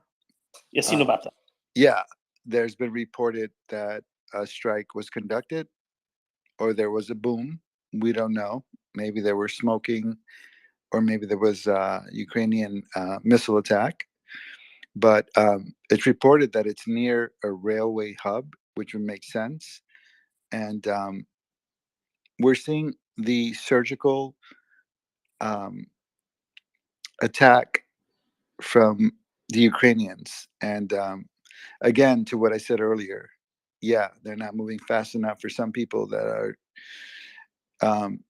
saying that, we should have this D-Day and it should be over in 2 weeks. Like, no, it's not going to be over in 2 weeks, but they're systematically attacking surgically, logistic hubs. And that was reported like 13 minutes ago. Excellent. Yeah. This is the one that we've seen a few times now, at least twice previously been struck, once last year, once very, very recently. And it's very interesting, what the consequences of this are going to be. I presume it's primarily fuel again. That seems to be what they've been using that railway point for. I don't understand who thinks, let's use the railway. Let's bring stuff in on the rails to somewhere single-digit kilometers from the front lines. Because, of course, nobody knows where the railway is, right? Because it's not in exactly the same place as it's been since many, many decades. Actually, do you know what? I can tell you when that bit of railway was constructed. Just give me 1 second to get to Yasinuvata. Where are we? So somewhere around here. That's Chodlivka. I think that section of the railway was constructed in 1881 or 1884, one of those, the bit that got blown up. So it's been around for a while. I think the Ukrainians are well aware of where the railway, which has been in the same place for 140 years, give or take, is. Yeah, I put it in the nest. Yeah, just a hunch, right? That you would be aware, Liberal, wouldn't you be, if you lived near a railway for 140 years and then the railway was still in the same place? Yeah, especially given the fact that the Russians are heavily dependent on railways without pallets, unless they're in cubes. I don't think that that's necessarily a true story. I think that is under evidence. So for anybody who missed it, yesterday a story came out that Russians were putting their own deceased, killed in action. Let's call them killed in action. Into black bags and putting them on pallets, wrapping them, stacking them high, and wrapping them in foil into a sort of cubicle shape. Then other reports came that actually no, this weren't dead Russians. These were sort of offal from the butchers from some big meat processing plant, which was to be used as dog food at some, I don't know, dog. What do you call that? It's Someone called help me. sarcasm. Sarcasm.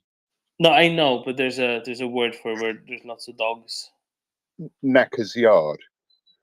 Sure. Animal center, something like that. Anyway, so that's what it seems to actually be.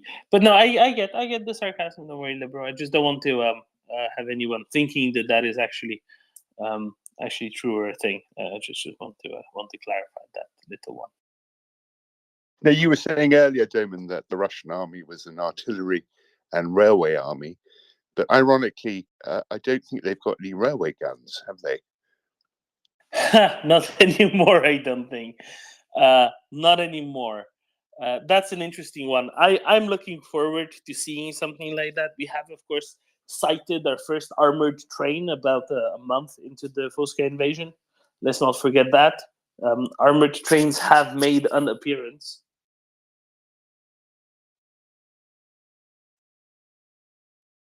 Very 1920s, isn't it? Armored trains. Or even 1917, isn't it? So you can think about Lenin rushing around, stirring up the embers of revolution everywhere in an armored train. Yeah, absolutely. So not to confuse it with the what was that called? Sealed train, I think, is the English term for it, with which he traveled from Switzerland to through Germany to the Soviet Union. But he didn't really, did he? How did that go? Did he go to Sweden from Germany somehow, and it wasn't really a properly sealed train because they got to go out and stretch their legs somewhere in I don't know, Frankfurt or something on the way anyway. So this was a concept. Sealed trains were a concept before when borders were more of a pain. So that you could travel from country A to country C through country B without having to enter and exit country B. And this was actually kind of a somewhat popular travel concept for a while. It wasn't exactly very widespread, but the concept was well. People were well aware of it. It's kind of similar to all of those planes that used to do kind of a not quite a milk run, but do the sort of 17 hops on the kangaroo route from London to Australia. And that's clearly doesn't happen anymore just because the range is so much longer. Well, similarly, sealed trains aren't a thing in Europe anymore a century or so later because borders are just so much easier to cross. Doman, I have a question for you, or Ming. It was reported that Reznikov said that our Western allies can actually see if their weapons work, how efficiently they work, and if they need to be upgraded for the military industry of the world. You can't invent a better testing ground. What say you to that?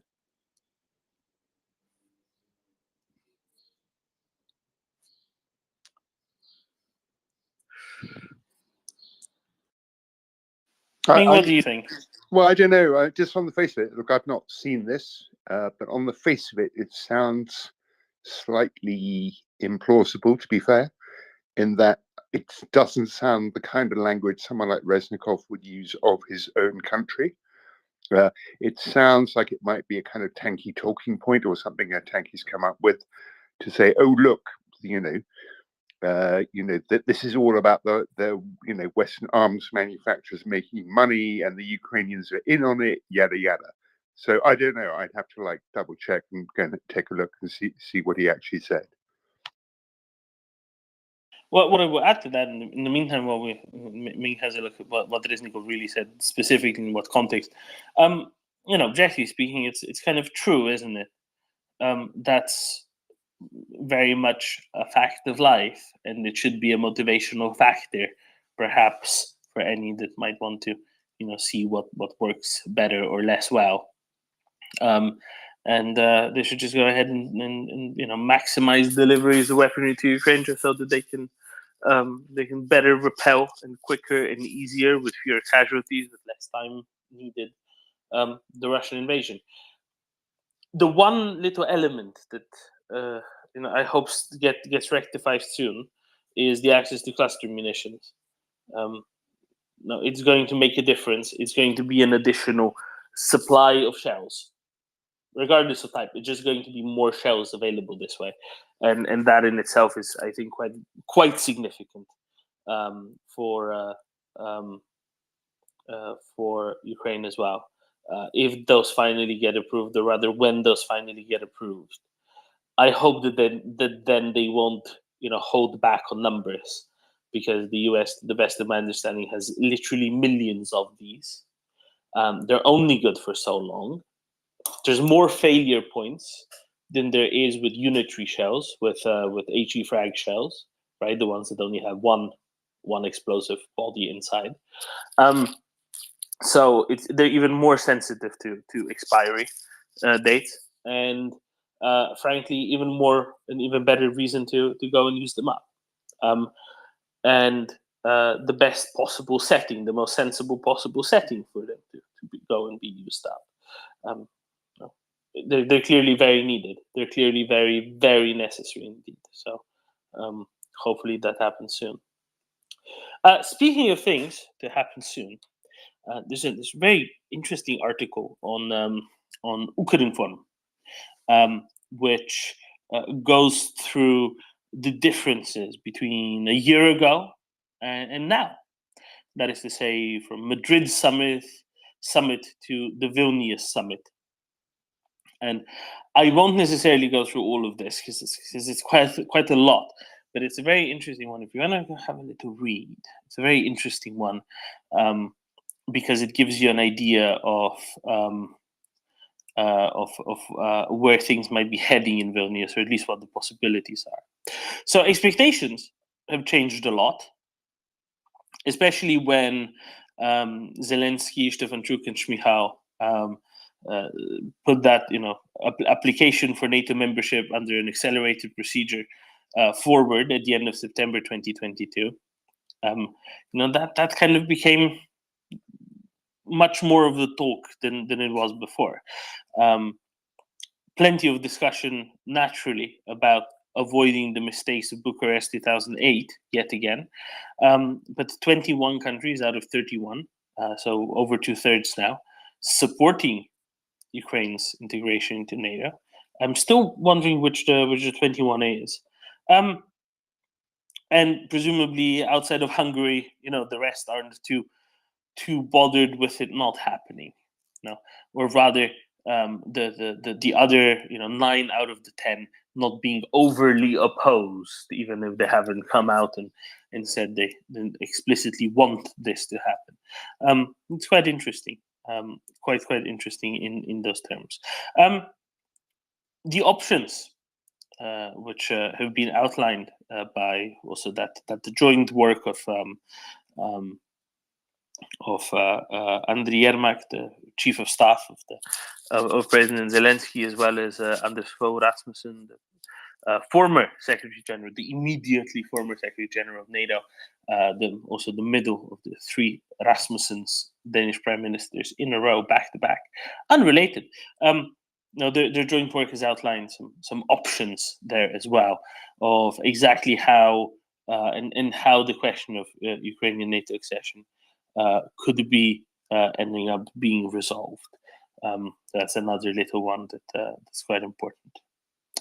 I have a question from someone saying that there's nothing in the nest. I don't know, maybe there's a glitch because I see 6 things in the nest, and that's I'll kind of leave it at that. I don't know what the glitch is, but I can't affect it. Anyway. Yeah, just something I said earlier, Ming. I put an article in the Nest regarding what I said earlier.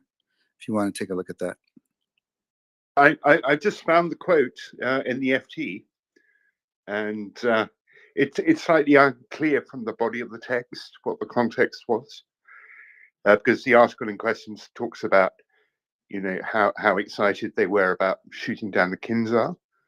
So I don't know. It's kind of hard to tell. But you're right. He does in fact say that Ukraine is an ideal testing ground for weapons.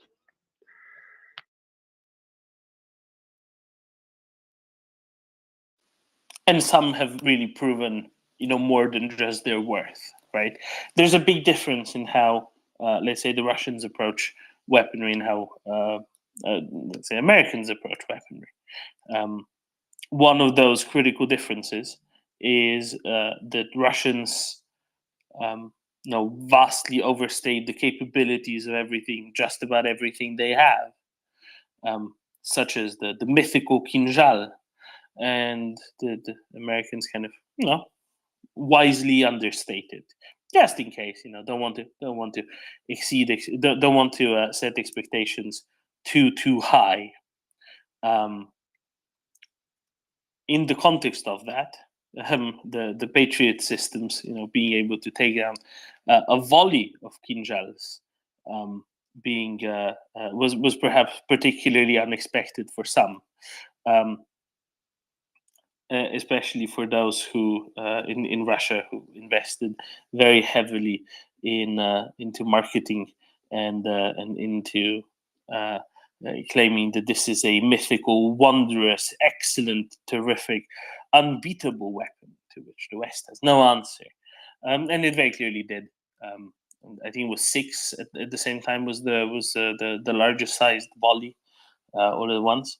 No, it just shows the difference between make believe and actual quality engineering.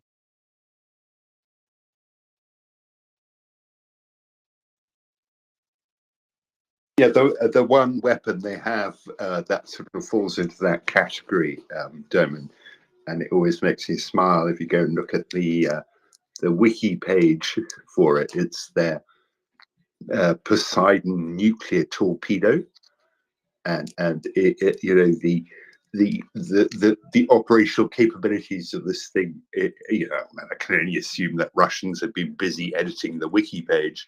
But I'll just read it to you quickly. So it's like maximum depth, up to 1,000 meters, maximum speed, up to 100 knots, guidance system, artificial intelligence, and satellite control.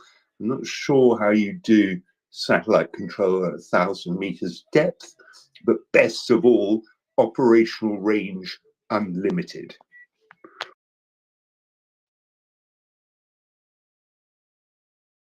Unlimited. That's interesting. I mean, theoretically, I guess that's possible if it's nuclear powered, but I think the engineering will probably break down before they start hitting the actual range limits on the thing. Yeah, so I'm just looking at how deep GPS works, and it's not very deep at all. I'm guessing some satellite higher powered transmissions might go a little bit deeper, but it's an interesting question, isn't it? Exactly how good the satellite communication could be. Isn't Poseidon the one which Medvedev claimed for, that it would or could be able to, flood all of Britain except for Wales? Because you don't want to deprive Kadyrov rights of the sheep population, do you? And then there would be Russian VDV descending into Stonehenge to save it and take it away back to Russia. Yeah, that's right. So the Poseidon torpedo is the thing that both Solovyov and Medvedev were particularly keen on when they get round to threatening the UK because of its island status and the fact that this is a maritime weapon. Yeah, it makes perfect sense to me. It's one of those, most regular, most desirable threats by the Russians, because it's completely made up. But it also calls into question why they need the unlimited range. Well, I think it's pretty clear. You never know. You never know which ocean your submarine might be carrying such torpedo when you want to cause a tsunami off the coast of England. By the way, for anybody who doesn't get it, tsunamis require way more energy than a torpedo like this could release, because they need to move just vast quantities of water. It doesn't work like that. So that's why it's a funny joke. There's an image of Medvedev is standing somewhere near a shoreline in some inclement weather, and he's a little bit soaked, head to toe in rain, and the caption is, he's disappointed with the initial test of the Poseidon nuclear torpedo. Instead of a tsunami, it just ended up in a little bit of spray overhead. But maybe you're cruising gently in the South Pacific, and you say, "Aha! Time to release the magical weapon and flood London and Stonehenge." But theoretically, you don't need the submarine piece of this. You can just let the torpedo cruise the world on a predetermined course and change it, towards Britain when you need it. Yeah, you're right. I mean, if the range is unlimited, it could just keep cycling through the world's ocean all the time, and then, when needed, it could be targeted. You're right. With the satellite communication at the 1,000 meters depth, that's a good point. I haven't thought of that, Ming. That's excellent point. Clearly, the Russians are up to something. Up to what? Who knows? Definitely up to no good. Johannes. Yeah, I mean that satellite communication or GPS doesn't work underwater. I think has been said like a million times last week, or since the explosion, since the disaster of the Titan ship. So I'm not sure to what depth it might theoretically work, but it's probably not going to be like more than like 10 meters or so. So that's something. Yeah. It really stretches credulity to think that. Yeah, but you said it already, so I guess I'm just repeating what you said.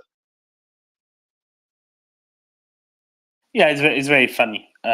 So apparently, it depends on how deep you go, but already a meter or two of water leads to very, very significant loss of signal strength. So no, it doesn't, and you would need a lot more power for something to work like that. The problem is the power needs to be on the satellite end, right? And there's very limited power available there.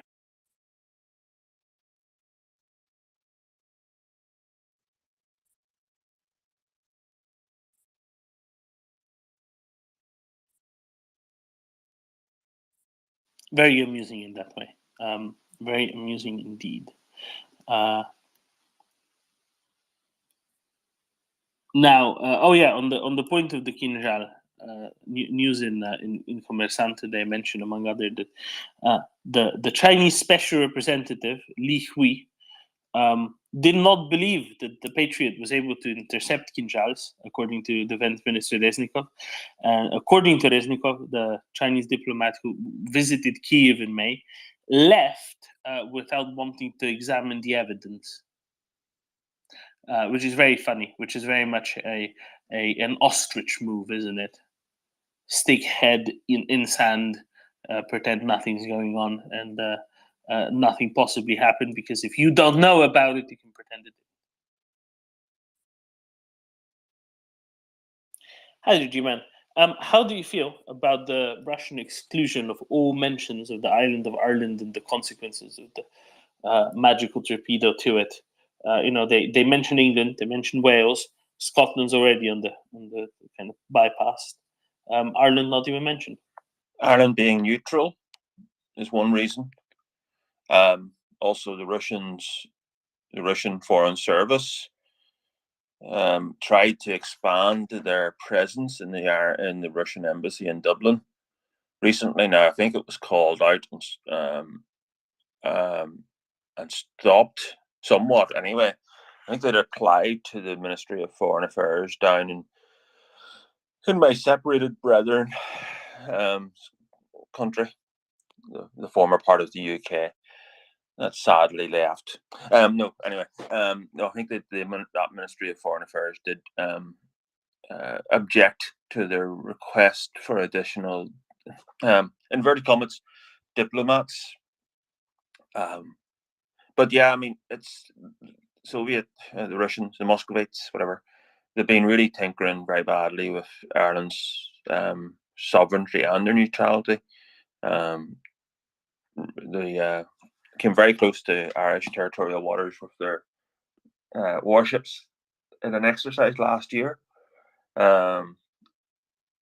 testing the air. I mean, the RAF have had to intercept Russian aircraft off coming towards our Irish airspace, bearing in mind that it's the RAF that patrol and extend our umbrella, such as it is, or our air defence umbrella, to cover the Irish airspace as well, at the request of the Irish government. So, because they don't, their militaries they don't have any interceptors. That's not a criticism. They're also a neutral state, and they don't spend a fortune on their military. Could be a criticism if you wanted it to be, but I'm not making it one. Yes, interesting for sure. You can think of it like this: you are blessed not to have to be at all responsible for electing Mick Wallace and Claire Daly to the European Parliament. But amusingly, I don't know if you remember. My lucky stars every day.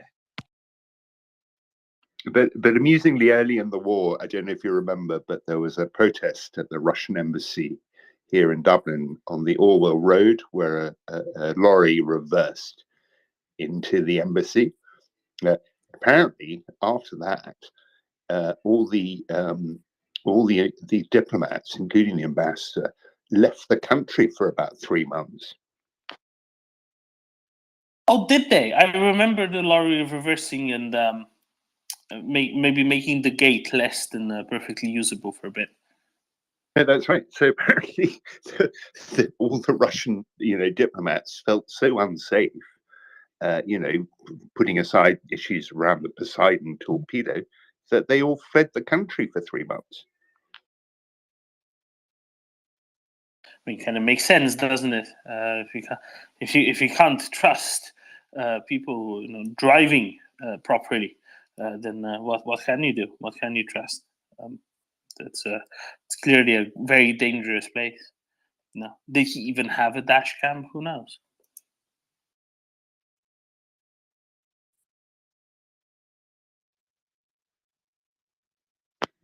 Liberal, go ahead. Hey, thanks, man. Please don't hate me, but I just received a DM regarding the Zaporizhia nuclear power plant. And she asked me, should I be concerned?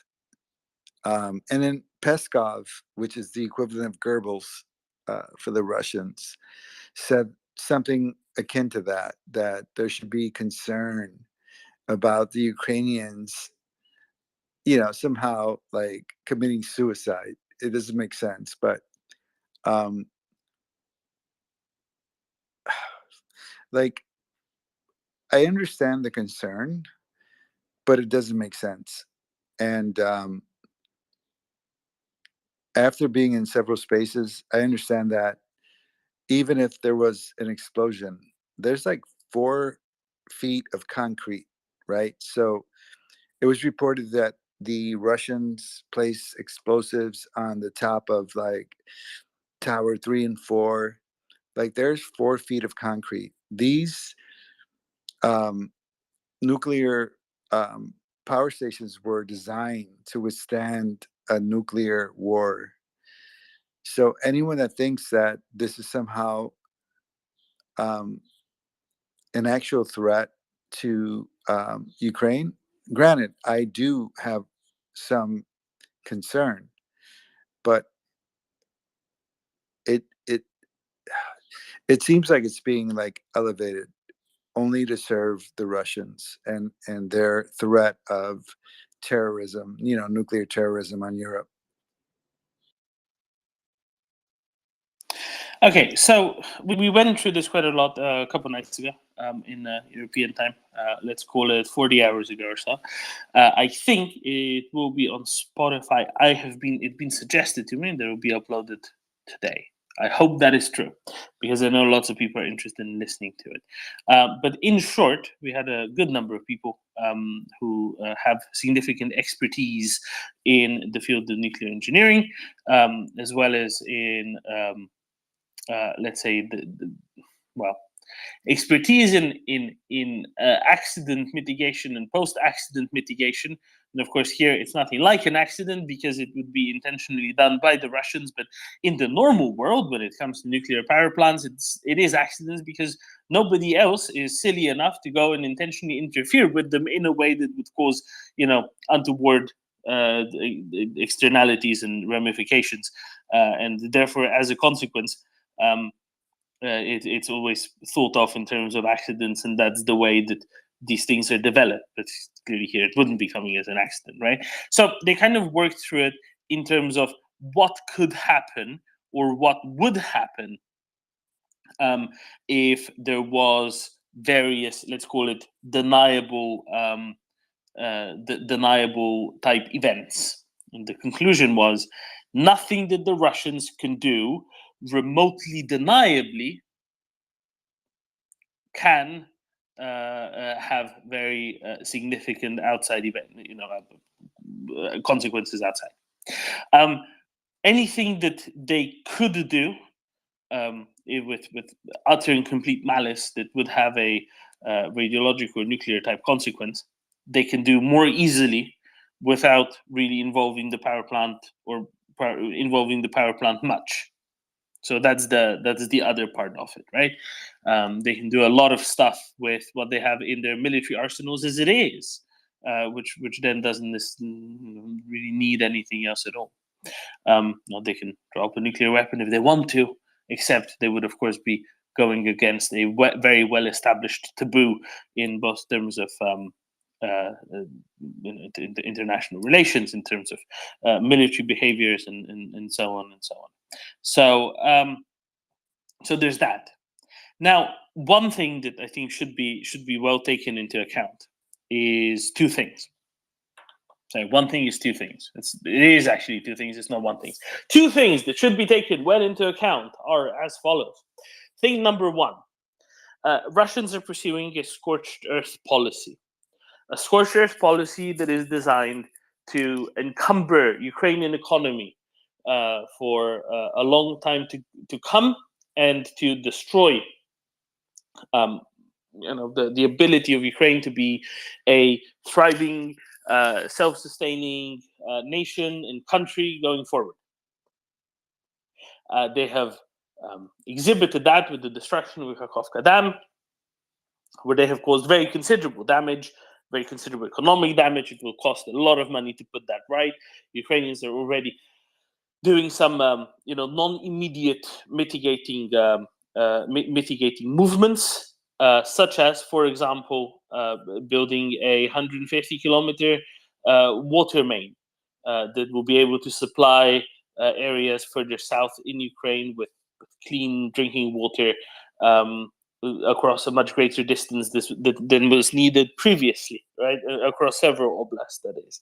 And that's because the Kakhovka Reservoir was a source for drinking water for people across large swaths of the south of Ukraine before, and now that simply isn't available because it's been drained after the Russians destroyed the dam. So there's that. There are mitigation already being done, but of course, to restore it to the previous conditions, it's going to take many months, indeed years of hard work and planning and effort, and quite a lot of money, because a big dam isn't cheap. So there's that. The other thing that they're trying to do is to deny economic viability, right? And this is one thing that I asked one of our guests back on Monday evening. What can Russians do that won't lead to a fallout with some of their more willing business partners? Right? Remember Zelensky's address a couple of weeks ago? He wasn't just saying, "Hey, America, Europe, please help us with this. Please prevent Russia from doing this." He wasn't just saying that. He addressed India, he addressed China, he addressed the Arab League, he addressed countries all around the world. And that's because this is something, if Russia does end up doing something that will have, let's call it a dispersal of radioactive isotopes type consequences, that is something that's going to be affecting much of the rest of the world in various ways as well.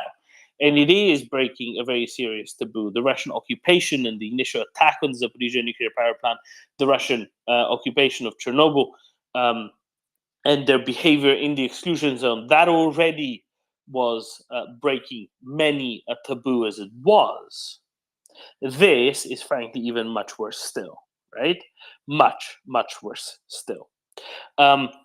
So this cannot be continued. This cannot be propagated, and therefore it has to be put a stop to. This has to be deterred, not just by the West, but also by many others. However, what can Russia do? What can Russia do without crossing that taboo in the same way? What economic damage can it cause? What economic issues can it cause? Ming, by the way, I think Axel's trying to get you to drop so he can switch you out. Oh yeah, no problem. I'll do that now. So what can Russia cause without breaching this taboo in the slightest, right? With enough explosives, they can destroy turbine halls. They can destroy the electrical infrastructures around it. They can perhaps go ahead and breach containment structures, which in itself would be, very difficult to then repair. It would basically require constructing a whole new nuclear power plant. It wouldn't lead to the release of anything into the environment, but it would cause billions, perhaps tens of billions of dollars over several years worth of issues, worth of costs, not to mention the unavailability of energy, of electricity from the nuclear power plant as well, right? So there's a whole host of things which they can do without crossing that line, without affecting that taboo. And I think that's something that needs to be taken into account as well. In the meantime, until they have done that, they can leverage this for psychological purposes, like your interlocutor there said, liberal, right? They're worried, they're scared, or whatever other, I forget what exactly the terminology was. For as long as they're there, they can threaten, they can play into this psychological scare tactic, and they can cause all manners of, let's call them changes of behavior in a way, right? And questions in people's minds. But they can also do, at the point when they leave, they can do a lot to affect the future of the Ukrainian country, state, economy for a long time coming, without getting themselves into hot water with any of their more winning business partners. And that's something that shouldn't be forgotten either. It's presumably a combination of various things that they'll be interested in doing. But keeping this front page, especially with the various silly concepts that they're introducing into the world, that's something that they're long wanting to do. Deborah?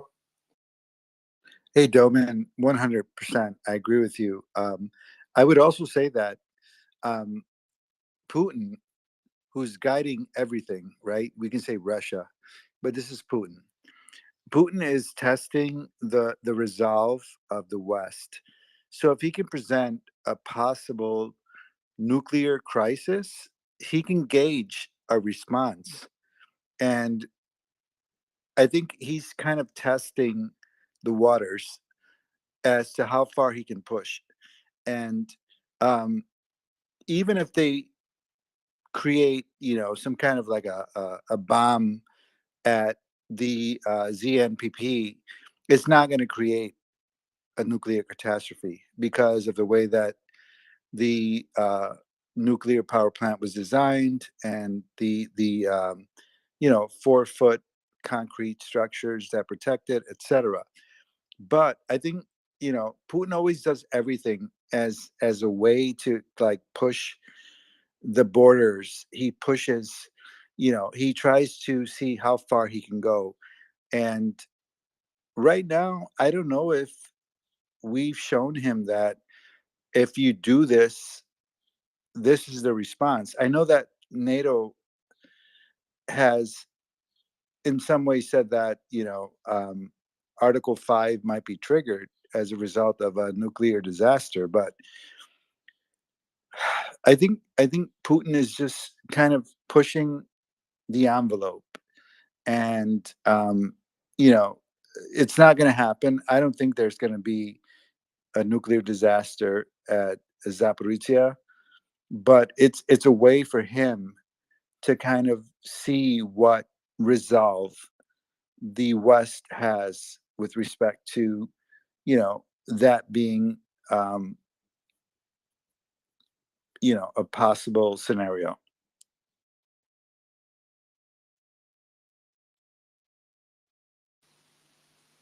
Yes, and this is why endless threats. Ming? Yeah, and on this topic, the psychological aspect of this, I don't know if you've all noticed, but a lot of the pro-Russian accounts have been curiously specific on this, that something is due to happen today. I mean, I'll give you an example. I have one here in front of me. This one looks as though it comes from 4chan or somewhere like that. Let's see if I can find it. So it's basically saying, you know, it's the usual. I work for the U.S. military in electronic intelligence, and believe me, the U.S. and Ukraine are going to blow up the Zaporizhia nuclear plant. And this one says yesterday or today. It may be postponed till the 5th because of thunderstorms due in the area, you know, etc., etc. So, you know, I'm pretty sure we'll be here tomorrow, and you know, irrespective of whether this actually happens or not, because you know, as we know from the discussion we had on MriyaReport, was it 2 nights ago now? Yeah, you know, the Russians' ability to do something serious at Zaporizhia are pretty limited.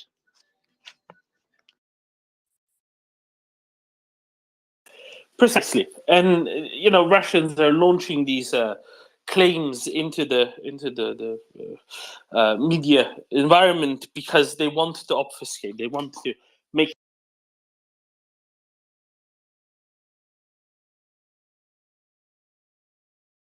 on their side, of course, kind of pre-prepared, right? And once something might occur, and I looked at some sort of tanky message board type things before, not 4chan, other languages, let's say, and they're well prepared to do exactly that, right? There's already full of messaging. Oh, who's going to believe Zelensky? Why would Russians attack themselves? You know, because they're working well within the conception. This is useful for the Russians because they're working well within the conception of, oh, but Zaporizhia nuclear power plant is rightful Russian land, right? This is where this concept of the Donetsk, Luhansk, Zaporizhia, and Kherson Oblast having been integrated into Russia rears its ugly head. Oh, but there was a referendum, wasn't there?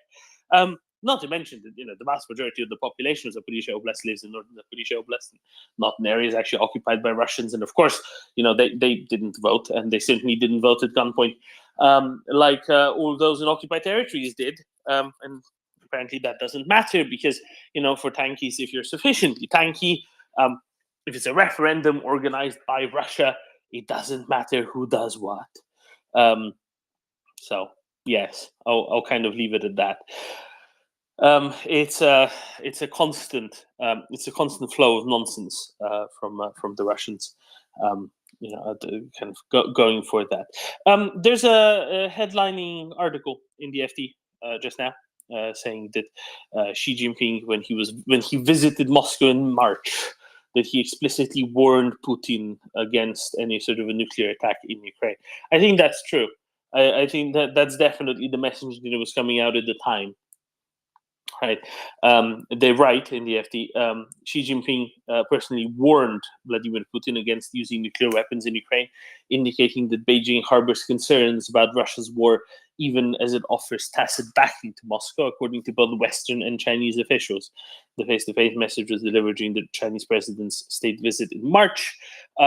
Since then, Chinese officials have privately taken credit for convincing the Russian president to back down from his veiled threats of using a nuclear weapon against Ukraine, people have said.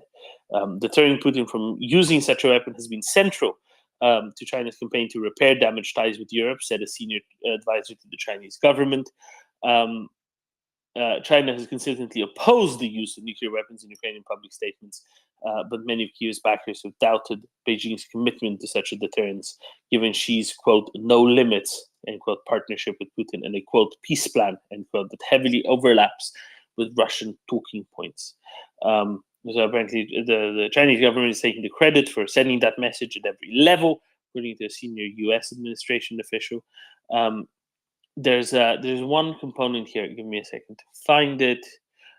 Yes, right. if Russia were to use a nuclear weapon in Ukraine, it's all downside for China, one official said. I think that's exactly right. No, I don't think this is a trivial matter. China is a food importer. A lot of places where China has interests are food importers, including specifically from the Black Sea region, that is to say, Ukraine and Russia. Not everywhere, but plenty of places that owe large debts, whose governments have taken large loans from the Chinese government, are food importers from the Black Sea region. And I don't think that the Chinese government is at all interested in any sort of government instability in the region.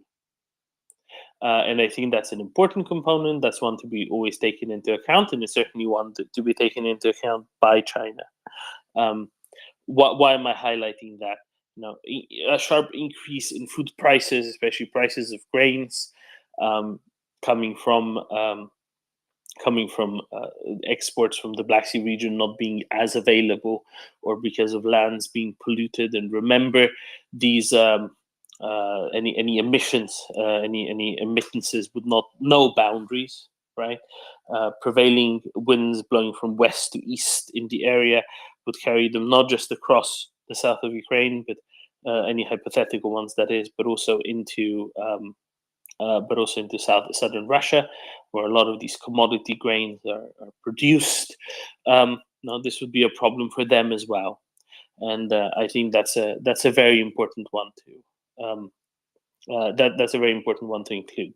Now, what the article doesn't address nearly as much is how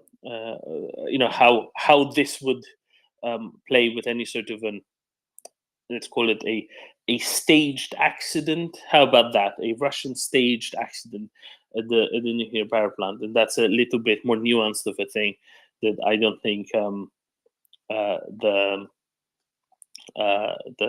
Chinese government necessarily addressed, certainly not sufficiently.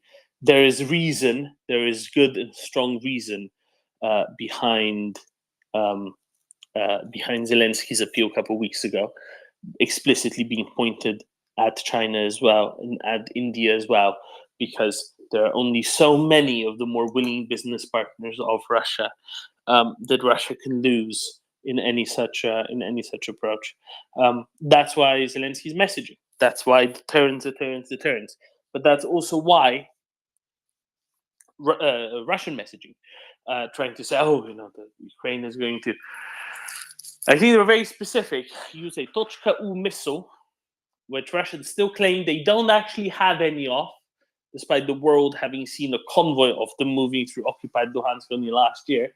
The Russian, one of Russia's most favorite. Oh, it wasn't actually us launching it. Weapons, simply for the reasons that they claim that they don't have any. Which Russia quite likes to use against various targets, and has since about 2015 quite regularly as well. Libro? Doman, so a credible source, War Monitor, has reported that there's been a strike in Makiivka. It's being reported that a Ukrainian HIMARS hit and destroyed a large ammunition depot of Russian forces. That was overnight, Libro. You've seen the video, I think, right? The one with the big fireball that some people saw Jesus in. Oh yeah, That's it. Yeah, you're right. Yeah, you're right. Unless there was another one, but if I'm looking at the map here on War Monitor, I think that's indeed the location of the previous one. So I don't think this is a new one. I think that's the one from last night. I don't think he's reported previously on this one. So it was the place where the Russians claimed there was a hospital. But there wasn't a hospital. What there was a sort of half-built apartment complex that Russians were using as a storage area for rocket artillery. And it's also, if you hit a hospital, you're not going to have just endless volumes of secondary detonations, right? And you can see videos of rockets flying left and right. Most hospitals that I know don't store rocket artillery munitions. Now, maybe it might be different for Russians, but I certainly don't think of it. Gunny, when you've last been to a hospital, lots of rockets around. Gunny? Yeah, I mean, that looked like a good hit, didn't it? Was happy with that. Usual suspects out. Just reference the nuclear thing. The WC-135, the nuclear detection and testing aircraft, is warming up at Chennai. Flew in there a few days ago. A rare visitor to Europe. Now, if he flies back west across the Atlantic, happy days. Nothing to worry about. If this aircraft heads north, then that, in conjunction with the other activity that we're seeing at the moment, pretty much unprecedented for the past few weeks. A lot more NATO signals intelligence aircraft are up than we've seen in quite a while. There's an RQ-4 up. There's an RC-135, an American Air Force one that's done some loops around Kaliningrad. There's another RC-135, an RAF one that's inbound. There's the Swedish Gulfstream signals intelligence aircraft that's operated by somebody. That's been up. So I would watch that WC-135. As I say, if that goes north, then yeah, that's going to be mildly concerning. Gunny, there's more than just their presence, right? It's their overt presence and broadcasting on all transponders that are visible to everyone, every civilian under the sky with an internet access and knowing the Flight Radar 24 exists, can see them. Yeah, you put this stuff out on civilian social media, so it's accessible for everyone with intent. And that is to say to the Russians, we are here and we are looking. Activities really dropped off. That's probably, I suspect, because NATO aircraft have been running a lot darker. You can do that. All of this, well, you've got to be on ADBS and flight radar, and that's the way that you do traffic control. No, doesn't work like that. You can fly around so long as your military air traffic controller working in conjunction with civilian air traffic control like they do in the UK. Military air traffic control down at NATS is actually in the same ops room as the civilian side. So I suspect they've been doing it just a little bit more quietly. This is very overt today. There are some aircraft up. And obviously that's generated to let the Russians know that everyone's looking. But the RC-135 thing, that's the key one. If he heads back across the Atlantic or just as a check test flight, then it's all gravy, baby, and nothing to worry about. If he takes up anything looking like a patrol, kind of tasking up along borders, things like that, yeah, then, it's reasonable to say then that NATO suspects something might be literally in the air. So we'll just have to wait and see. Hopefully he'll bugger off back across the Atlantic and it's job done. I wouldn't be surprised if they stay for the next week or two through the Vilnius summit. I think they're doing a lot of the we're watching you, don't do anything silly, we're watching you kind of approach and messaging for the next several days. Now, as you said, there's a good reason why they're on public frequencies. They want everybody to see them, not just the Russians. The Russians, of course, would presumably know that they're up, but then again, who knows? But they want the rest of the world to make sure that everybody knows that they can see them, and everybody knows that they're watching. It's an important component. Yeah, as ever, the Kaliningrad flight, we've not seen this for a while. I was sort of expecting a J8, a J-Stars to come up as well. Not seen yet. That would be what we would see usually if Kaliningrad something was interesting was going on there. There's a lot of intermediate range missile units still there, as far as we can tell. And the lap round there suggests something's probably happening. sometimes I think it's just they randomly move units around, and obviously if you start moving nuclear armed intermediate range missiles around, someone's going to take interest in that.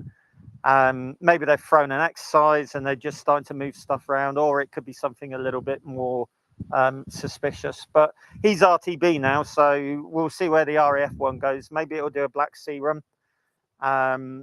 Although the RQ4 Global Hawk seems to be doing that, looking at Crimea. But the all right, so Tim Ells just said the WC-135 is airborne now, so we'll just see where he pops.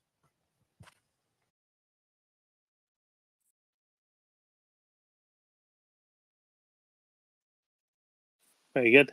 Thank you, Gunny. I'm sure we'll keep monitoring this as well, and we'll see what happens. I do think that through the Vilnius summit they'll be around, for certainly probably as long as Biden's in Europe for, because before the Vilnius summit he's going to Britain, after the Vilnius summit he's going on to Helsinki for a Nordic US summit, and it's not just Vilnius. There's a lot of it here. I think that's important. Libero? Oh, Gani, carry on, please. Yeah, just the one thing to remember is WC-135s are pretty rare, and they're not. It's not an asset that you would use if you're worried about the security of a summit or anything like that. This is a specific one-trick pony aircraft. So we see it when there's a suspicion, say the North Koreans might be thinking about a nuclear test. You might see one stage out into the Pacific. Very occasionally, I think once or twice we've seen them going way up north where NOTAMs have been banged out by the Russians, and maybe there's been a suspicion that they might be testing something to do with nuclear up there. So yeah, I don't think the WC-135 is nothing to do with summits. This is specifically in case someone either moves something nuclear, has a nuclear accident, or creates a situation that's going to stick some radioactivity into the air. So, I mean, this says to me that NATO think ZMPP, something might happen. And they're just saying to the Russians, we're up. And we know there might be one or two other aircraft up as well, stuff like U-2s, but obviously we won't see that. And we're not seeing an AWACS at the moment, which is quite interesting, but I would expect to see one of those go up near the border sort of fairly soon. No, I didn't mean it as a security of the summit, right? I just mean that Russians will keep stepping up this rhetoric throughout the duration of the pre and post summit times, certainly for as long as Biden's this side of the Atlantic.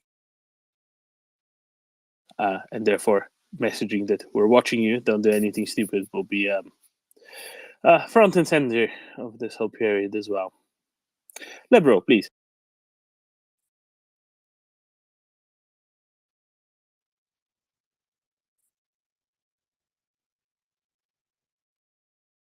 Libero? Hey, yeah, sorry, I was talking to a dead mic. Gunny, sorry, my apologies. Gunny, question for you. Do you think that the Russians are stupid enough to try to create like a half-baked nuclear catastrophe, given that whatever they have, be it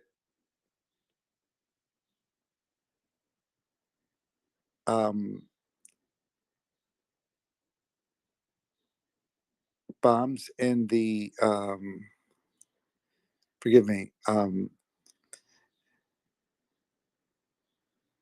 is there any way that we should be concerned that whatever it is that they're planning is going to create some kind of nuclear catastrophe?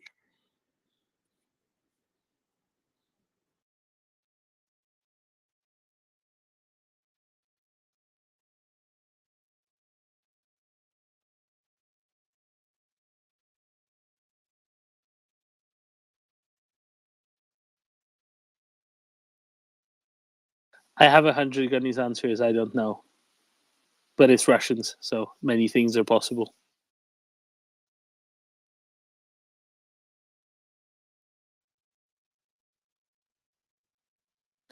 That's just going to be my guess in the absence of Gunny responding.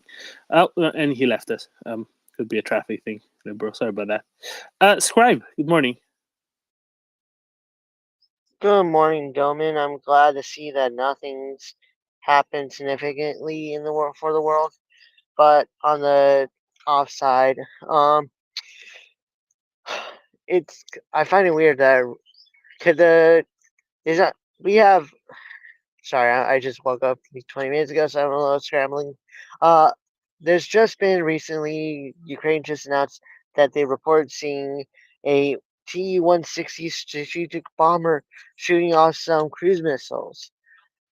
I'm kind of interested to see if we could, with all the NATO aircraft in the air right now, it could maybe provide some better coverage, and maybe we can see a full 100% shoot down today.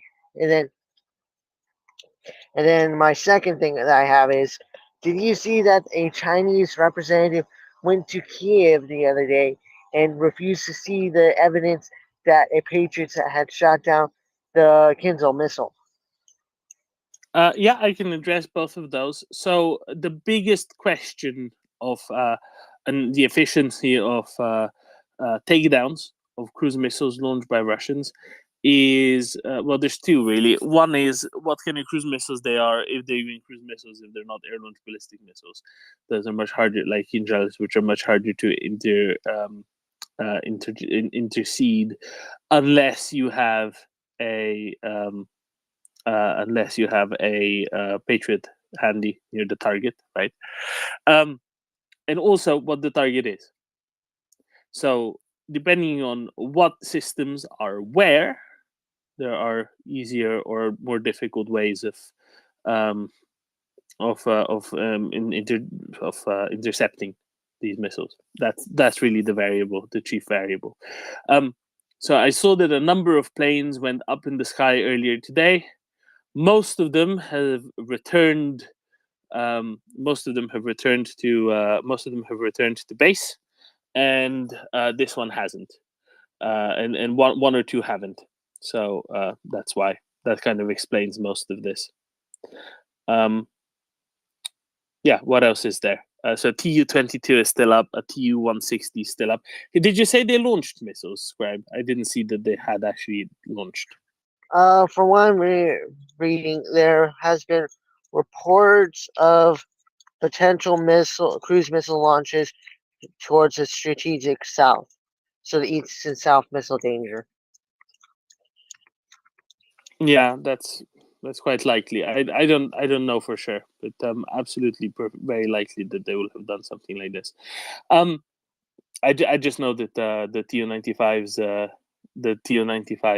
have been have returned back to base, and the Tu-22M3 or whatever it's called, and the Tu-160 stayed up. But I don't know whether they did launch or not. Again, depending on where they're aiming for, that's the biggest difference. The other question was, Scribe, please remind me. Oh, Reznikov, yes, right. What I remember is that Reznikov said that the Chinese ambassador, whatever his actual title is, when he visited Kiev back in May, that's when he refused to review the evidence. So yes, that came across my desk. What this really is an ostrich tactic. He didn't want to. He didn't want to. He didn't want to see the evidence, and he refused to see the evidence because this way he can stick his head in the sand and not and not to actually engage with the evidence of it. It's also something that isn't very palatable to them because they don't want to know that this is possible. They certainly don't want it public that this is possible. That's why. That kind of explains it. And yeah, it's weird, isn't it? I mean, I wouldn't want Western officials behaving this way, saying, "Well, this is an inconvenient truth for me. I'll just go and ignore it.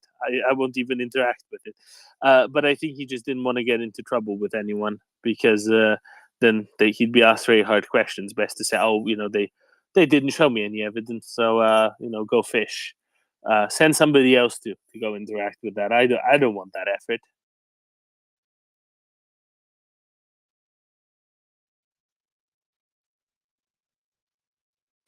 Very good. Thank you, Scribe. Right, Ivana, maybe you can help us with this. There has been a very interesting development at the OEC Parliamentary Assembly, hasn't there? Yes, indeed. Yesterday there was the 30th annual session of OSCE and it took place in Vancouver, Canada, and they adopted the Vancouver Declaration, and it's really very interesting because it has a lot of points.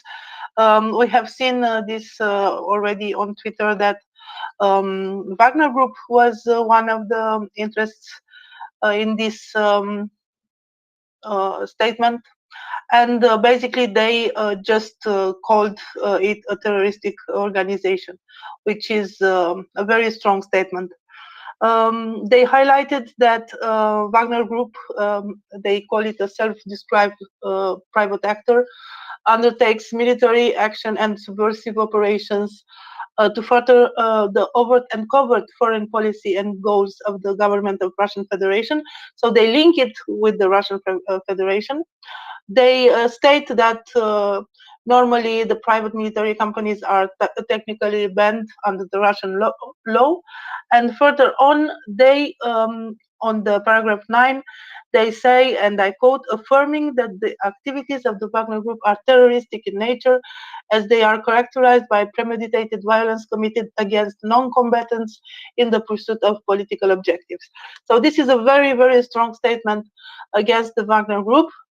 And it's quite funny because there was a comment from a Russian official about this, and it's very strange how they turn things when they like.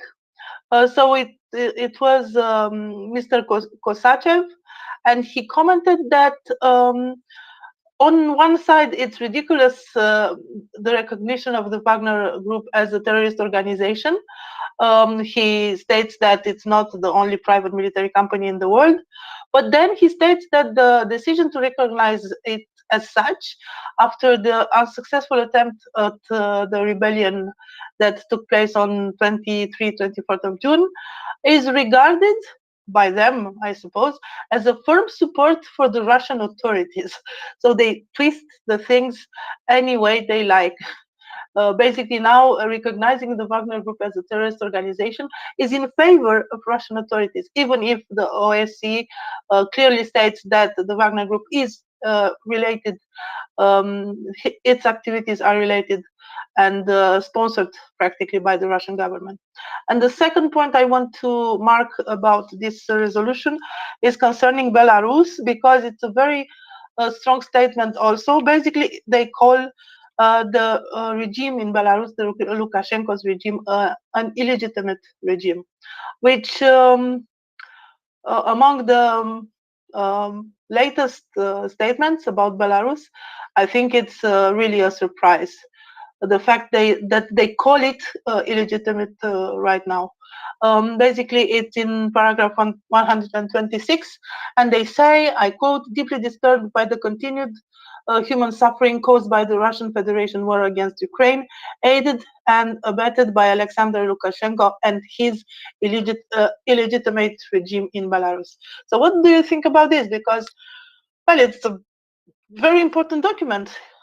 And it goes on and on. There are many, many paragraphs that are very interesting.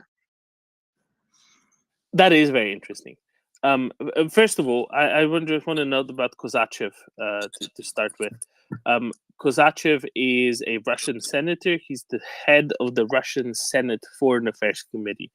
Before that, he was basically a career diplomat, to the best of my understanding. He was also the head of Rosotrudnichestvo for a while.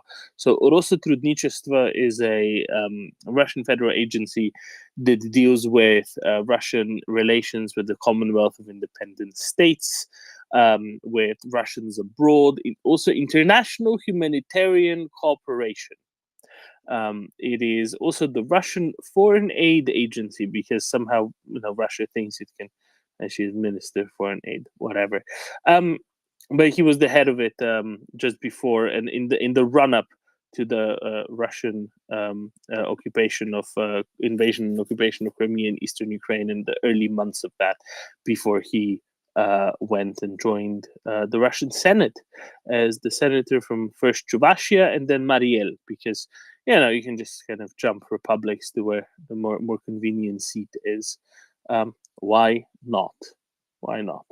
I don't think he's anything from anywhere around there at all in the first place. I think he was somewhere for the Western Russia in the first place.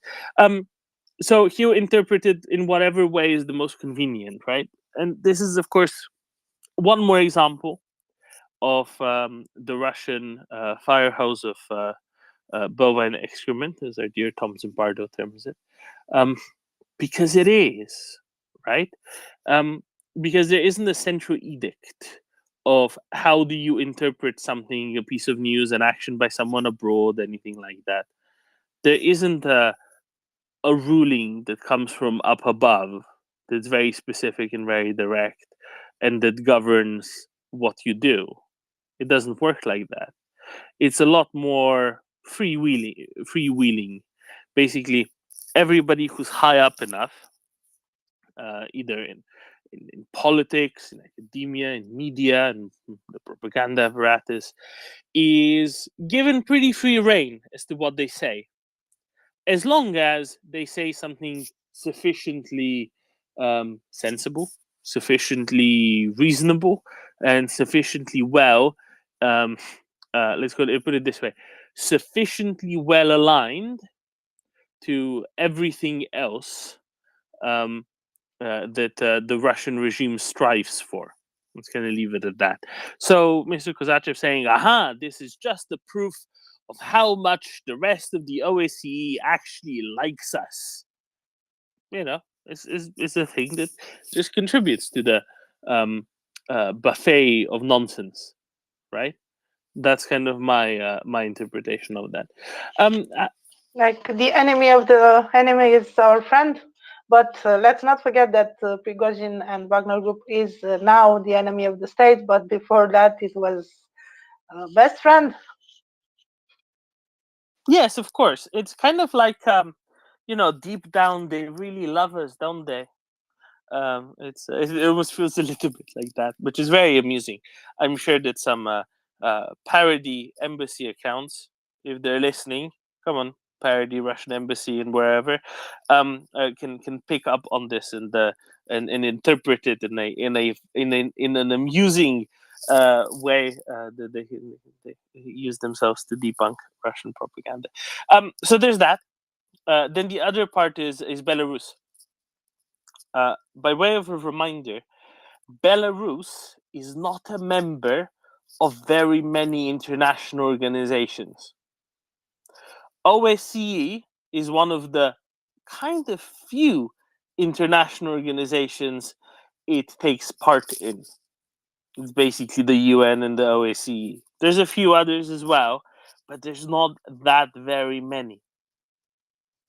So for the OSCE to actually call out Belarus for this or that, this is very much the role of the OSCE, right? The OSCE does things like supervises elections and so on. And democratic standards are actually a part of it. Belarus is not a member of the Council of Europe. Unlike Russia, Belarus never was a member of the Council of Europe. It is one of the biggest international organizations that aren't the UN or UN based. The Belarus is actually a member of.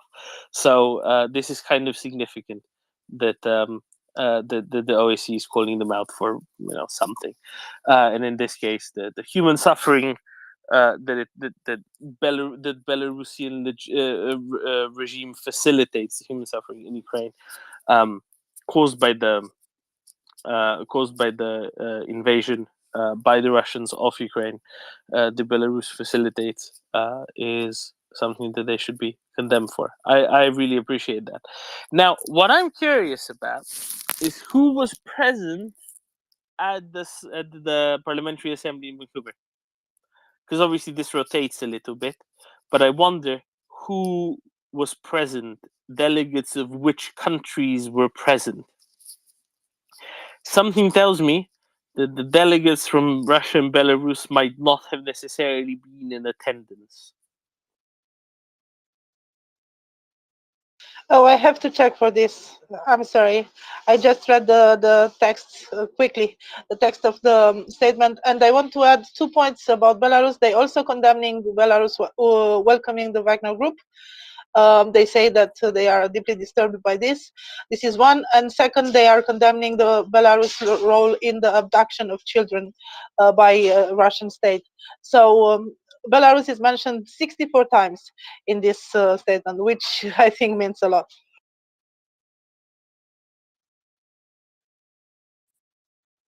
Yeah, I wonder how many times Belgium is mentioned. No, just as a comparison, roughly same size country, population wise, much bigger as an economy. Just actually, let's see if I can do that.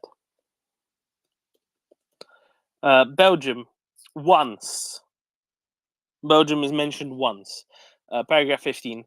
Welcoming ongoing efforts in various national parliaments to address the terroristic actions of the Wagner Group, including the legislatures of Ukraine, Lithuania, Latvia, Estonia, France, Canada, Belgium, and the United States of America. That is the only time Belgium's mentioned.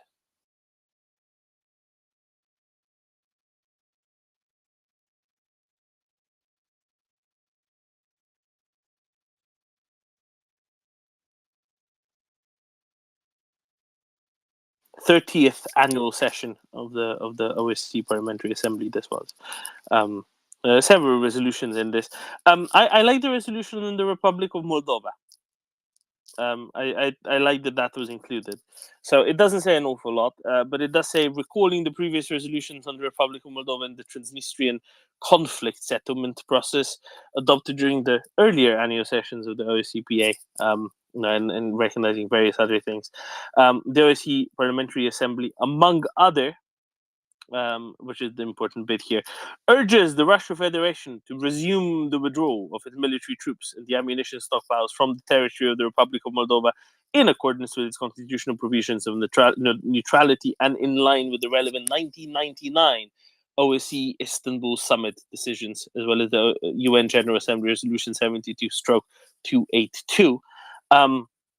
They also did a similar one for Georgia, if I remember correctly, in this batch as well, basically telling Russians to get out, to get out.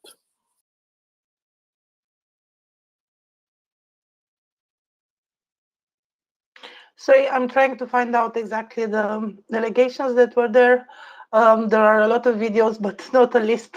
So bear with me a little.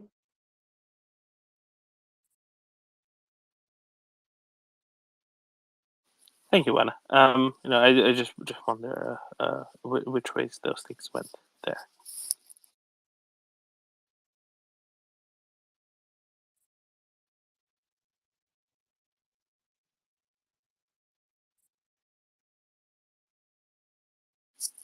And of course, the OCPA is also calling for the peacekeeping mission, quote, in Transnistria that Russia kept claiming was what they were really there for, which is ridiculous, of course, to be transformed into a multilateral one and B, a civilian one rather than a military one, which I quite like. But we will see.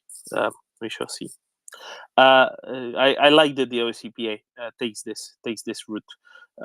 Especially since A, Russia, and B, Belarus are still signatories and member states. Scribe? Real quick, I have a real quick question, and it's a bit of a change of topic, maybe not, because it's related to Russia doing bad things all the time. Have you seen any? Have you got any more information about what they've been fighting in Zaporizhia and some of the regions that they've liberated towns that they've came to? No, I've actually not seen anything to that at all. There is talk of another village to the south of Rinopil having been liberated, but not much details came forward about what has been discovered in the newly liberated territories. And at least to part, that's a consequence of the liberated territories still being very close to the front lines, but also that no major settlements have been liberated, right? Or very few major. I think Velika Novosilka is the largest settlement in Zaporizhia. Actually, is it even Zaporizhia? No, it's very close to the Oblast borders in Donetsk and Zaporizhia. They're on the southern front line. And they're simply, they're still close to the front line. So civilian efforts wouldn't have advanced there. And B, they were always kind of close to the front line to start with. So they weren't very deep in occupied territories. And C, being quite small settlements, there's less that tended to be committed and such, and there simply weren't so many people in them against whom crimes could have been committed. So as a consequence of the combination of all of those, no, I've not really seen an awful lot. I think with time, much more will, of course, emerge from it, right? As more details come out as well, and as more people get access to all of those. Oh, I see that you sent me something. There is a video that got released of a basement of some sorts, where a torture chamber was set up. I'm not at all surprised that something like this had taken place, even in those most frontline areas throughout this past year or so, during which they were occupied. It's almost as though, these were systematic things that the Russians were doing just about everywhere, as opposed to just a little bit here and a little bit there, right? These aren't excesses in any way. These aren't out of the normal for the Russians. This is simply what Russia is, and Russia does very consistently and comprehensively everywhere in occupied territories.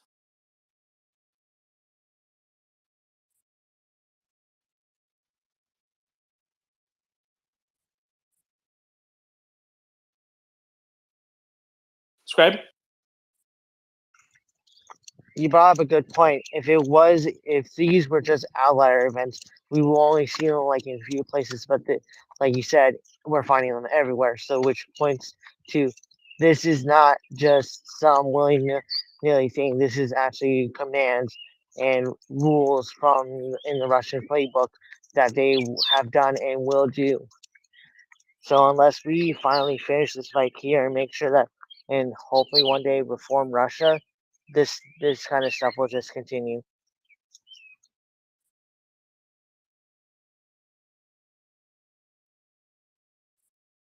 Exactly, and this is why it needs to be put a stop to.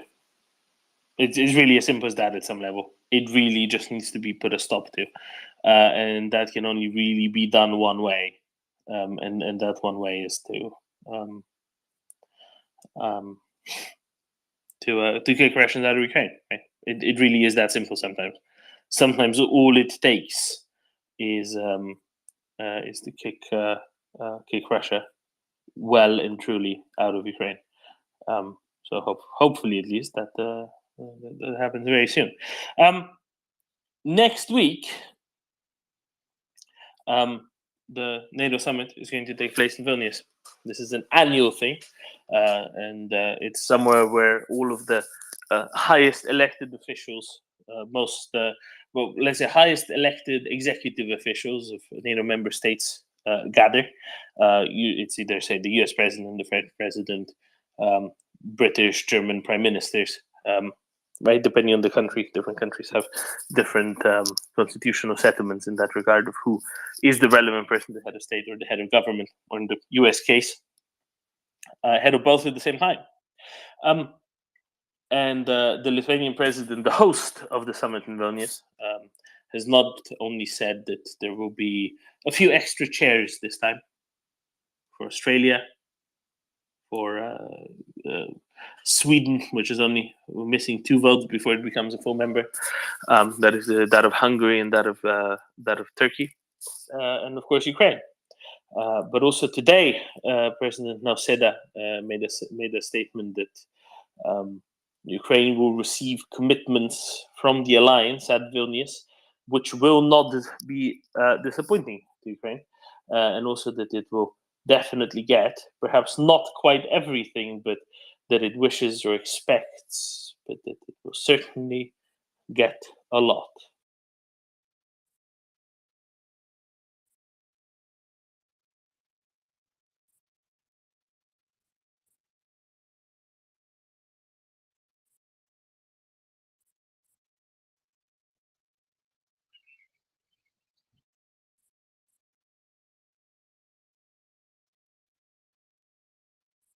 Right?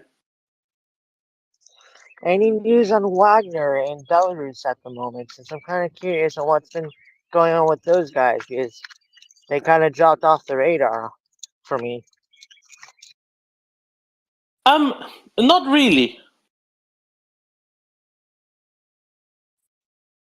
There's some satellite imagery that seems to suggest that Wagnerites indeed have set up camp in Belarus, quite an extensive one, somewhere in Belarus. I forget exactly where. Basically, the new developments have been occurring. The new developments have been being set up in Belarus for them.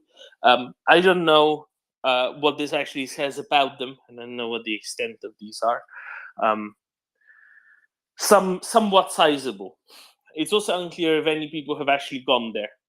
Prigozhin apparently went to Minsk, was in Minsk for a little while, and then since then has gone to either Moscow or St. Petersburg, where he seems to be. There was an interesting piece of graffiti on a street in St. Petersburg that said Prigozhin Yuda, that is to say Prigozhin Judas, someone who had betrayed, presumably, Russia, right? Could be somebody else, could have been some sort of angry patriot writing it, saying that he didn't go far enough, that he ended it prematurely. I didn't really know. But it seems as though everything is being swept under the carpet and is being rather ignored.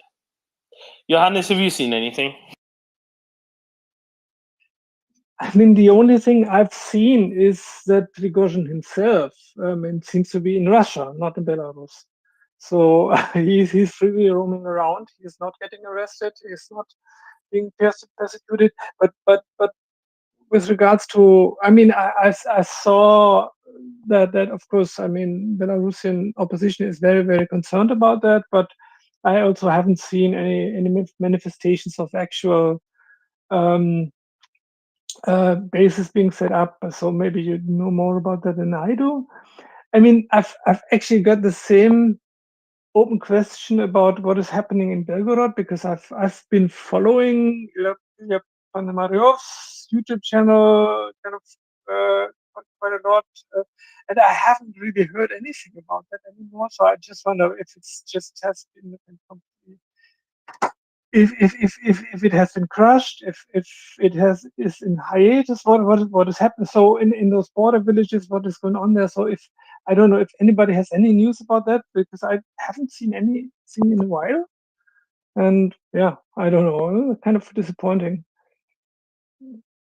Marcus, I think they just packed up and left, right? And they just went back to Ukraine because they were kind of bored with it.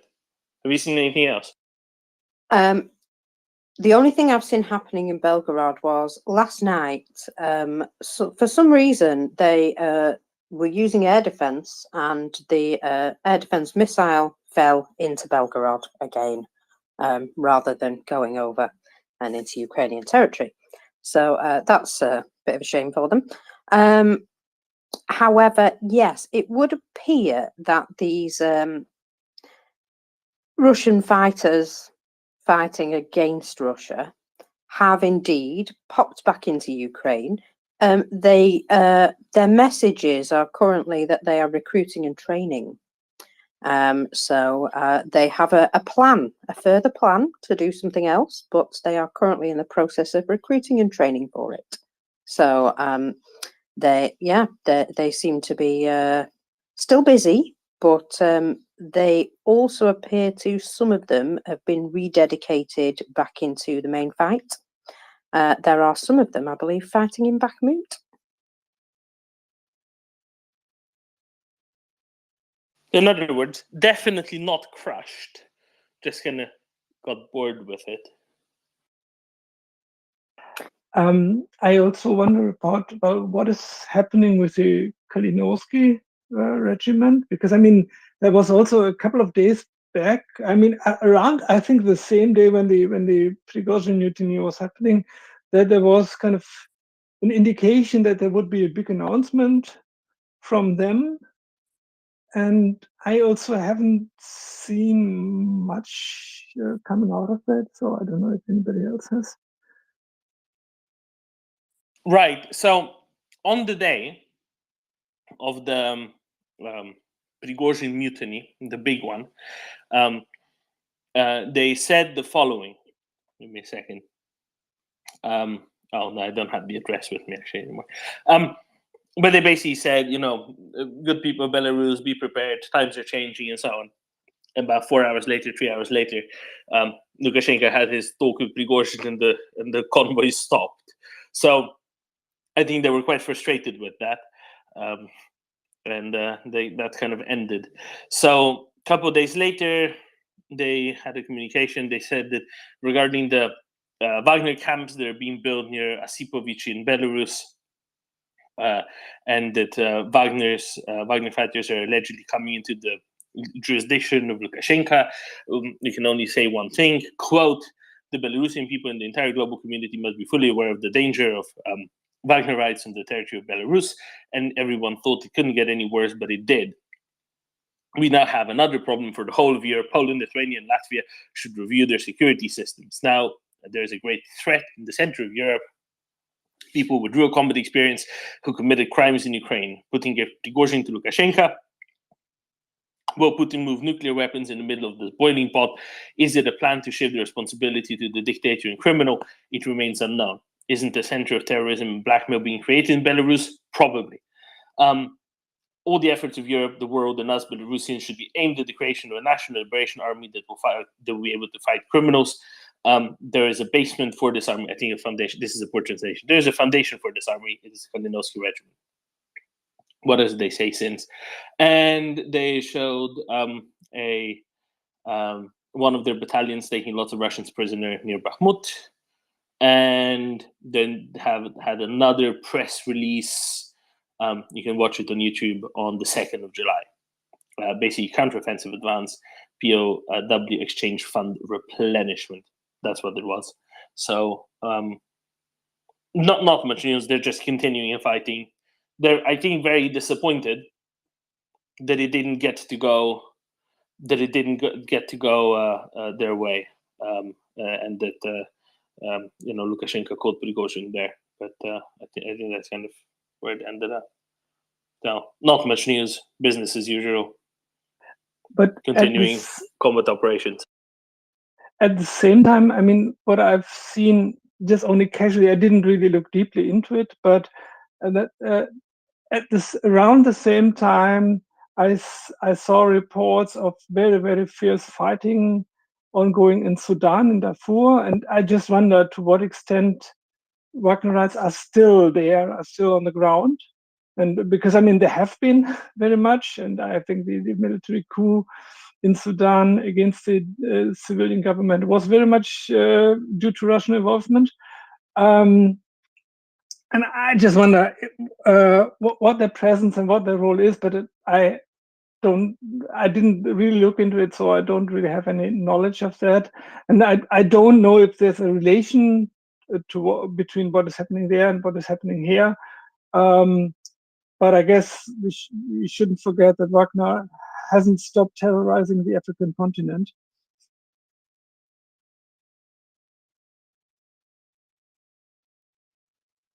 No, definitely not. That's quite right, Johannes. So just to note, the current events in Sudan is actually the militia going against the military government, because things are going real well. I don't know how many Wagnerites are there. There could be, depending on who you ask, there's anywhere between dozens and maybe 100, maybe a couple of hundred. So it's not very many. The question there is, where do they turn? Where do they go? How much are they still Wagner? How much do they just turn straight into more regular GRU folk? Questions abound. So I think we'll kind of have to wait and see. But they seem to be much more involved in the usual Wagnerite tactics, much more focused on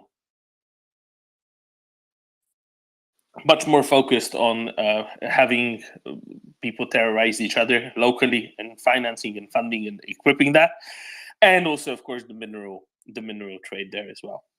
So, yeah. And welcome back up to co-host Marcus. Hi, thank you. So, have you discussed the train station explosion that appears to have in Yasinobata? Yes. A little bit, but do you have anything like a battle damage assessment? Well, yeah, I have confirmation that there were indeed wagons on fire. And let me just get back to the tweet that I was looking at. These things love to disappear on me. Yeah, so wagons are definitely on fire. I will send you a confirmation of that via DM. There you go.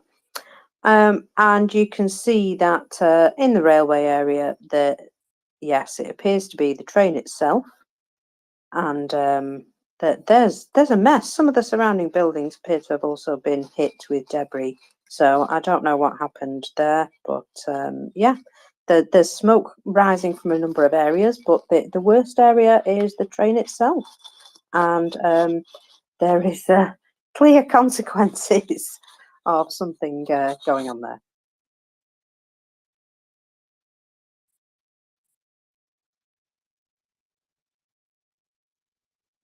Looks like the front cabin of a truck. Of a what do you call those? What do you call those lorries, Mockers? In America, they call it semis or like tractor trailers. What do you call that? That sort of truck that just yeah, like a cab of a truck. Yeah, but a truck that doesn't actually carry anything on its own, that you need to hitch a trailer to move anything. Yeah. So it's just a cab. It's a little. I guess you just call it a lorry. And Ming will come and help me. I once had a big argument with a British friend of mine about what constitutes a van, whether vans can be used to legitimately transport people or not. And basically, we had, and he called it a minibus or a people carrier if it had windows, and a van if it didn't. But for me, it's the same. It's the same fundamental design. It's just a question of whether it has windows or not. So I think, to be fair, the stipulation for me would be seats. If it has seats or not. Well, seats and windows, but the windows is the thing that changes from the outside. If you have a seat, a van with seats but not windows, then it looks a bit sketchy in the first place. Doman, I think those lorries are called articulated lorries, or Artex for short. Yes, thank you. That's what I wanted. Articulated lorries. I knew there was a specific term for that. Where do you come on the van question, Ming? I'm agnostic on the van question. I think I missed the premise of it, so I'm not sure what it's about. Okay, imagine like a Renault Master or a Ford. What's the Ford called? I forget. It's not a Traffic. It's called a Transit. A Ford Transit. Imagine a Ford Transit. Imagine two Ford Transit side by side. One is like a white van. No windows in the back, only windows up in the driver's cab, right? The other, windows in the back, seats in the back, you can move, 9, maybe 12 people in it. Are both of them called van? No, I'd say the one with the seats and windows is a minibus.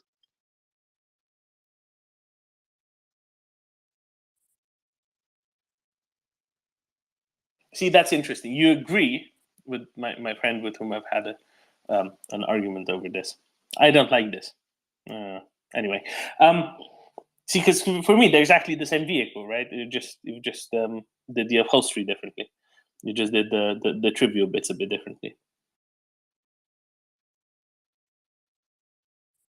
And is this significant? Are we doing OSINT or something? No.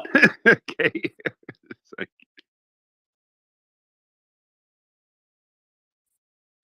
This is just things I get into arguments with about semantics, all that, choice of language. Yeah, very good. Arctic trucks, articulated lorries, perfect. So let's go back to Yasinovata, at least virtually. Let's go back to Yasinovata, and Mockers, we've seen several strikes there before, haven't we? We certainly have, yes. And this appears to be, well, some sort of logistics area. And you know how Ukrainians feel about Russian logistics. They feel that they should mostly be on fire. And yeah, that appears to be the case.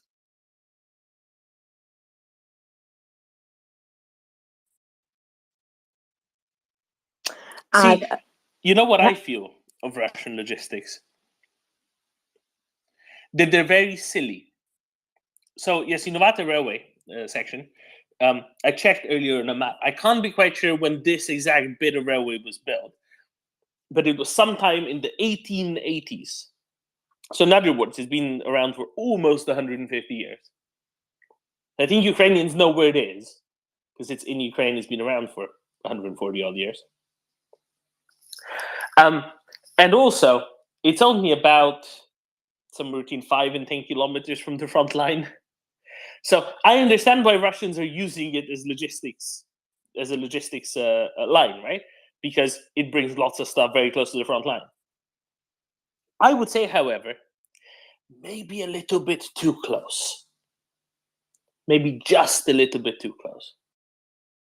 Teensy bit exposed. Yeah, because this is at least the third time that they've blown it up that I can think of, off the top of my head, and probably several times more since on top of that.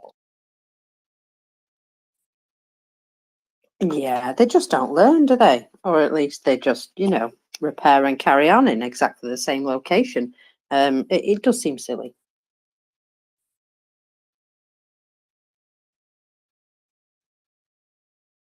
Yeah, I mean, couldn't they have, transported things a little bit less obviously to areas a bit closer?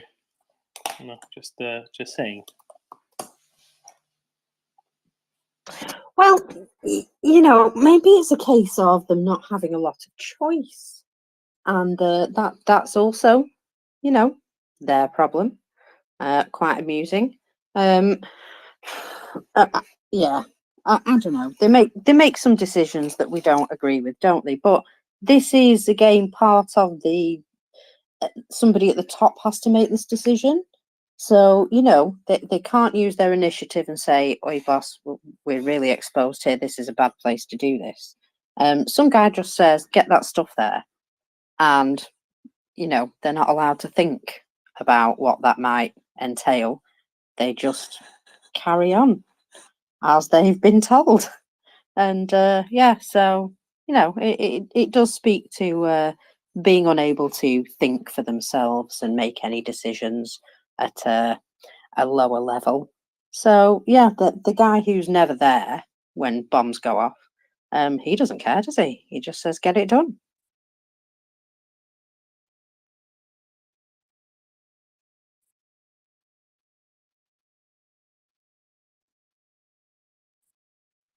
That message never makes it all the way up the chain, does it? No, indeed, how could it? right? There's significant indications that Putin really is working on, let's call it limited information. I think Daniel was sending me something earlier, which is quite interesting. Apparently, yesterday at the Kremlin, the Minister of Tourism of the Russian Federation was talking to Putin and was saying about the long queue at the front of the Kerch Bridge that had people wait for hours and hours and hours to be able to go and do their tourism in Crimea. Do you remember that over the weekend?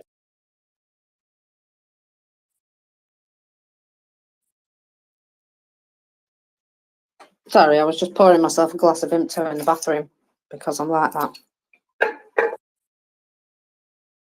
Yes, it's a good thing it's Vimto, not Ribena, because then we'd have to explain to all of our dear North Americans what blackcurrant is. And actually, Canadians are familiar with it, but it's mostly people in the US that don't. I can tell you about blackcurrant, I can continue to talk about the Kremlin and know which is preferable. Okay, let's assume Kremlin for now. Anybody wants to hear about blackcurrant in North America, hit me up. I have a great spiel on that. Anyway, so the Russian tourism minister is complaining to Putin, right? It's not very nice how long people have to wait in order to be able to go and do their tourisms. And Putin apparently retorted with, why don't they just go the other way? The other way around, through the south of Ukraine. Because after all, that's now Russia. No considerations made for, frankly, those roads being absolutely packed as it is, and in not very good state because of all the heavy trucks that Russians put on them. No mention of the in a bridges. war zone.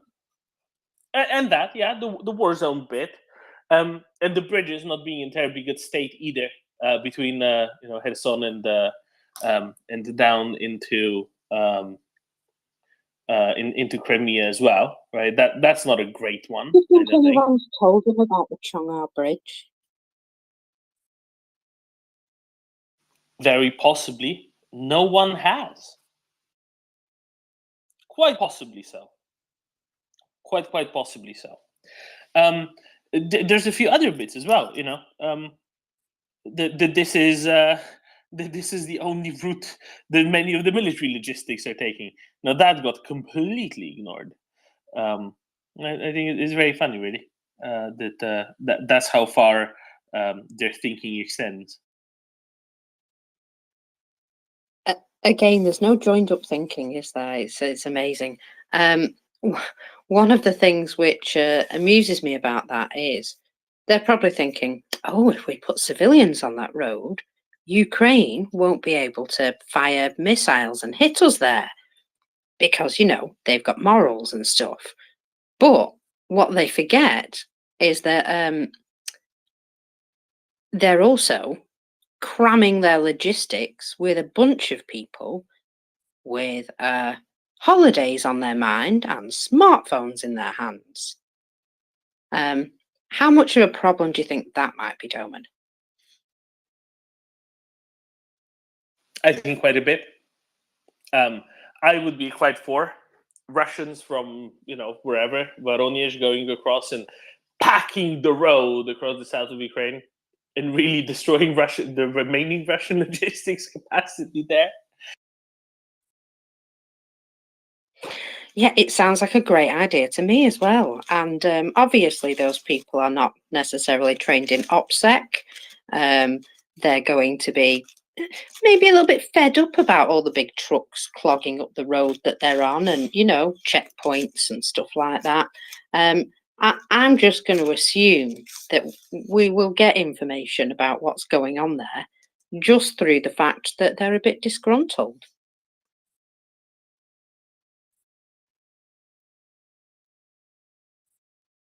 I mean, we've had to drive all this extra distance and look what the alternative is. We're in this situation. Oh, it's terrible. By the way, this is exactly at this junction here and here. Thanks very much.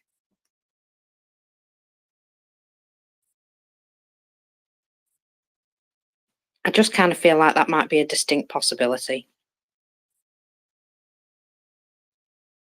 Could be. Could well be. I think it'd be endlessly entertaining, wouldn't it, if it didn't, if they blocked the road. Perhaps, Marcus, perhaps. What if they blocked the road with campervans? See, that has people in it, and it's a van.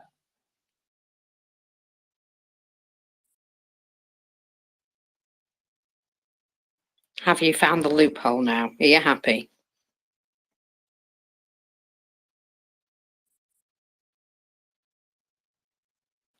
Welcome up, Clyde. Go ahead. Yes, I read a post this morning that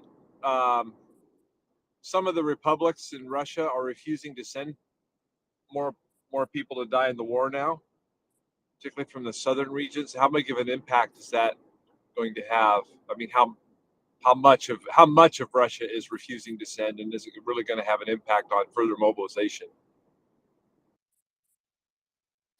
I've not seen this report at all. I've not heard of it in the slightest. Can you possibly point me in the correct general direction of where I can find this? David S. posted it. Does that help you? David S. David. Secret Squirrel. He was on the space here a time or two, although he complains about it. He runs. David G. You know what I mean, don't you? Yeah, Secret Squirrel. Okay. Yeah. Fair enough. Yeah, I'll have a look. I'll have a look at it. I didn't see it before, and that makes it very difficult for me to comment on. But that would be very interesting, depending on how widespread it is, right? But I think that the big question that you're really asking requires knowing how widespread it is, and I really don't know how widespread it is, seeing that I didn't really know of this at all. Yeah. I didn't know what the population density was in some of those areas he's talking about. I mean, he didn't get too specific. I think he said southern regions, and I suppose they've been hit pretty hard with fatalities so far anyway, because that's where Russia's been getting most of their. I mean, they've been trying to stay away from sending rich kids from Moscow and St. Petersburg, right? So that would make a difference. Well, that I can comment on. I can tell you about population density. So the parts of Russia, the parts of Western, let's call it southwestern Russia, are some of the most densely populated in Russia. So outside of, for example, the city of Moscow, which is just the city, which is of course way more densely populated. If you look at areas like around Rostov-on-Don, Krasnodar Krai, like Voronezh, Belgorod, those are some of the most densely populated areas in Russia. The only ones that really compete with that are areas like just south of Moscow or near Moscow, around Moscow, that are very densely populated, Kaluga, Tula Oblast, places like that. And then those places on the middle Volga, basically, like Tatarstan, Bashkortostan, those areas are very densely populated as well, right? That's kind of a hub of industry. Everywhere else in Russia is much, much less densely populated. Of course, near St. Petersburg, quite a lot of people live there. But basically, yeah, western, southwestern Russia are by far the most populated areas, and then along the Volga as well. So that's where many people live. Now, is the majority of Russia in the southern military district? No, of course not. Far from it. But it's definitely significant. And also, do you know what else it is? Logistics and spread of effects of the war. They preferentially recruited from the areas in the deep south of Russia, so to speak, in the northern Caucasus, right, Dagestan and so on, because it's a minority area. Not people don't really care about that, and it's the periphery.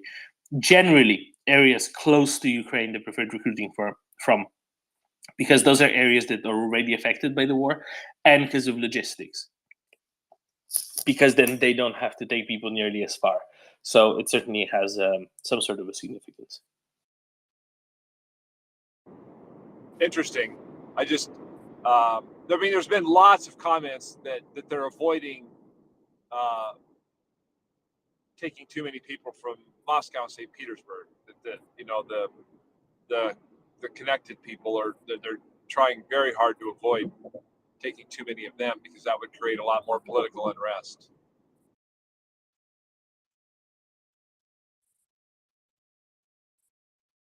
Johannes, jump in. Yeah, I mean, I haven't seen the report itself, but I mean, my guess would be that this is actually talking about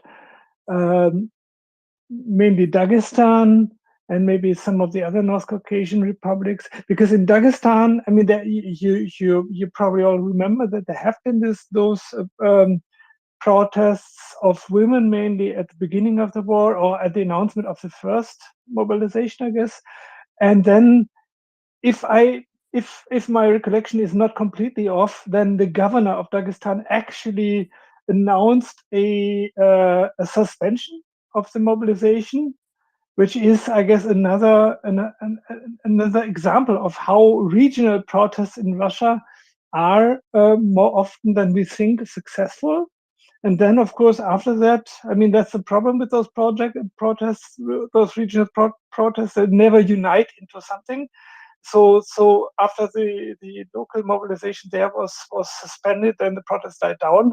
And I would assume, without having seen the report, that this is kind of a repetition of that.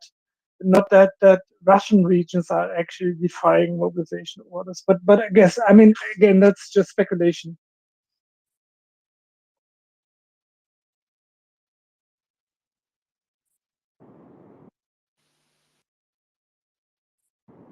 Thanks.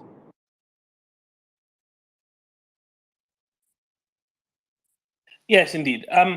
So areas like Dagestan, of course, the most significant in that respect, right?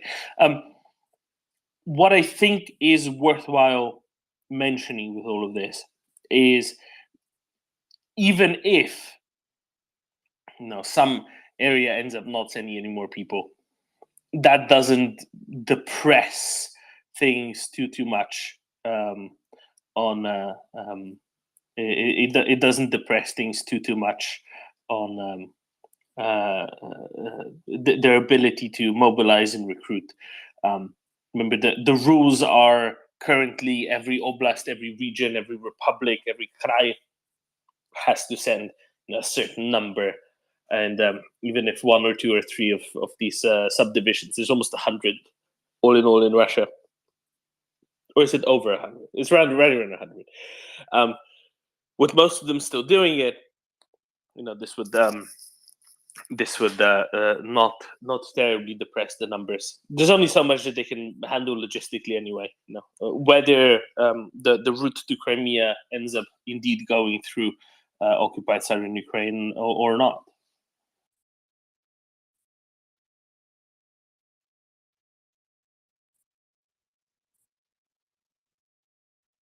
I hope it does. Talking of southern Ukraine, we have a boom report in Skadovsk in occupied Kherson, I believe. I've sent you a little map just to prove where it is.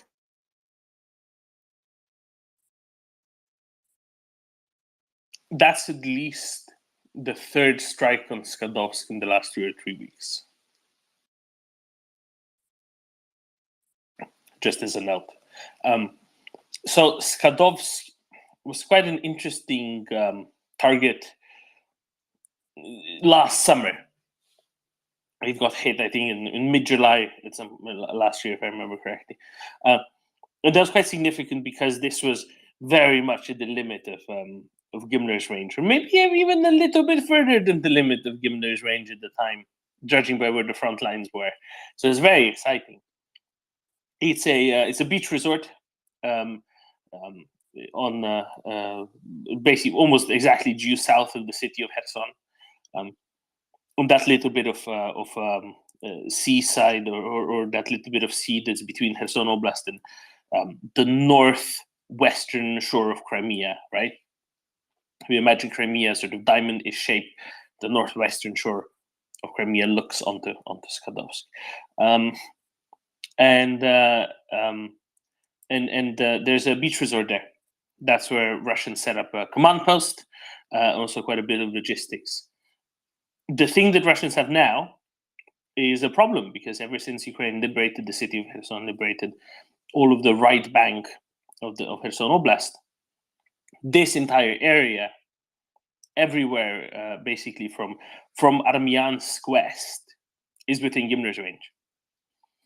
And any operations that they have here, they can't really store an awful lot of stuff. Now, the further they go, say to Skadovsk, it's still better for them.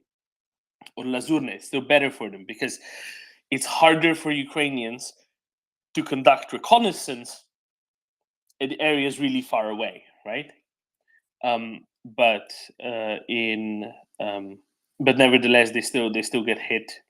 Ammunition depots get destroyed, like the one also in Makiyevka last night, like in Tokmak during the day today, like in Debaltseve apparently as well in occupied territories there in the east of Ukraine. So very very good, really. The more of these things get destroyed way before they reach the front line, the better for Ukrainians. The fewer things that they need to deal with and engage on the front lines itself.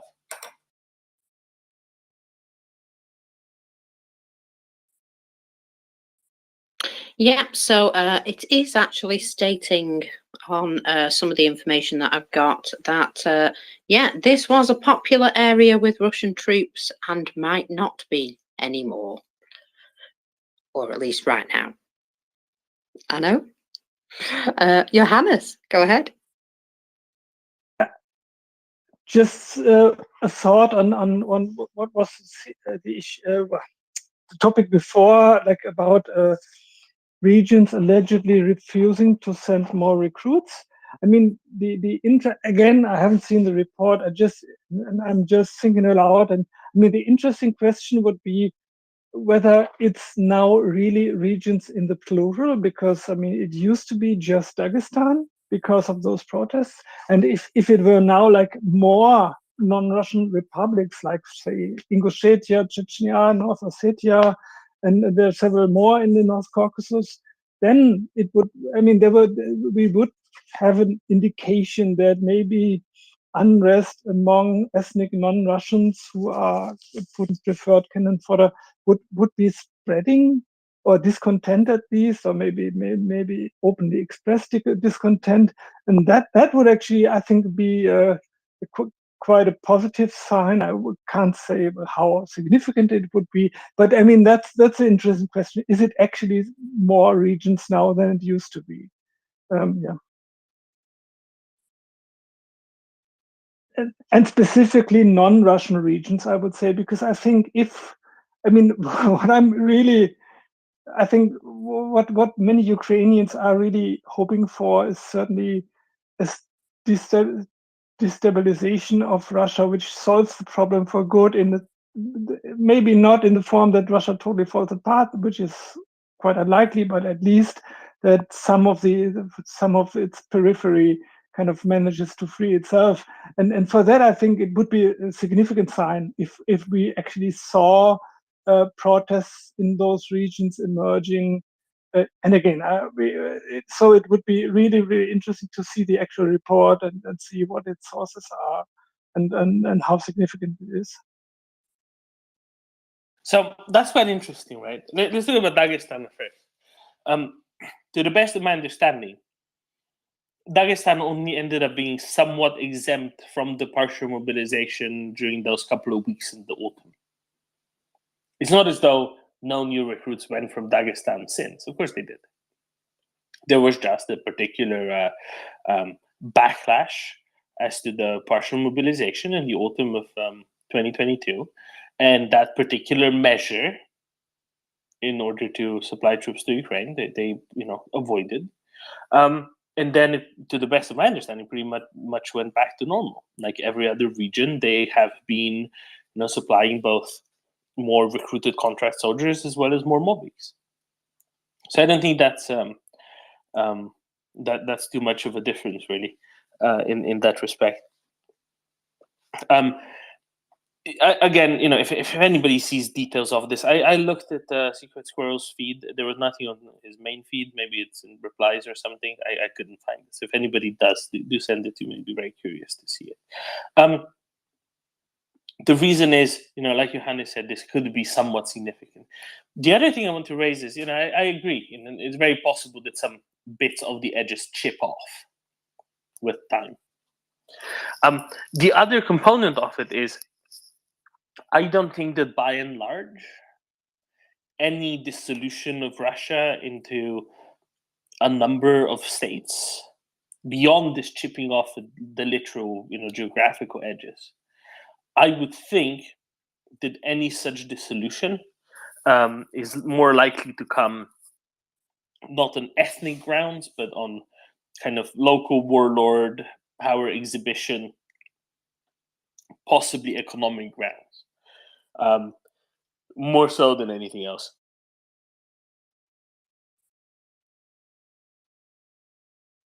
I think the time has really passed. The early 1990s were one time, and I think we're beyond that. And I don't think that the understanding within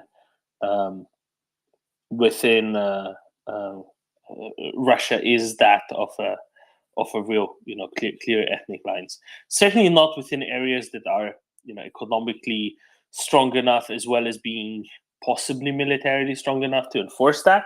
Now, I get that there are, peoples in Siberia who have a very clear ethnic identity beyond that of being Russian citizens. I get that, but I just don't think that they're likely to be allowed, basically, by other interests within Russia to separate that, right? Chechnya is different, Ingushetia is different. Dagestan, maybe. Remember, Dagestan highly inhomogeneous, though. Dagestan is very much a mixture of, you know better than me, Johannes, but a dozen languages are spoken in Dagestan, something like that, from several different language groups. So I would really think it's more likely to go kind of down the line of warlord oligarch split up, rather than a purely ethnic driven one, because they tend to be in too small numbers, too spread out, and if they're several together, likely too disparate to be effective. And that's very different from what happened in the Balkans, for example, the 1990s. What do you think, Johannes? Yeah, I think, on the one hand, I think you're right. I think, if my recollection is correct, it's like around 40 languages that used to be spoken in Dagestan. But of course, the question always is which languages are still in active use. And in the south, certainly the situation is much better than those regions I know a bit better, which would be Siberia, where many of the indigenous languages are really only spoken by a handful of people. And I think it's very different in the south, especially in Chechnya and places like that. But what I think, and it's probably not that the dissolution of Russia as a whole is a near-term perspective, but I think it might be a mid-term to long-term perspective, because the numerical balance is actually shifting. I recently, that was another of those YouTube videos from a Ukrainian channel, which was quite interesting about the demographics. So of course, it's partly, I guess, it was also motivated reasoning, but I think the numbers were quite impressive, like how the share of ethnic Russians between the last two censuses has actually declined, and how, because their birth rate is particularly low, and their life expectancy, especially of males, is even lower than that of many of the non-Russian ethnic groups. So the share of ethnic Russians within Russia seems to be quite substantially on the decline. But again, that's probably something which will have its consequences, not like next year, maybe in 1 or 2 decades or so. So again, that's all speculation, and yeah, maybe it's visual thinking. Who knows? Thank you, Johannes. Yeah, exactly. Right. This is the sort of thing that eventually, somewhat, maybe not something that's imminent, not something that will happen right away. Absolutely. a friendly listener sent me the thing that Secret Squirrel had, and I can read it out, the full text. It's not very specific at all. So he says, the one thing we know is that Russia is running out of everything, and fewer young people want to fight. Russian republics in the south are now refusing to send kids, so Russia will have to start pulling back or sending rich kids to die in Ukraine. That is a non-winning solution for Putin.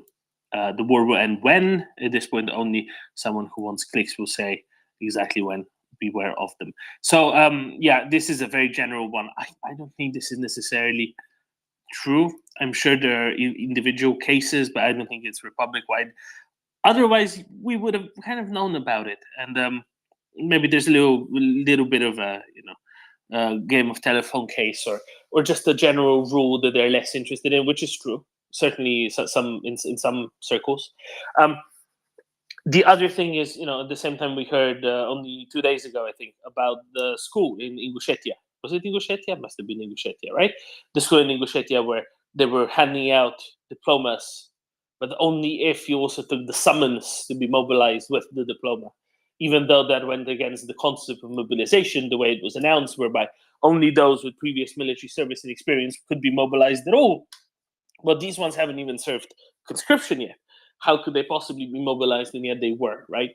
And this kind of speaks against there being some sort of a wide-scale refusal to send young people to fight for the glory of the empire and the pseudo Tsar in Putin. So I think that makes it a little bit more complicated. Anyway, shall we, mockers? We're trying to kind of do this because we know that Americans are sadly asleep. American Canadian friends are usually sadly asleep at around 0700 UTC when we normally go through this.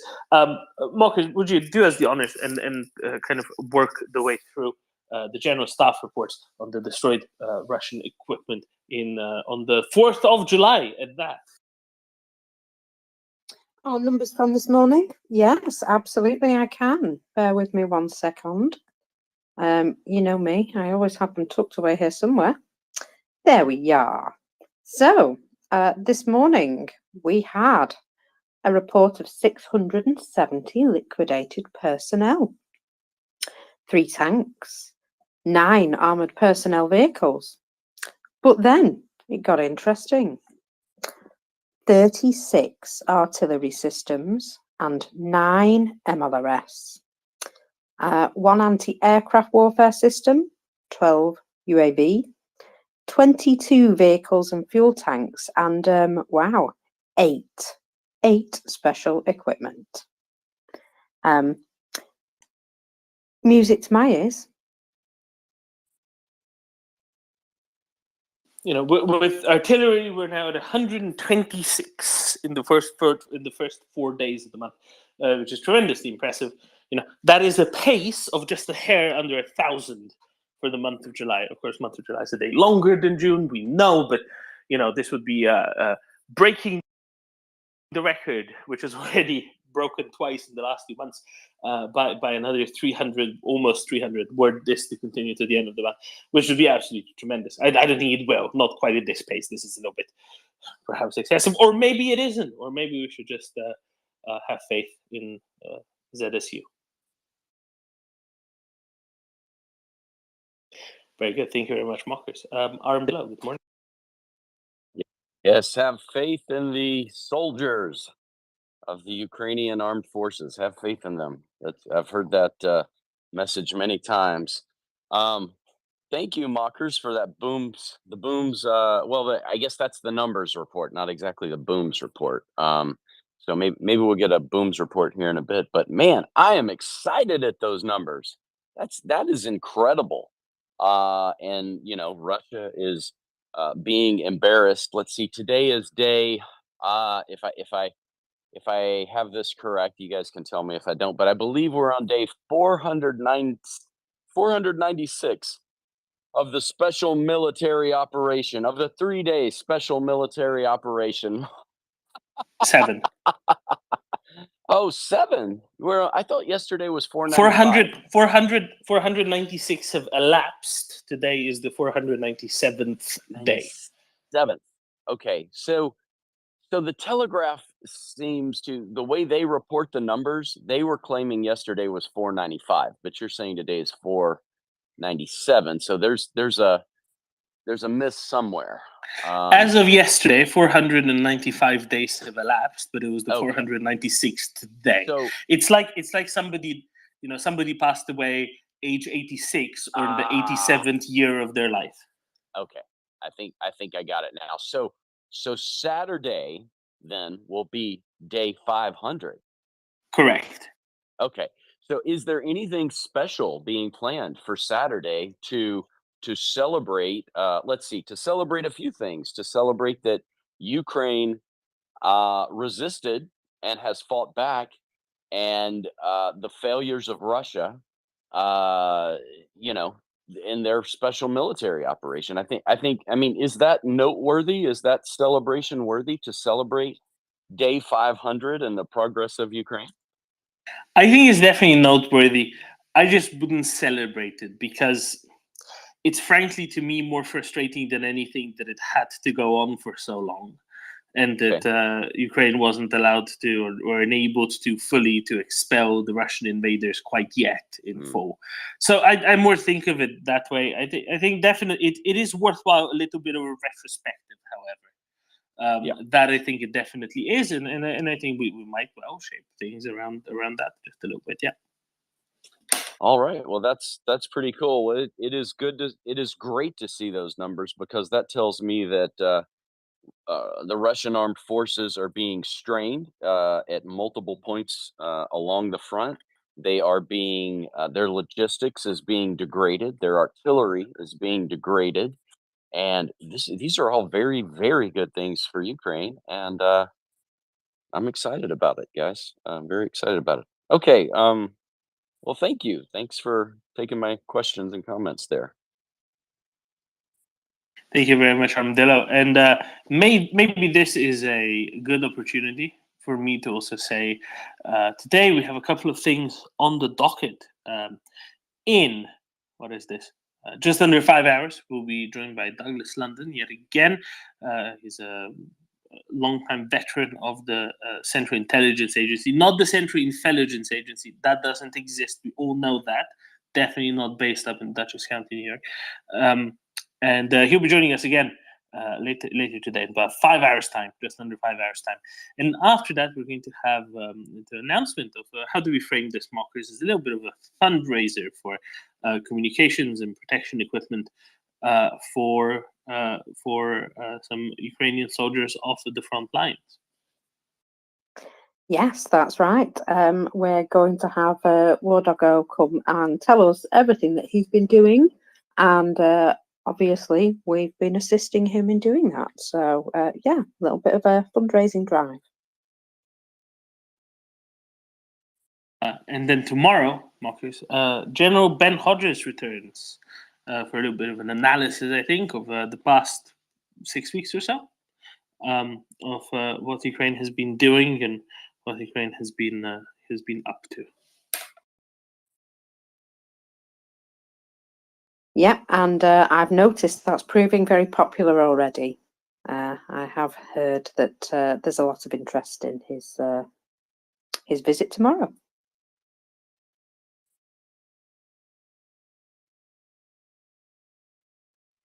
Exactly. Dillo, go ahead. Do we know of any new updates along the line of contact around Robotyne and Tokmak? Tokmak? We have any news there other than, I mean, the last I heard, the Russians were being sort of pressed there, and I guess their defensive lines are being threatened. One line, I guess, had one line of defenses had been crossed or breached, but there were maybe two more remaining north of the town. I don't know. Something like that. Yes, exactly. Something like that. So in other words, that's very difficult to establish, so to speak, right? Like, I'm not going to go into what is or isn't going on with Robotyne, because simply I don't have nearly good enough in understanding.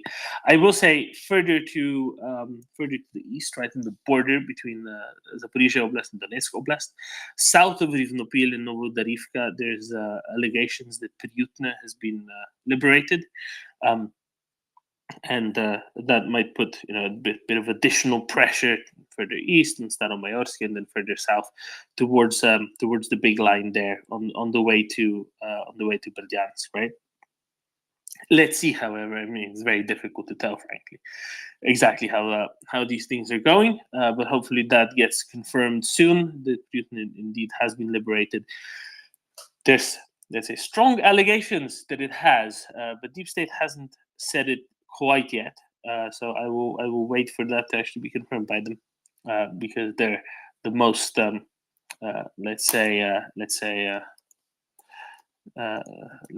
reliable in that they're very conservative. So once they say it, it's definitely been true for already a day or two. Thank you very much. That's good news. Thank you. I also have a little update about Bakhmut. There has been Russian sources confirming that they are pulling out of the area of Klishkivka. However, Bakhmut Demon states that they haven't pulled out, but what has happened is they've been cut off. Their supply lines to Klishkivka are now under fire of the Ukrainian armed forces there, and those that are in Klishkivka still are in a position where they're going to have to either brave that road or give up very shortly.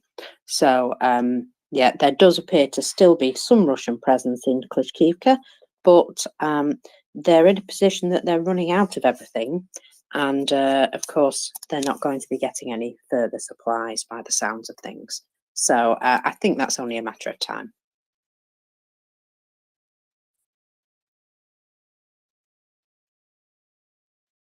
Oh, and also according to Bakhmut Demon, plans in both the north and the south flanks are progressing as they should. So I don't see any major setbacks, despite the information that we heard about, what was going on there last night.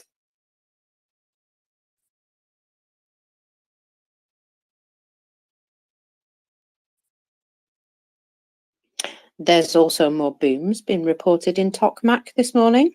So along with Skedovsk, there's definitely things happening. And I have seen pictures now of smoke rising above Skedovsk. I do wonder what it was that they hit there. Welcome up, Kerry. Hiya, darling. I was just going to say, they'll be fine. The Russians will be fine. You totally can see they'll just send in a load of helicopters like they did for MriyaReport, and they'll take all the essential things that they need. 100%, I can see the Russians doing that for their brave heroes who are trapped and encircled.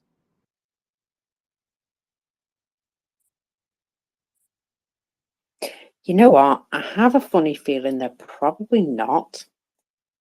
I don't know why I've got that feeling, but but I hope they do. Actually, I hope they do send in some helicopters to try and rescue those people, because yeah, that would be a couple more that would appear on the numbers in the morning. But I do have a sinking feeling that those guys aren't really going to get any support.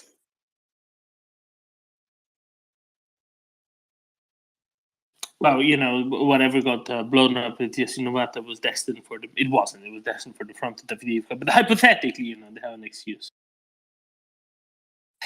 Kerry, I have a question for you. Far away. You're a normal human being like everyone else. You must have been to a hospital at some point. I pretend to be When a you normal were at- human being. I definitely pretend Yes. to be a teacher. When you were last at a hospital, or really any time, have you ever seen large stacks of rockets for rocket artillery systems in the hospital? No. No, I can't. Maybe in the backyard of the hospital? No. Any sort of long, thin objects that said flammable on them? No, Or explosive? I can't say I have. I can't remember seeing that personally.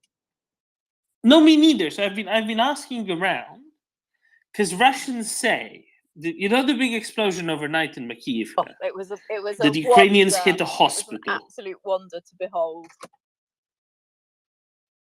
Yes, exactly, right. And people even say they saw Jesus in the flames. And I'm saying no, of course not. That fireball wasn't Jesus. That was the Michelin man.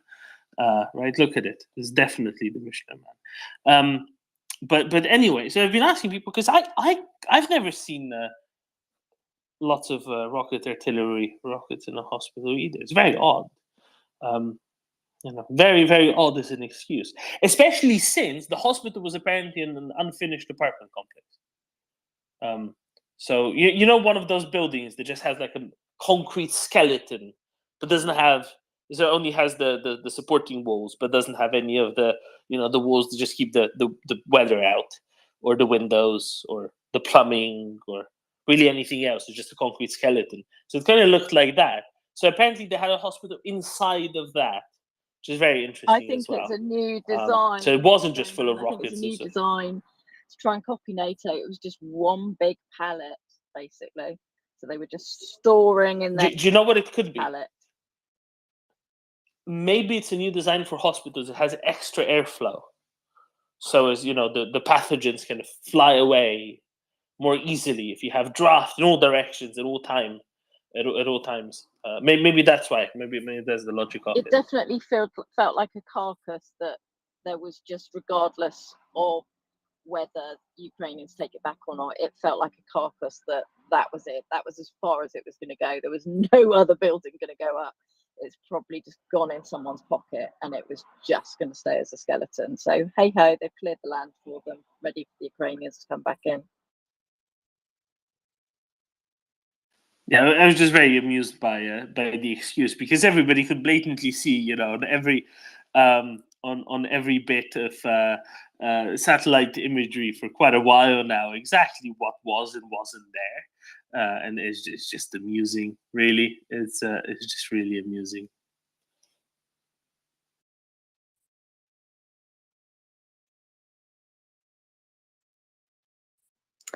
Talking of amusing, have you seen the video that War Translated Dimitri has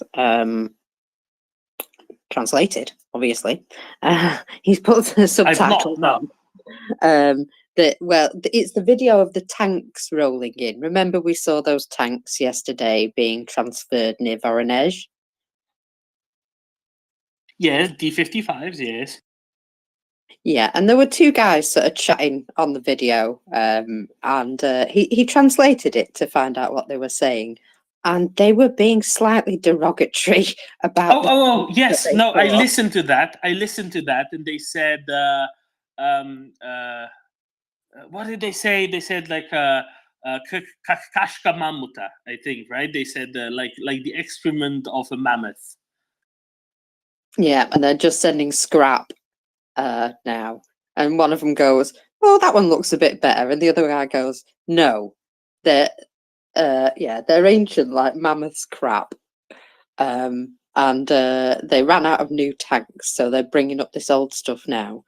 And he goes, "That one looks a bit better," and he's like, "No, they've just painted it a weird color." So yeah, they're not impressed either.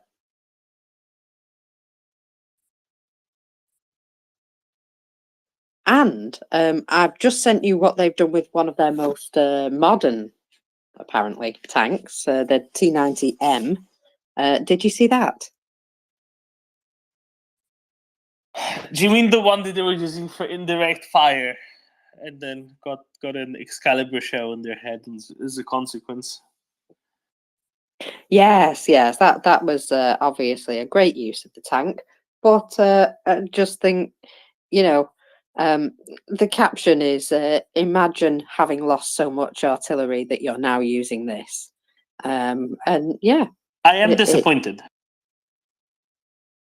In what? No turret toss. Oh yeah, I understand. Yeah, I feel it too. But we can't have everything, can we? At least they lost it.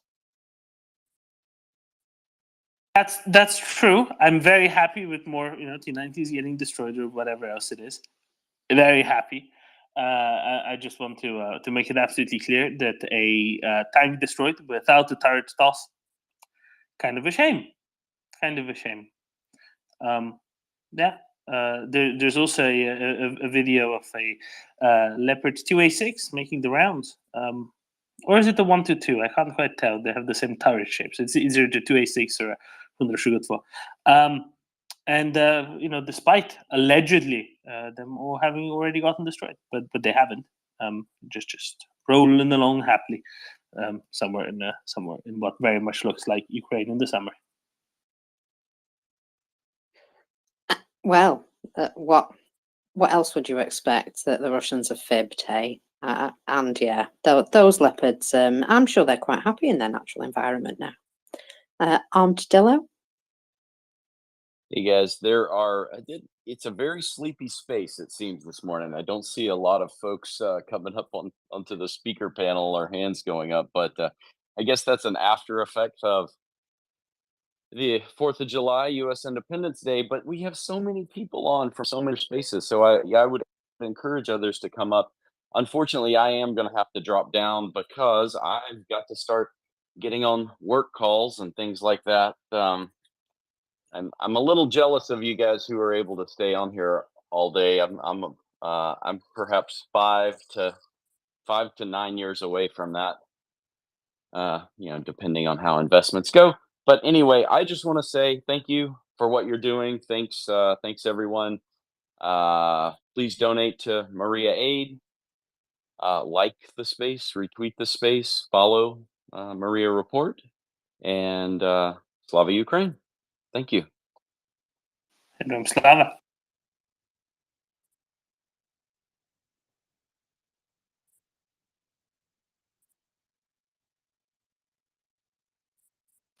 Right. There was a couple of things that I kind of maybe wanted to go through that Chris Owicki's been posting yesterday, which I haven't had the time to address yet.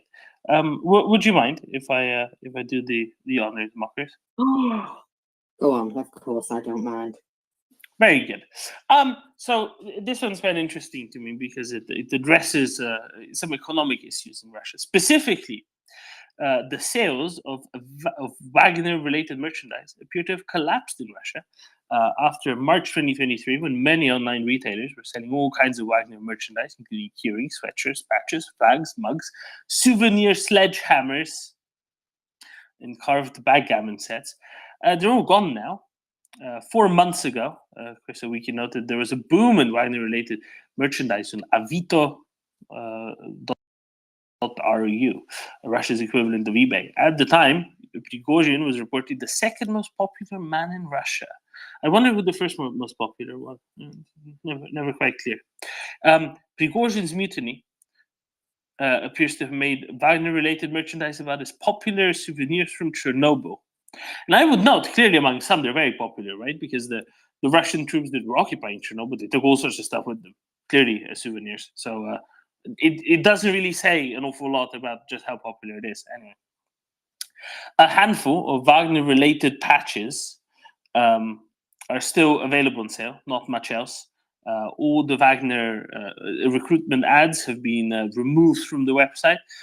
While it's never quite clear whether the merchandise was officially sanctioned by Wagner or not, but either way, it's clearly regarded too hot to handle, which I think is quite interesting. Now, the only ones, of course, who got Wagner stuff, the Wagner merch still recently, are the former employees of the Patriot Media Group, the Wagner affiliated or Prigozhin affiliated media group, and they got presented a farewell pack, which had one of those rubber bracelet things, kind of like Live Strong, but obviously saying something else, not Live Strong. Just to illustrate, people will be familiar with those. They also had a little wooden sledgehammer, a little flat wooden sledgehammer, kind of a wooden silhouette of a Wagner sledgehammer, and a bunch of stickers They got like a page of stickers, which I think is very, very funny, really.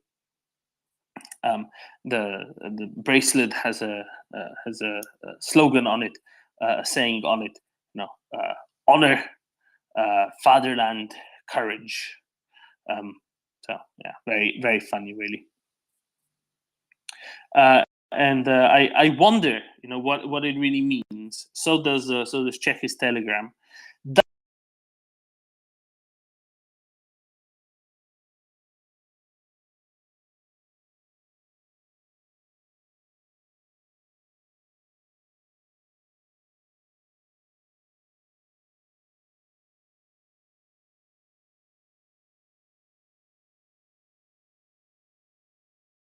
A gift for you, or does it mean there is a former employee? It was selected members of staff. I just wonder if that's a little message.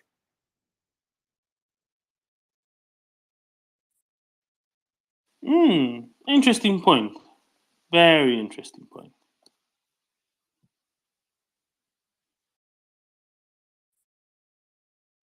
I'm just wondering if certain people were, singled out for special treatment, as it were. Sorry, go ahead, Meta. No, sorry. Yeah, sledgehammer is probably the only weapon the Russians gonna have in a while.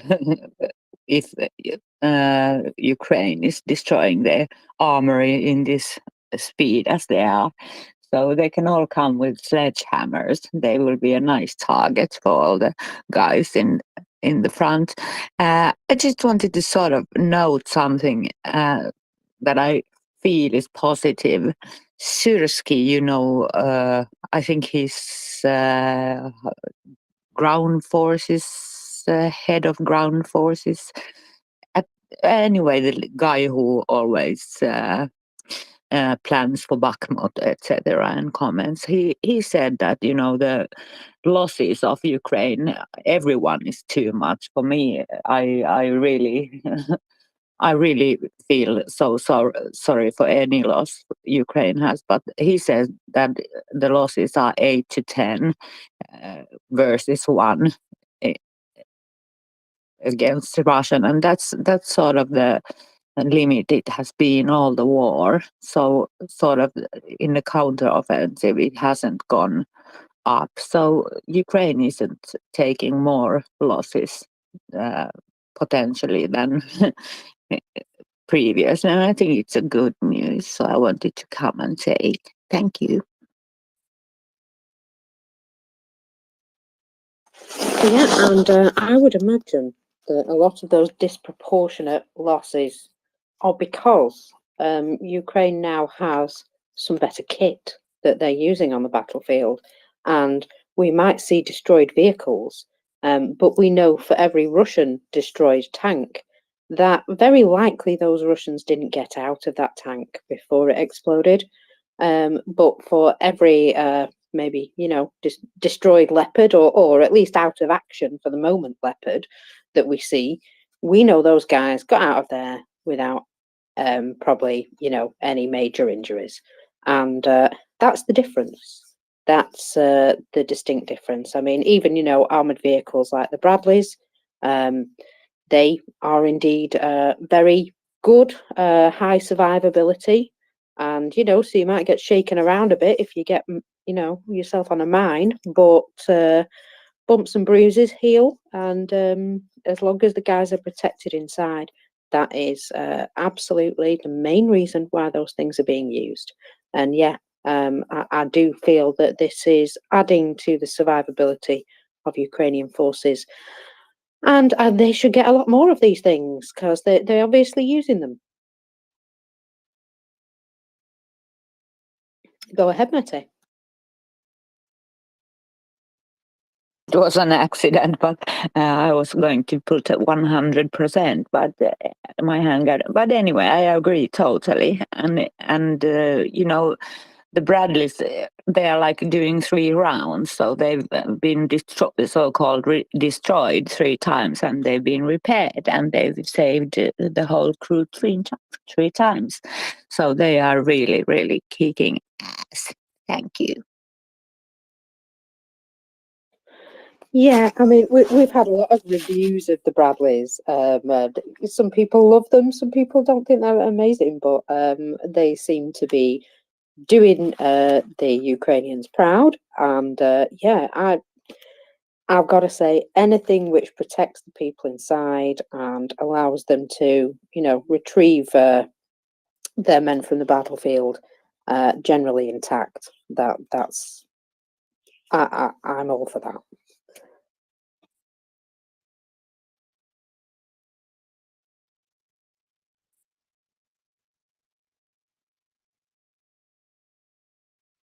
Indeed, and this is really the purpose. What do we hear from Ukrainians? You know, reports of, oh, if this were any Soviet-era vehicle, Soviet-designed vehicle, no way would people inside have survived, making all the difference, genuinely all the difference.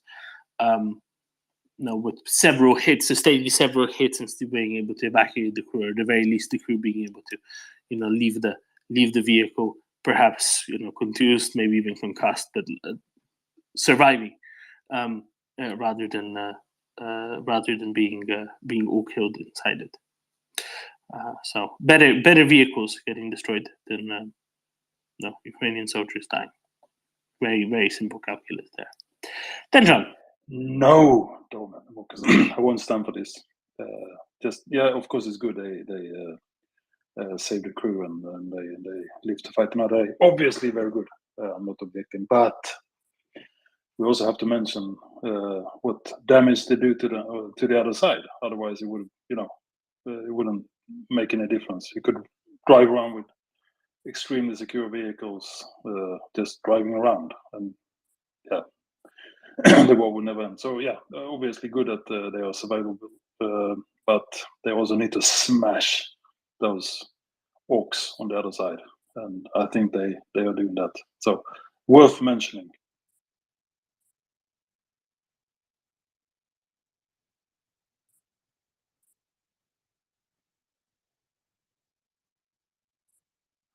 Do. Oh, 100%, right? That you definitely need to do that. But what I'm getting at is the armaments themselves, on whether it's a Western weapon or whether it's a Soviet-designed weapon, not necessarily that different. Yes, you know, especially the fire control systems, stabilizations, and so on. The Western ones are undoubtedly better. They're also much more consistent, right? That's one of the great differences. You can always find that one T-72, or maybe you can't always find it, but there is that one T-72, which is actually to spec, right? The problem is, for the Russians, the inhomogeneity of manufacturing quality, and simply most of them are going to have all sorts of things wrong with them, so they're just not going to perform to spec. Whereas with Western kit, generally everything is to spec, and then some things are just more above spec than others, right? That's kind of the difference in setting specifications, the minimum or indeed or the maximum. Being the specified specification, but you know the bank stake bit of it, that tends to be pretty similar. That's not the big difference. The big difference is literally in everything else, and most importantly, having your crews be able to go and fight again and again and again. The investment in training, and not to even mention the simple human cost of it, makes really for all the difference. Therefore, you know, please sort that out. Send them more APCs, IVs, tanks, etc. Thank you. Then John? Yeah, fully agree. Fully agree. And also, you almost touched on it as well. I mean, another factor that we learned here, and probably it's kind of obvious, training. So you need to have the crew train as well to know what they're doing. So yeah, and as you said, you don't want to lose people in the first place, and then maybe even worse if you lose highly skilled crews, because that's a downward spiral. So yeah, All good. Strong vehicles with good crews and good whatever weapons they carry is a good combination, and they need more.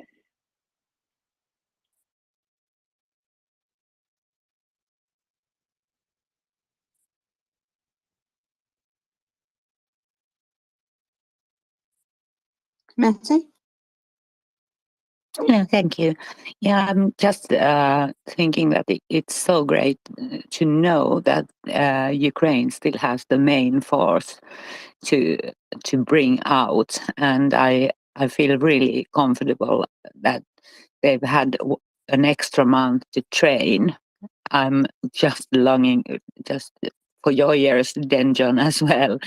I'm so longing to see those CV90s and their mobility in the battlefield. That they will be sight for sore eyes in like forests and so on. They still have all of that to bring out, and Russia is bringing out all their reserve, third line, etc. in all fronts. So we haven't seen it yet, and that's a comfort, I think. Thank you.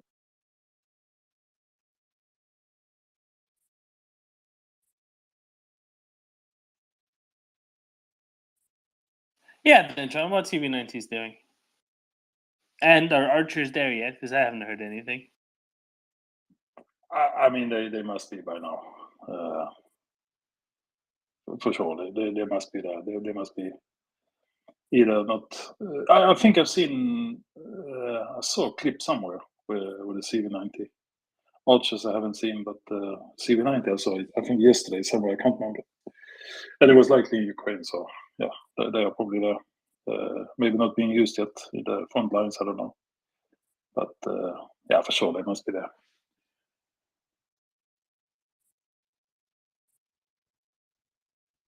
I think there was a training clip of CV90s just to show that they are in Ukraine. I don't think they are in the front yet. Yeah, it could be. Maybe it was the same clip. From some distance, it wasn't a close up. Then John, I have to complain to you. Shoot. Well, 2 days ago, there was an interview in Aftonbladet, and you didn't tell me about it. I actually been quite busy this week with work, so yeah, haven't been much here. Okay, enlighten me. There was a big mea culpa by one MriyaReport. Honestly, completely unaware. So yeah, tell us.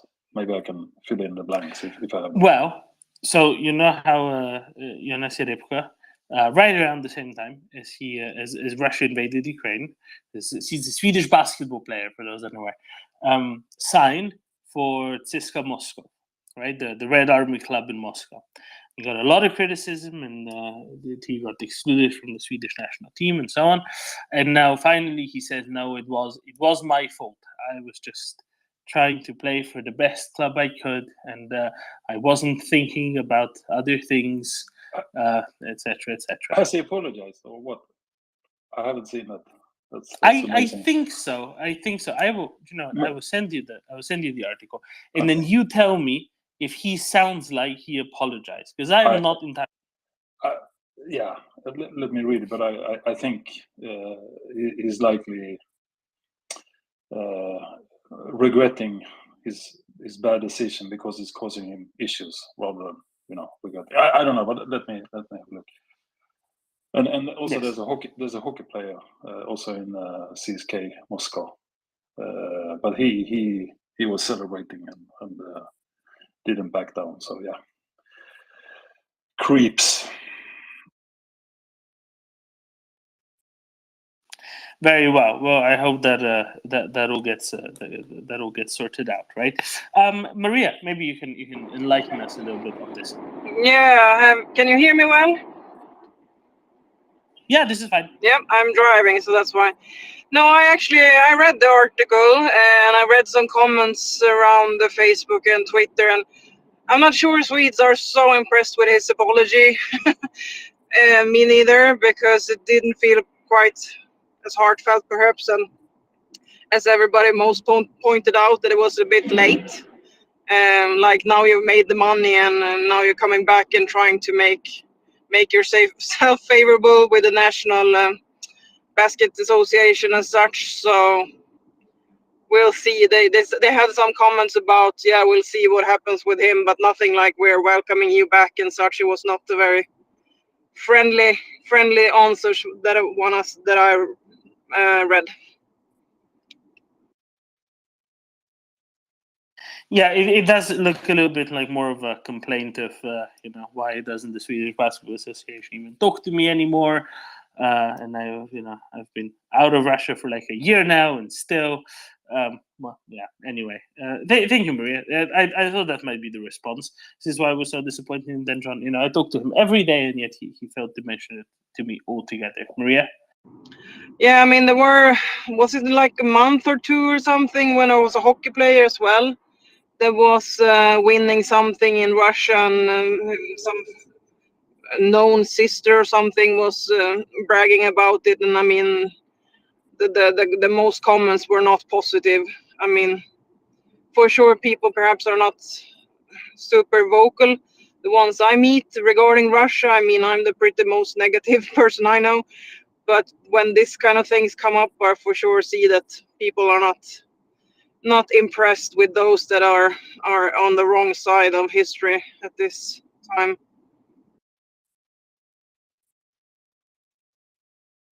Love it. Thank you so much, Maria. Thanks for pitching in on that. So we have one more Swede. Let's go to Rus, and then we go on to Johannes and to G-Man. Rus? Yes, I saw the articles both about the hockey player and the basketball player, and well, there were no proper excuses. And to be fair, the only way to make amends is to simply pay some charity, preferably MriyaReport, the difference between what they would earn in Sweden and what they earned for that year in Russia. And that didn't even occur to them.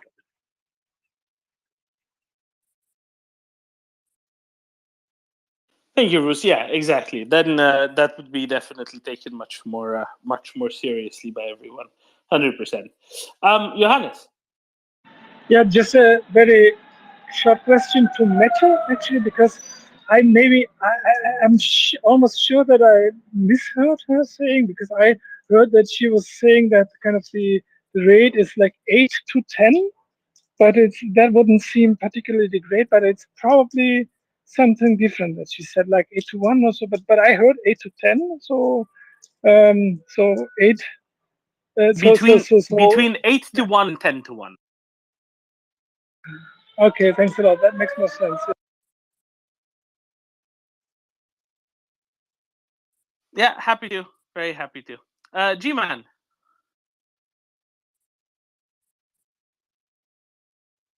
Oh, no, G-Man? Okay. Then John? Yeah, 8 or 10 to 1 in what direction? Let's put that straight as well. Around Bakhmut, I think, and specifically for KIA. No. 8 of Russians in to the 1 correct Ukraine. direction. Yeah, okay, good. Thanks. I get it. I know what you mean. No. In the as a positive thing. Clarity. Yes. Clarity.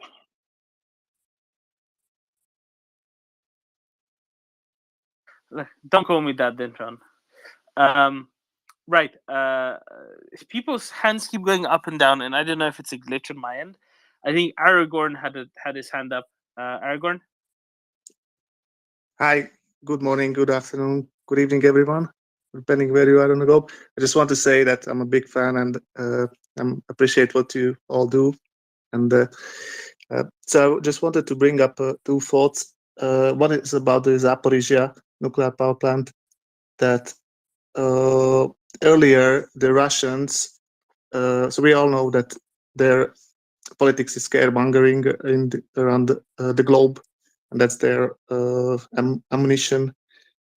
So I just wanted to bring up a thought around that. That earlier they were in 2014 in Crimea, they were the little green man, and the Russians could say like, "Hey, it's not us; it's they're on holiday," and that stories.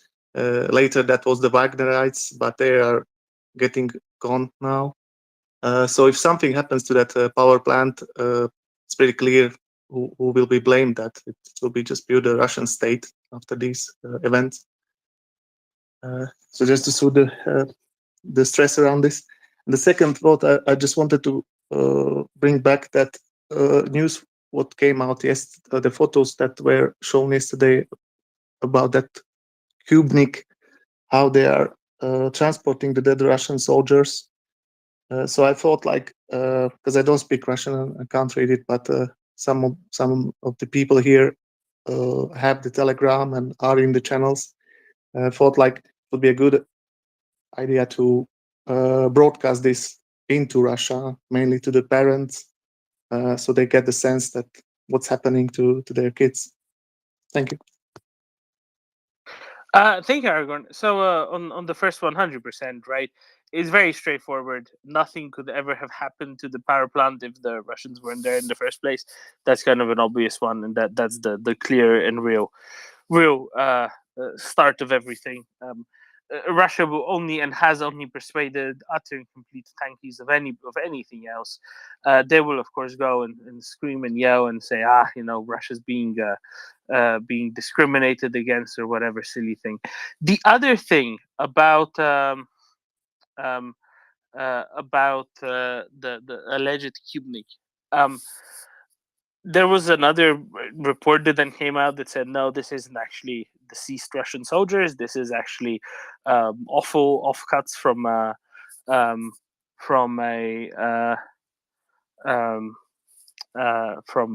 butcher somewhere, a meat processing plant in there. It's dog food for a dog shelter, basically. That's what they said. So I guess it could be that. Hard to know. You can clearly see that there is actually a liver, quite a large liver, at the side of the pallet, and it would suggest that it is indeed what they purported it to be. But it did indeed fall off the back of a truck, and the lady who had the dog shelter was trying to get it moved to the dog shelter, but hadn't managed to do so, and the locals had started to complain an awful lot about it. There we go. Aragorn, I've got a question for you, if you may, if I may. Are you Hungarian? It's a bit complicated, but I could say I'm half. Yeah, I speak. It's my mother language, and I was just trying to decipher your accent, and I was like, doesn't really fit anything, but Hungarian fits best. Yeah, I was born in Slovakia. Aha, okay, but you're a Hungarian speaker, right? Okay, good. Sorry about that. I was just very curious because I had some difficulty deciphering the accent otherwise. You're welcome. Sorry, I listened to people for hundreds of hours, indeed thousands of hours, and then I tried to figure that out. Excellent. No, I'll just note, Aragorn fella here, prime example that far from every member of let's call it Hungarian ethno-linguistic background agrees with the ideas and concepts of one Orbán Viktor, the great dictator of Hungary. So just to highlight that yet again, because I like to fashion him a little bit, because he says many silly things and he does many silly things. Thank you, Aragorn. Do come back as often as you can. Oyvind, afternoon.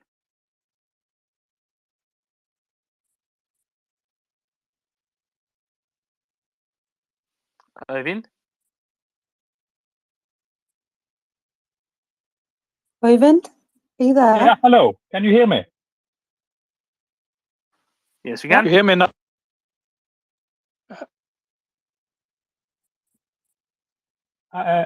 Can you hear me now? Sorry. Yes. Yeah. Okay. I read just in the Norwegian broadcasting NRK that people are fleeing from the Zaporizhzhia, from the area around the nuclear power plant, and there is a car queue into the border with Moldova. But I can't find that news in any tweet that I'm following from the Ukrainian sources. I follow a lot of different sources on Ukrainian sides, in English, of course. But have you picked up this? No, not at all. Are you saying into Moldova specifically? It said it is a car queue on the border between Ukraine and Moldova. And they said people are fleeing from the area around the nuclear power plant, and they mentioned Zaporizhzhia. Well, it won't be the occupied areas, right? Because they can't actually get out of the occupied areas. Agreed. Certainly not that easily. I will have a look. I mean, I'll have a look. Let's go to G-Man and to Daniel, and then let's revert back to this after I've done a bit of research. Okay, thank you. Thank you, Irvin. Interesting, curious. G-Man, please. Yes, Stillman, sorry for the previous time. I just couldn't come back up to talk. Just looking at a thread here. It's our friend Dmitry War translated. And I don't know if it's come up with it. Obviously, there was a big boom yesterday or last night in Makivka. And then there's now, of course, some Russian disinformation being put out about it, that the hospital in Makivka in Donetsk came under barbaric shelling by Ukrainian militants. Translated, no, that's not what it is, obviously. And not for the first time. This is, not for the first time. Shelling of Donetsk is claimed to be a responsibility of Ukraine. So apparently, what Dimitri's saying is that yesterday's explosion in the occupied Makivka, Russian armed formations placed ammunition for Grad systems in residential areas. And it's happened a lot in this war. It's definitely a modus operandi of the Russian occupiers to do this, and then claim foul and try and point it out to the other side in their propaganda. And it's similar to, say, when the Argentine invaders and occupiers of Port Stanley did similar things. They had 155 millimeter artillery pieces situated between two houses. But this is, I'm just looking at this, and then Special Kherson Cat has a tweet in this particular thread about where the church is in the video. So there's been a lot of that. So they're going to Russian Telegram channels and so forth will try and paint a picture here that the Ukrainians shelled the hospital, but in fact, they didn't. People will obviously. The building itself, I think, Yeah, G-Man. they do seem. I know. The building itself was actually not even occupied. Exactly. It was. It wasn't even built, G-Man. It was a concrete skeleton, basically, unfinished apartment block. Yes, that's what. Yes, exactly. That's what I'm seeing in the footage. So, but it's just more disinformation that we can then shoot down. That's all I had for now. Thank you, G-Man. I'll just note quickly. So two things. First of all, I've never been to a hospital that had rocket artillery ammunition in the backyard of it. I don't think anybody else has, for obvious reasons, because it wasn't a hospital. I've also not been into the hospital that didn't have walls. Just saying. Right. The thing that Irvin was asking about, the only thing I can find is a report by Sky News, which says that queues at the border crossings to Moldova are 2 miles long, which isn't very long, actually, for a queue at a border crossing. The queue at the border crossing from Ukraine to Poland is at all times longer than that. So I don't think that this is necessarily that much longer than what is normally happening anyway. Just as a general note there. People who've been like Ryan, for example, who went back and forth from Ukraine to Poland and back, for months. The queues there were many more kilometers long than just 3. So I'm not particularly minded by that yet. And of course, some people make a risk assessment and say they're going to leave or whatnot. But I wouldn't think that this is the most significant thing ever. Daniel, how are you?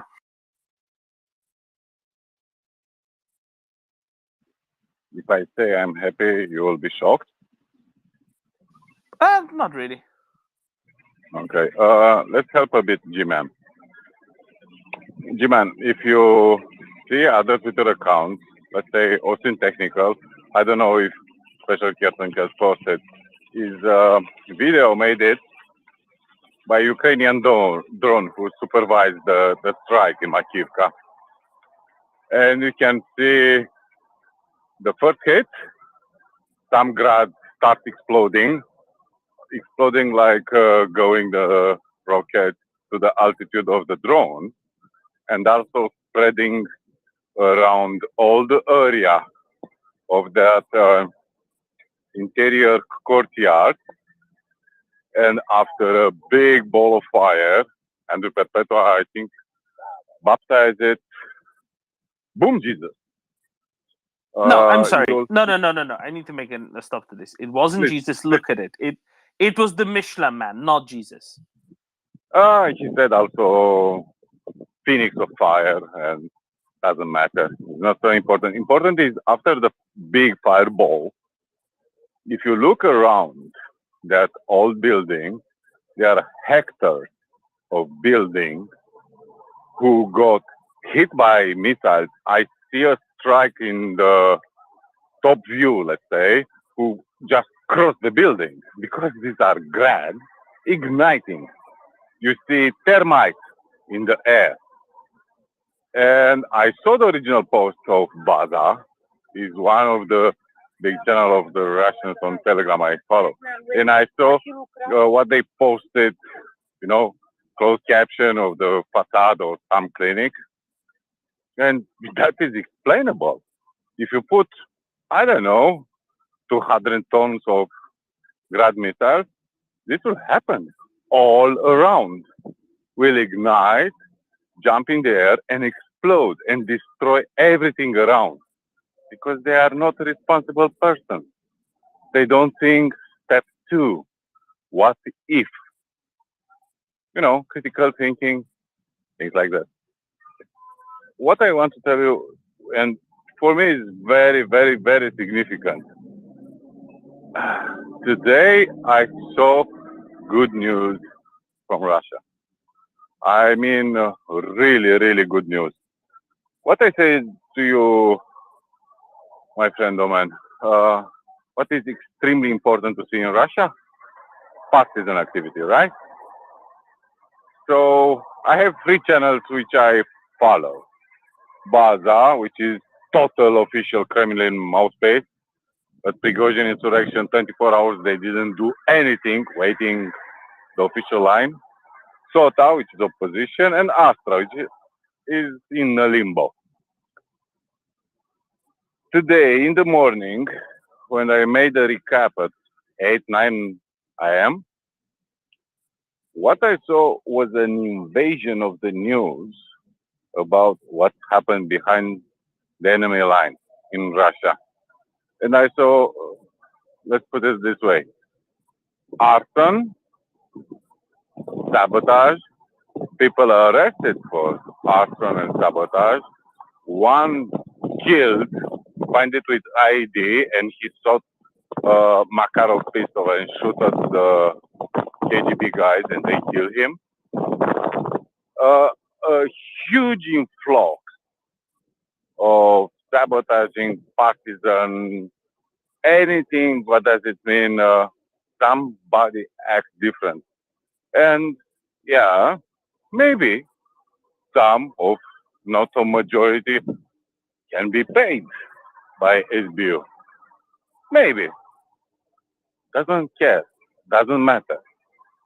A big spike in partisan and sabotage activity in Russia, made it by the Russians, I think is essential in this. And it's not just,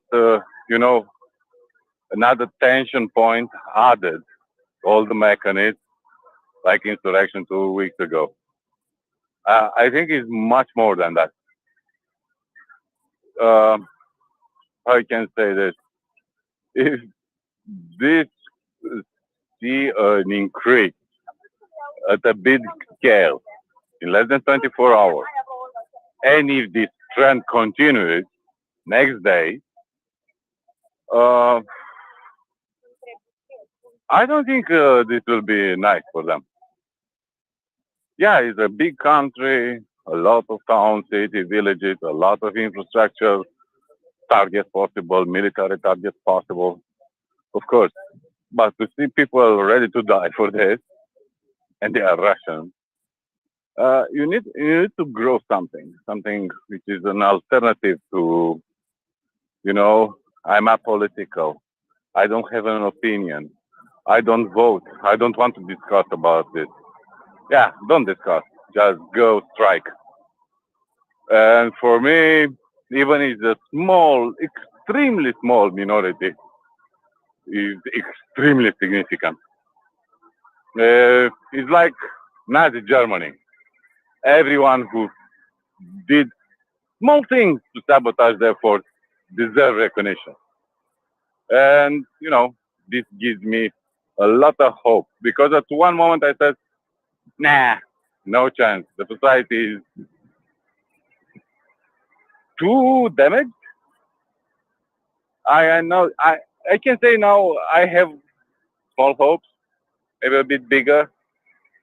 I expected this for months, and it's happening.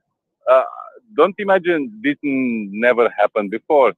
I say just now is a huge increase, and I don't know if they understand what is happening with it because it's a juxtaposition on how the insurrection ended, and it's ending like never happened. In fact, all is good. In fact, the hero is leading, but we send tourists in Zaporizhia because why not? Let's meet with the Leopard tank when they go to Berdiansk. I don't know. I'm extremely optimistic at this moment. And if it's confirmed at this moment they broke to Donetsk line, well, I can say happy time. Let's see. Oh, there will be blowback. There will be, defeat. We need to accept this, but the trend is very encouraging for me. I never expected to see something like this. And I'm very, very happy. The more the better, right? Always the more the better. The question, I guess, is what is enough? What is enough to make a difference? At the very least, what is enough to make sufficient difference to, lead to this or that, right? It's a lot of little bits like that. I can say something. I talked with Andrew a bit few nights ago, and I said my vision of what's happening there, and he said something very, very blunt. There are 50-50 split there. Children, young, not just arguing, they are at every throat of their family. Mothers, fathers, grandmothers, they hate each other with passion. I mean, the society is in full destruction mode, and is the only big fear I have. because the time of reckoning, people will start headhunting them. And I mean a very literary one. And this will not be nice. It will not be nice to see oligarchs hanged by the feet in the public places or put in family search to be killed. This will not be a nice image. We can't do anything, but what this bastard does to Russian people, making them to hate each other, torturing them. People forget this essential topic. They don't just destroy Ukrainians, they destroy Russians. They torture soldiers of Russian army. They treat badly themselves before become the cruel punisher of the people of Ukraine. They punish their people. And I mean, the guys who they put weapons in their hands. This will be extremely bloody. The aftermath, probably everyone is imagining will be silent, nice, you know, a transition, a Gorbachev thing. No. No.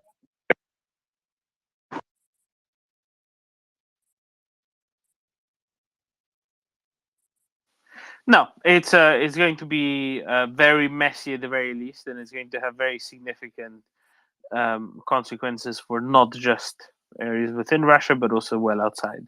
The wrong thing to do, however, is to fear that, is to somehow think that this is possible to avoid. This is only possible to avoid if the world gives in to Russian imperialist demands, and that is the last thing that we can afford to do.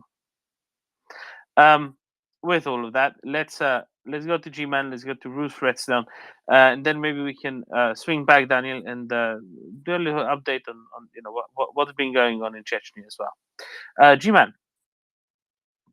Yeah, just want to stress that I wasn't trying to peddle Russian propaganda, but yeah.